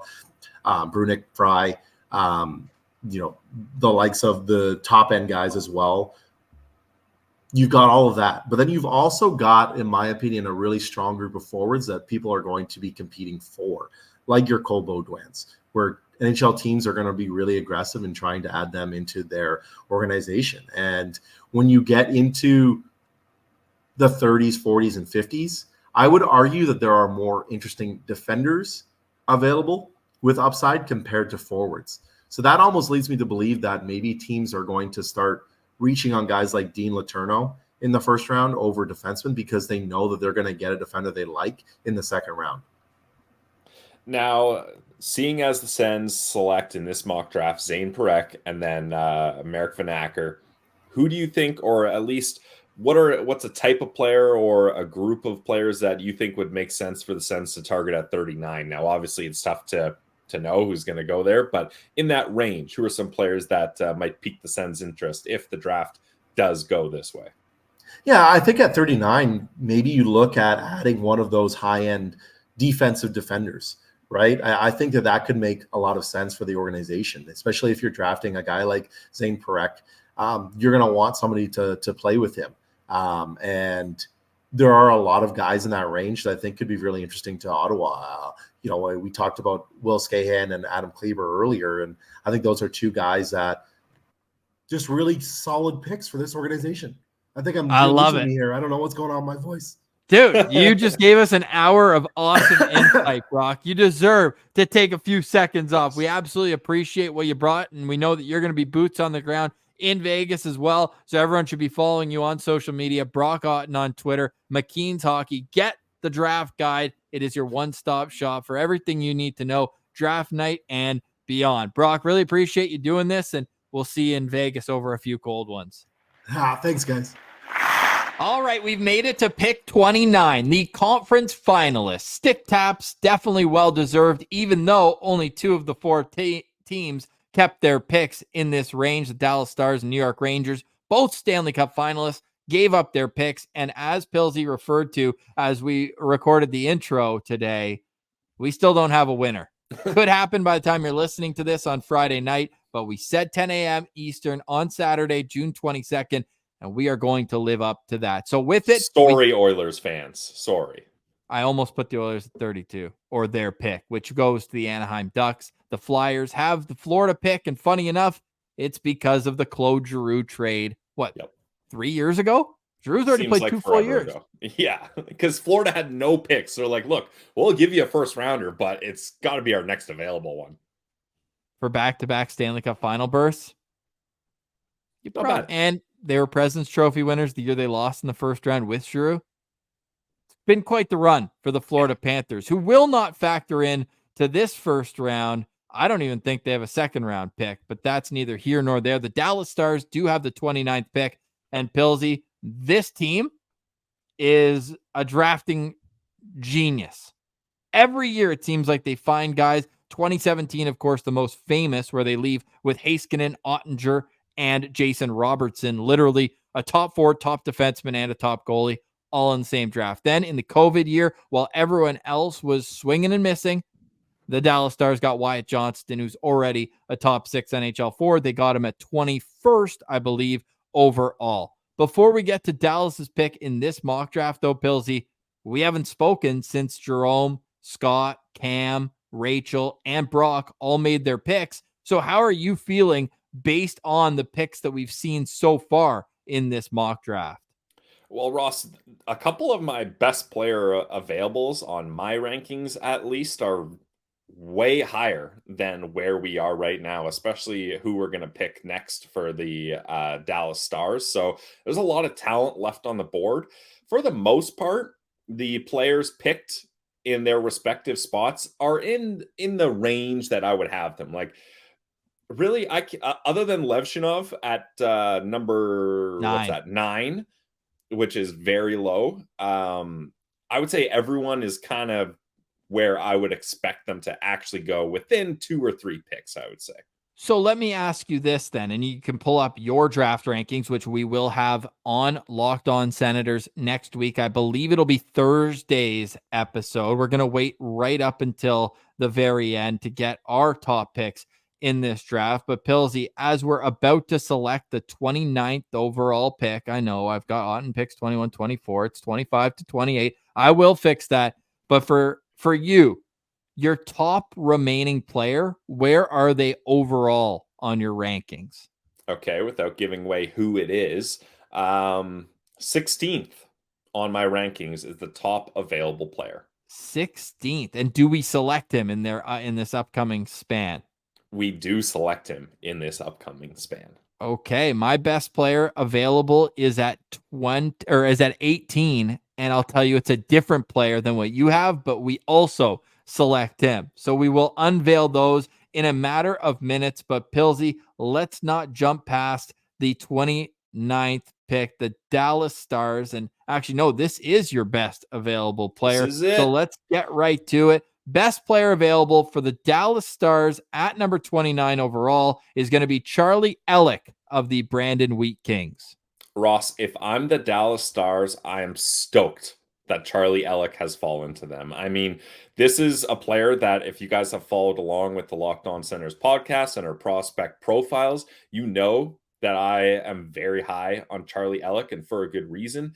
And it just seems like the Dallas Stars are that team that's able to find players that no matter where the draft is, they know are going to blossom into NHL players. Like you already mentioned it, the crop of young, talented players that Jim Nill has brought into this squad is incredible. I think adding to their decor would make sense for me because they're already so stacked up front. Not that they have a bad decor, obviously. Heiskanen, Lindell, Thomas Harley, those are kind of the main players there on the back end. But I think I've heard of those guys.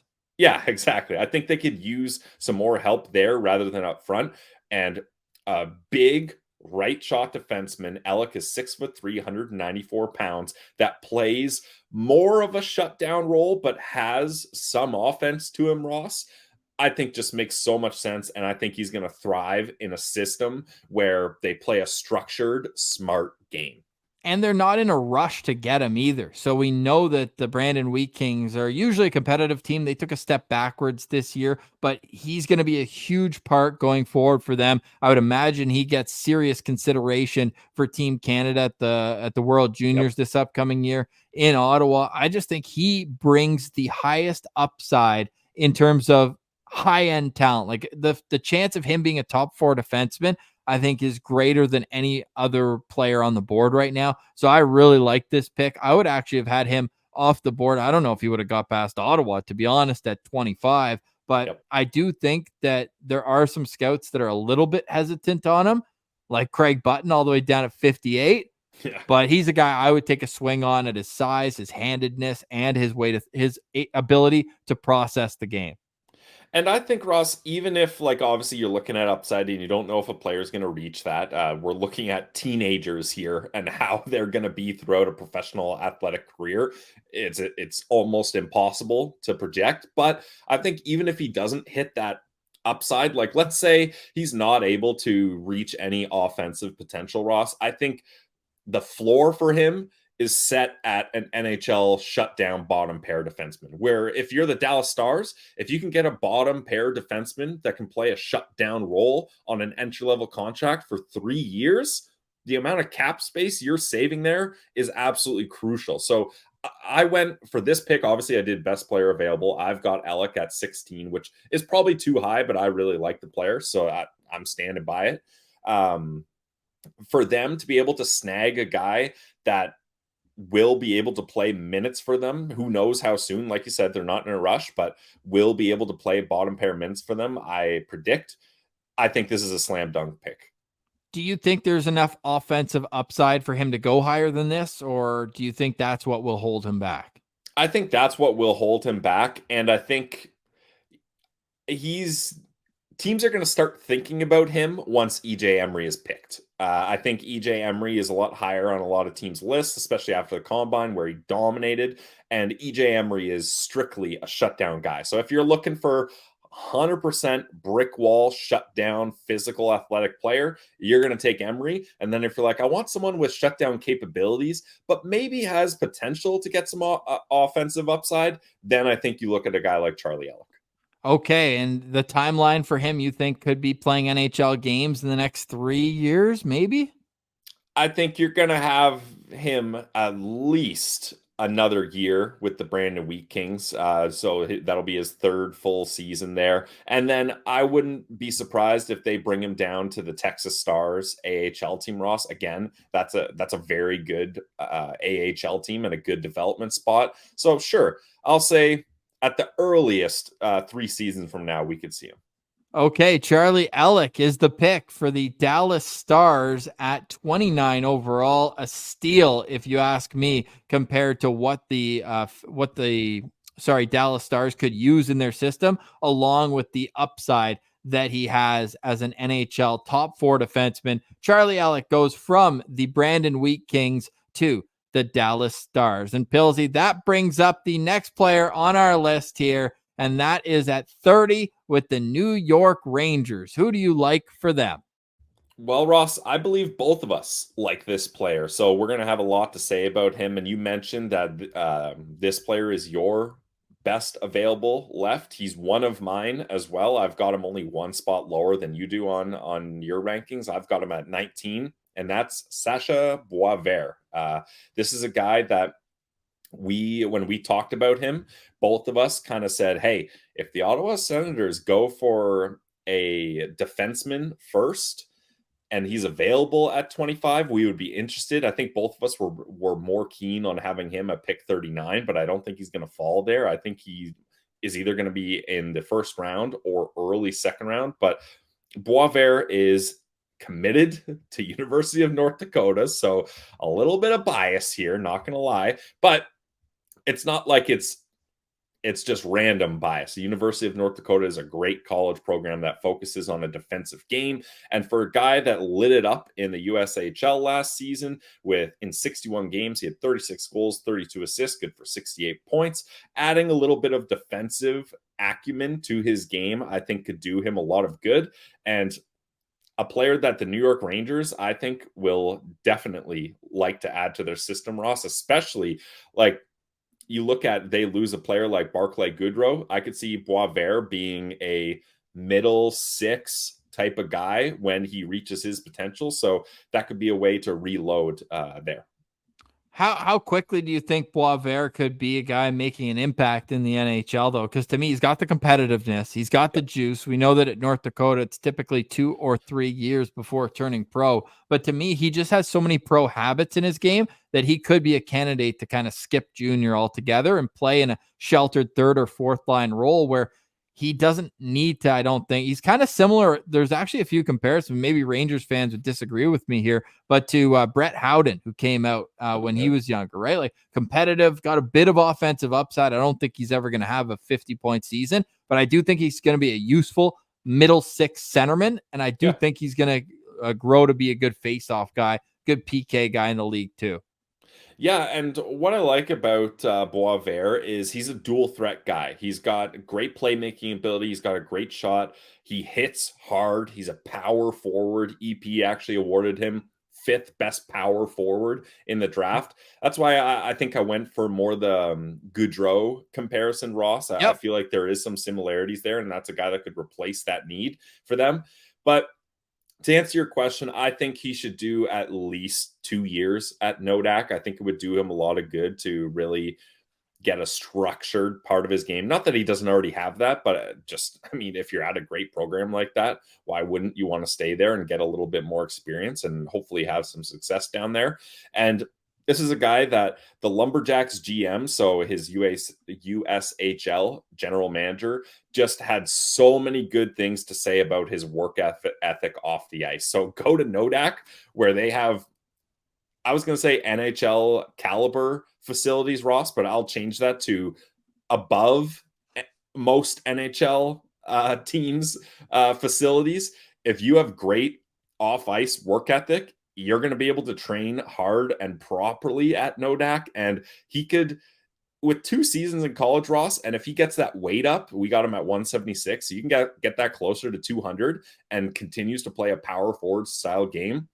Yeah, I think he could be a bottom 6 guy that enters the lineup and maybe doesn't have to play in the AHL.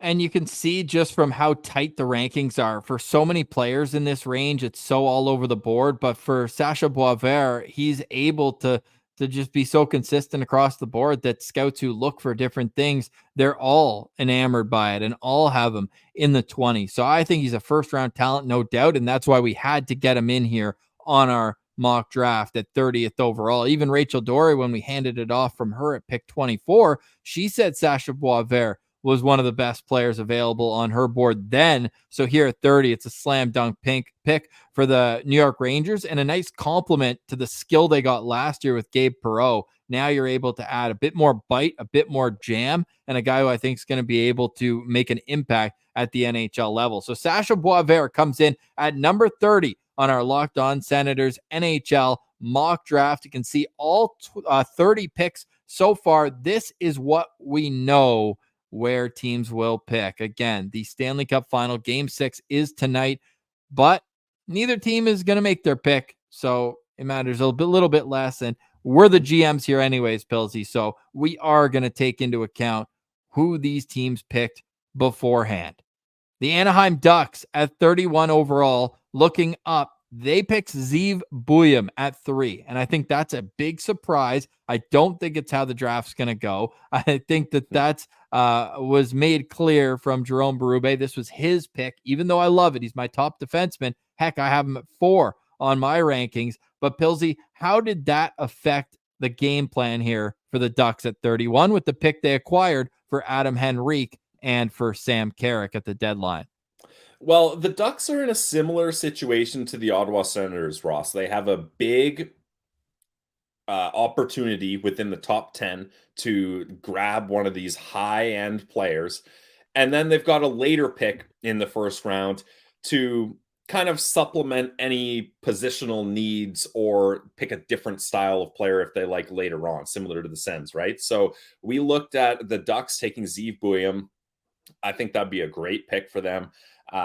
So we said, hey, they've already got their defenseman here. And if any team is set with young prospects on defense, it is the Anaheim Ducks. I mean, they did the holy trinity of CHL defensemen, right? They had the Q defenseman of the year, the WHL defenseman of the year, and the OHL defenseman of the year. So why don't they go for arguably the best college defenseman with Zeev Buium? So we said, let's get them a forward here, to help boost that forward group that already has a lot of talent as well. So, Ross, would you like me to announce the pick?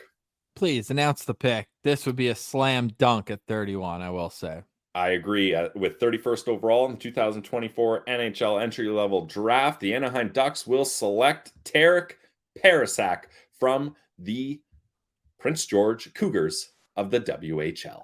He's as high as 13th on Craig Button's list. Parekh is a goal scorer and a point producer. 105 points this past season in the WHL, plus 49, and a guy who just has such a great shot, lethal release, and is an offensive weapon. He's the type of guy you're going to probably have to teach a thing or two defensively when he gets to the NHL level and continues to develop, but the natural ability that this guy has and he plays with, it would just be a shame for him to fall out of the first round. And if that's the case, teams are going to be calling whoever's picking 33 because he won't last much longer than that. So we had to get him in here at 31. Parekh at 6 foot, 173. Just for him, it's just bulking up and turning it into a pro game. But in terms of a junior score, there's not much left to prove.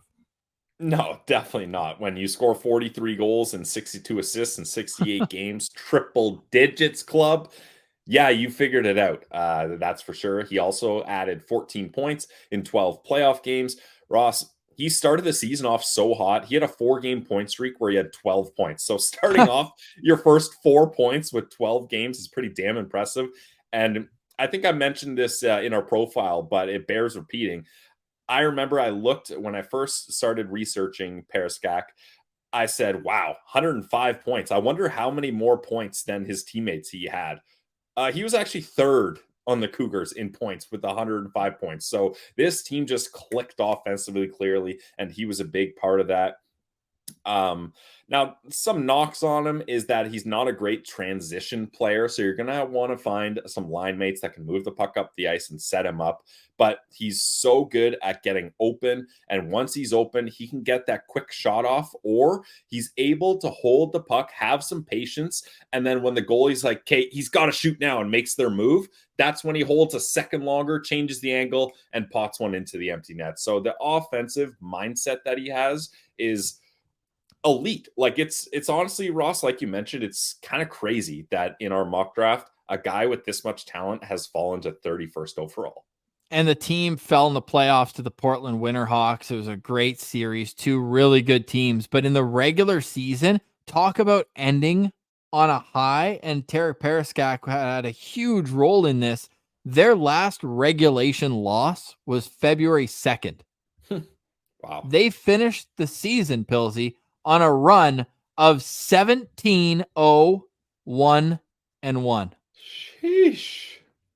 This team was an absolute wagon, and it just unfortunately fell off a little bit early. 17-0-1-1 on a streak of, and they were second in the league just to the Portland Winterhawks in goal scoring that year. The third place team had 19 less goals than Prince George. So they were such an offensive dynamo. And look, Anaheim has been building a lot of gritty, solid power forwards, McTavish, Leo Carlson, and more. Like, this is a natural winger who would just fit so well with one of those guys down the middle. So I love the pick here, Parekh for the Anaheim Ducks, if they get the 31st pick.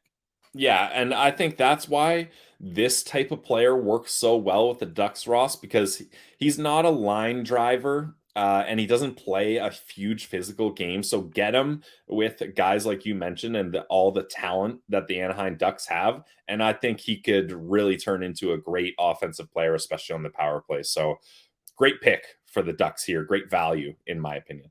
Parekh comes in at number 31 on our Locked On Senators third annual mock draft. I almost shed a tear there, Pilsy, because we are at the final pick of this mock draft. For us, if the Florida Panthers do win the Stanley Cup, it will be the Philadelphia Flyers on the board. But from our perspective, we're looking at our list and considering the Flyers as well, and the fact that in our mock draft, the Flyers have already made a selection of Consta Helenius.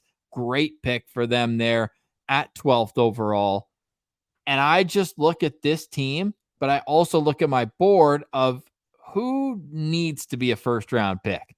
Who needs that distinction? Is there a player who's head and shoulders above everybody else remaining on the board? And Pilsy, we came to the conclusion that that player was...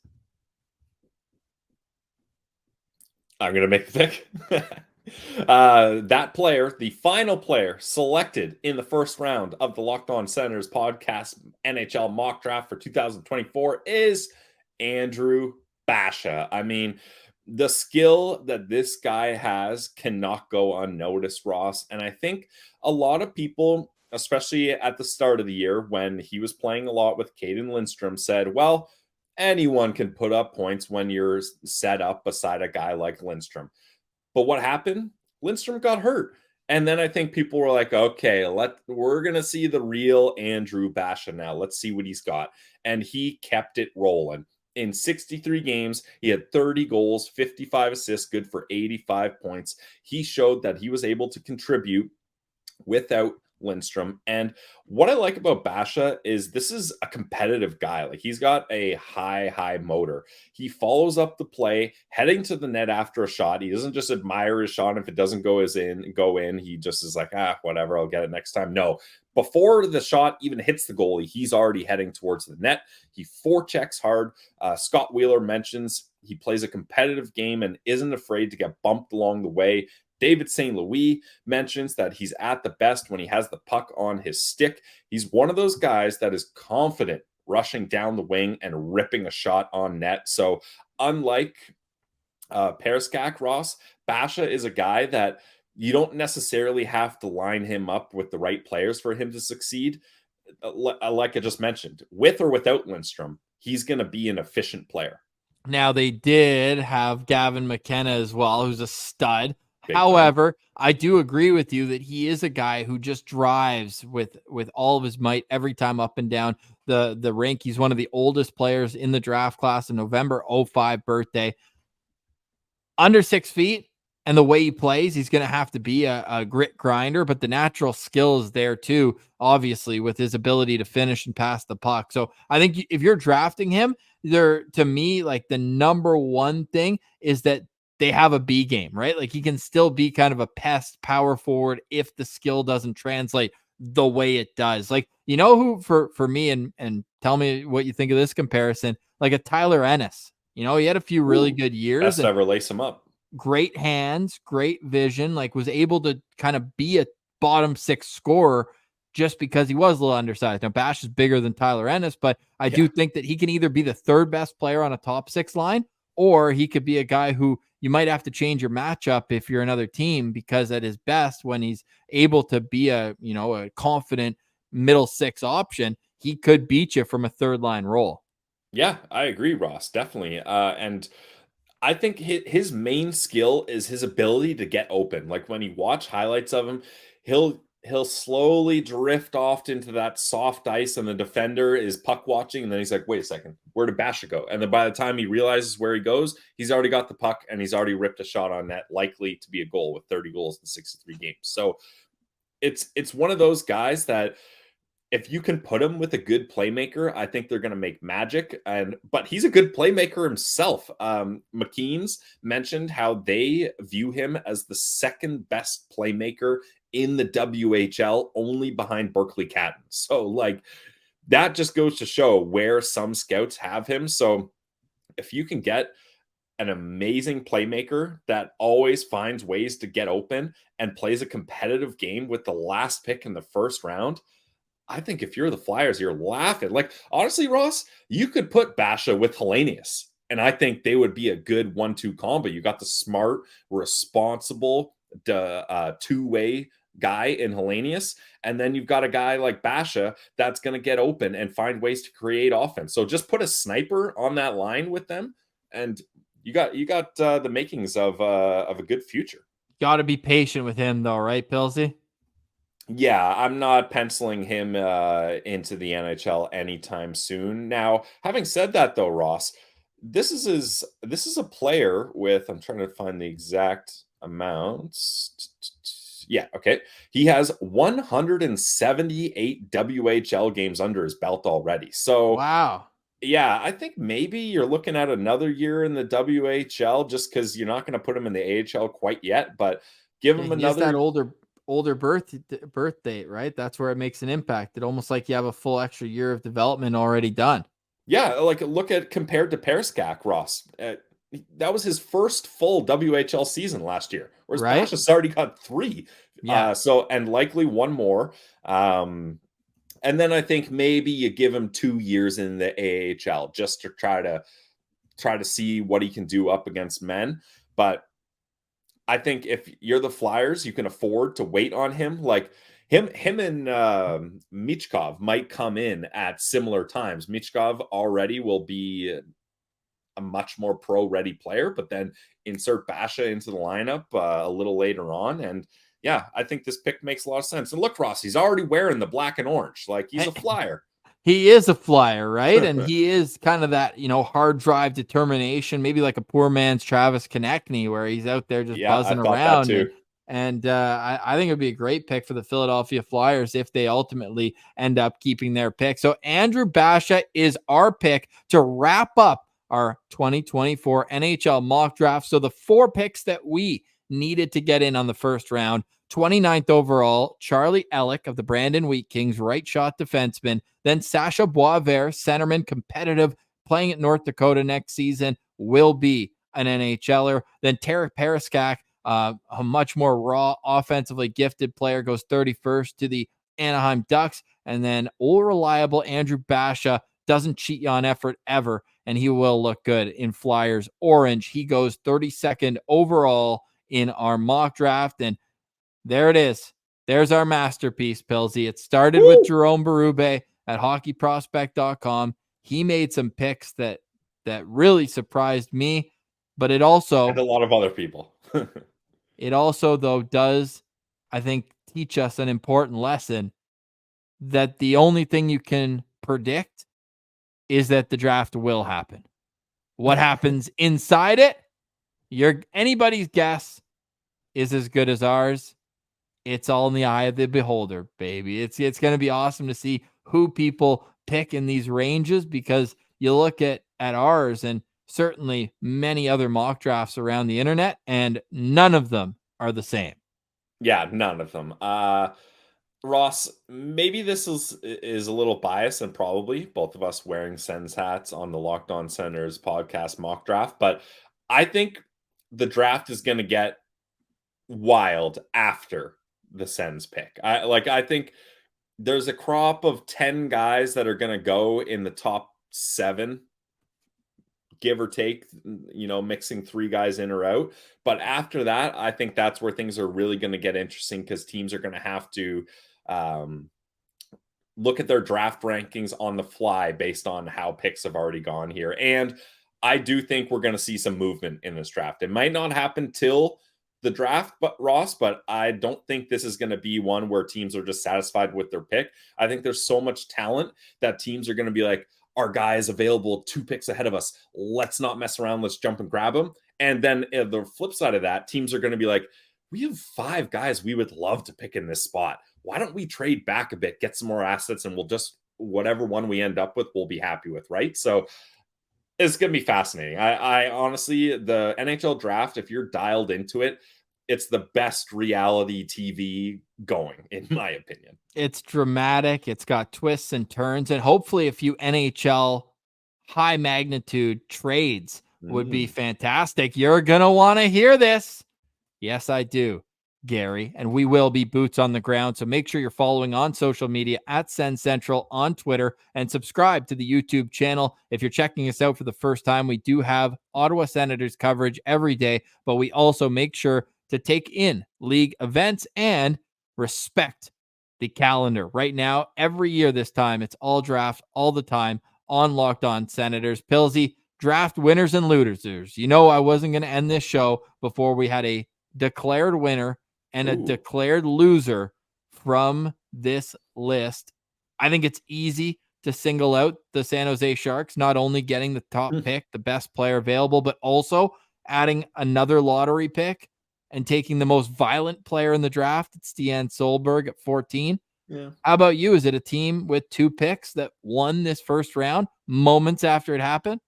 Yes. Yeah. And I hate to do this. I feel like everyone's dunking on the way Jerome Berube set this up, but the Calgary Flames getting Levshunov at 9th and then Cole Baudouin later on, those are 2 really, really good players that are going to kickstart this team's rebuild. And I think they're going to be very happy with both those guys. You get a right-hand shot defenseman that has a lot of potential. And then you get arguably one of the highest motors in the draft in Cole Baudouin that's going to really set the pace and light a fire under the butts of every other prospect in that system. So Calgary Flames for me is the slam dunk winner. And I hate to say it, but just Demidov to Montreal at 5. If that happens, that's about as good as it could get for Montreal. And then Teddy Stiga on the back half of that, like that's nice. Yeah, they'd be happy leaving with that. Single picks that were surprising to me, obviously Levshunov at 9. You look at 15, Beckett Seneke. He's going to go before 6 or 15, I believe, when it actually comes down to draft night. I was also surprised that EJ Emery went as high as 18. I think he's an early 20s guy. You're not sold? Do you think Seneke could go as late as 15? Who would he bump out ahead of him? Iserman, maybe? That would be the only one for me he would replace. I think he's going to go ahead of Hellenius on draft night. Ooh, okay. Yeah. I have those two neck and neck, but I could see it. Now, Ottawa Senators leaving this draft with Zayne Parekh and Marek Vanacker. I like it. There's some picks I would have taken instead of Vanacker. He's more of a 39 overall target if he's still available. And that injury that he's coming back from, I think you could potentially get him at 39. I would take the risk on that because I would prefer Cole Baudouin. If we're looking at just behind, I would prefer Baudouin, Bauvert, and Charlie Alec as 3 picks right behind that I would take with that pick. Yep, I agree with that, Ross. I kind of cheated on the questions with double picking teams, so I'll pick a single team as well. I think the Colorado Avalanche are going to love Jet Luchenko, and to give some props to Jerome Berube, that's a guy that he has very high. I believe he's like 11th on Hockey Prospects list, and that's a guy I can see coming in and playing a bottom 6 role for 3 years on an entry-level contract on a contending Avalanche team. I think that's a nice pick. Well, Jerome left us with the hot take that he thinks Jet Luchenko will go higher than a lot of people think. And you look at the offensive capabilities for him, and I certainly see the potential for Jet Luchenko. So, okay, you learned a lot, I hope. I hope you enjoyed hanging out with us through the last 6 hours. I hope the timestamps were helpful. We're going to make sure to get those in there. And I hope you all enjoy the draft as much as we do. It is one of the best times of the year. And I think I would even say that, Pillsy, if the Senators weren't always front and center in the mix, whether they have their first round pick or not, it's another story. But throughout the year, following along and thinking, oh, what could help our team? I do think that knowing kind of the background and credit to all the scouts, the ones who helped us, I want to thank them again. Jerome Berube, Scott Wheeler, Cam Robinson, Rachel Doerrie, and Brock Otten. Like the hours that they put in grinding, not always perfect HD tape, is super impressive. The work that they do, and I hope everyone enjoys the weekend in Vegas because it's kind of the fruit of the labor, and it's going to be the last time that everyone's going to all be in a centralized location. Ross, I can't wait, and we're going to get to be there to experience this. But I feel like every single person we've talked to here says the draft is actually the biggest party for NHL executives and people working in the NHL because you get that little window of relief where, okay, the draft is done. Let's live it up. And what better place to live it up in Vegas? So I'm excited for us to be there and we can be like, all our work has culminated and gone into this draft. Once we do our draft recap, we got a green light and we can celebrate and hopefully, bump elbows with NHL executive, maybe some scouts, pick the ears of some people more knowledgeable than us over a few cold ones. And we'll be able to have a lot of fun. And yes, Ross, tee up what we're going to do with those mics in your hand. They're going to be used a lot. We've got, we'll just call Josh our cameraman for the weekend. We've got a videographer. So we'll tell you where sports media alumni, so he's a pro. Yeah, but we're going to tell you if you have any issues, make sure to let him know. We'll give you his contact info, cell number, address. Yeah, of course. All that. No, we're going to make sure that you guys have all the content you need throughout the draft, and we're going to have some fun with it. We're going to take some swings. We might strike out on a few. We might hit a few home runs, but I know all in all, the draft is one of the best weeks of the year, and I hope everybody can really have some fun this week. I know it's stressful if you're a Sens fan. What is Steve Staios going to do to put his mark on the team? But giddy up. It is the best reality show going. It's the NHL draft. And I'll finish off with this, Ross. If you are not an Ottawa Senators fan and you've watched this video in its entirety, first off, we thank you. We really appreciate that. And if you're going to Vegas as a fan of a different team, hit us up. We're going to be doing like man on the street type interviews. So if we see other fans of other teams around, we want to get their opinions on how their draft went, how they think the Sens draft went, how they think the draft went overall. So we're going to mix it up and go outside of our comfort zone here. So if you're going to the draft, let us know. We'll see you next year for the 4th annual Locked On Senators NHL mock draft. That's Brandon Pillar. I'm Ross Levitan. You can follow along on social media at Sens Central on Twitter. And again, please subscribe to the podcast on YouTube. It goes a long way to helping the show grow. You can rate the show 5 stars. Comment below, what's your mock draft? I want to see some 32 pick mock drafts in the comments. If not, what are we even doing here? Who did we have too high? Who did we have too low? We appreciate you for being with us as our 3rd annual. I keep going back and saying it because it is so unbelievable to be doing this for a 3rd straight year. Thank you once again. Make sure to give our scouts some love, and you can find them all on social media. For Pillsy, I'm Ross. We'll see you in Vegas next weekend for the NHL draft.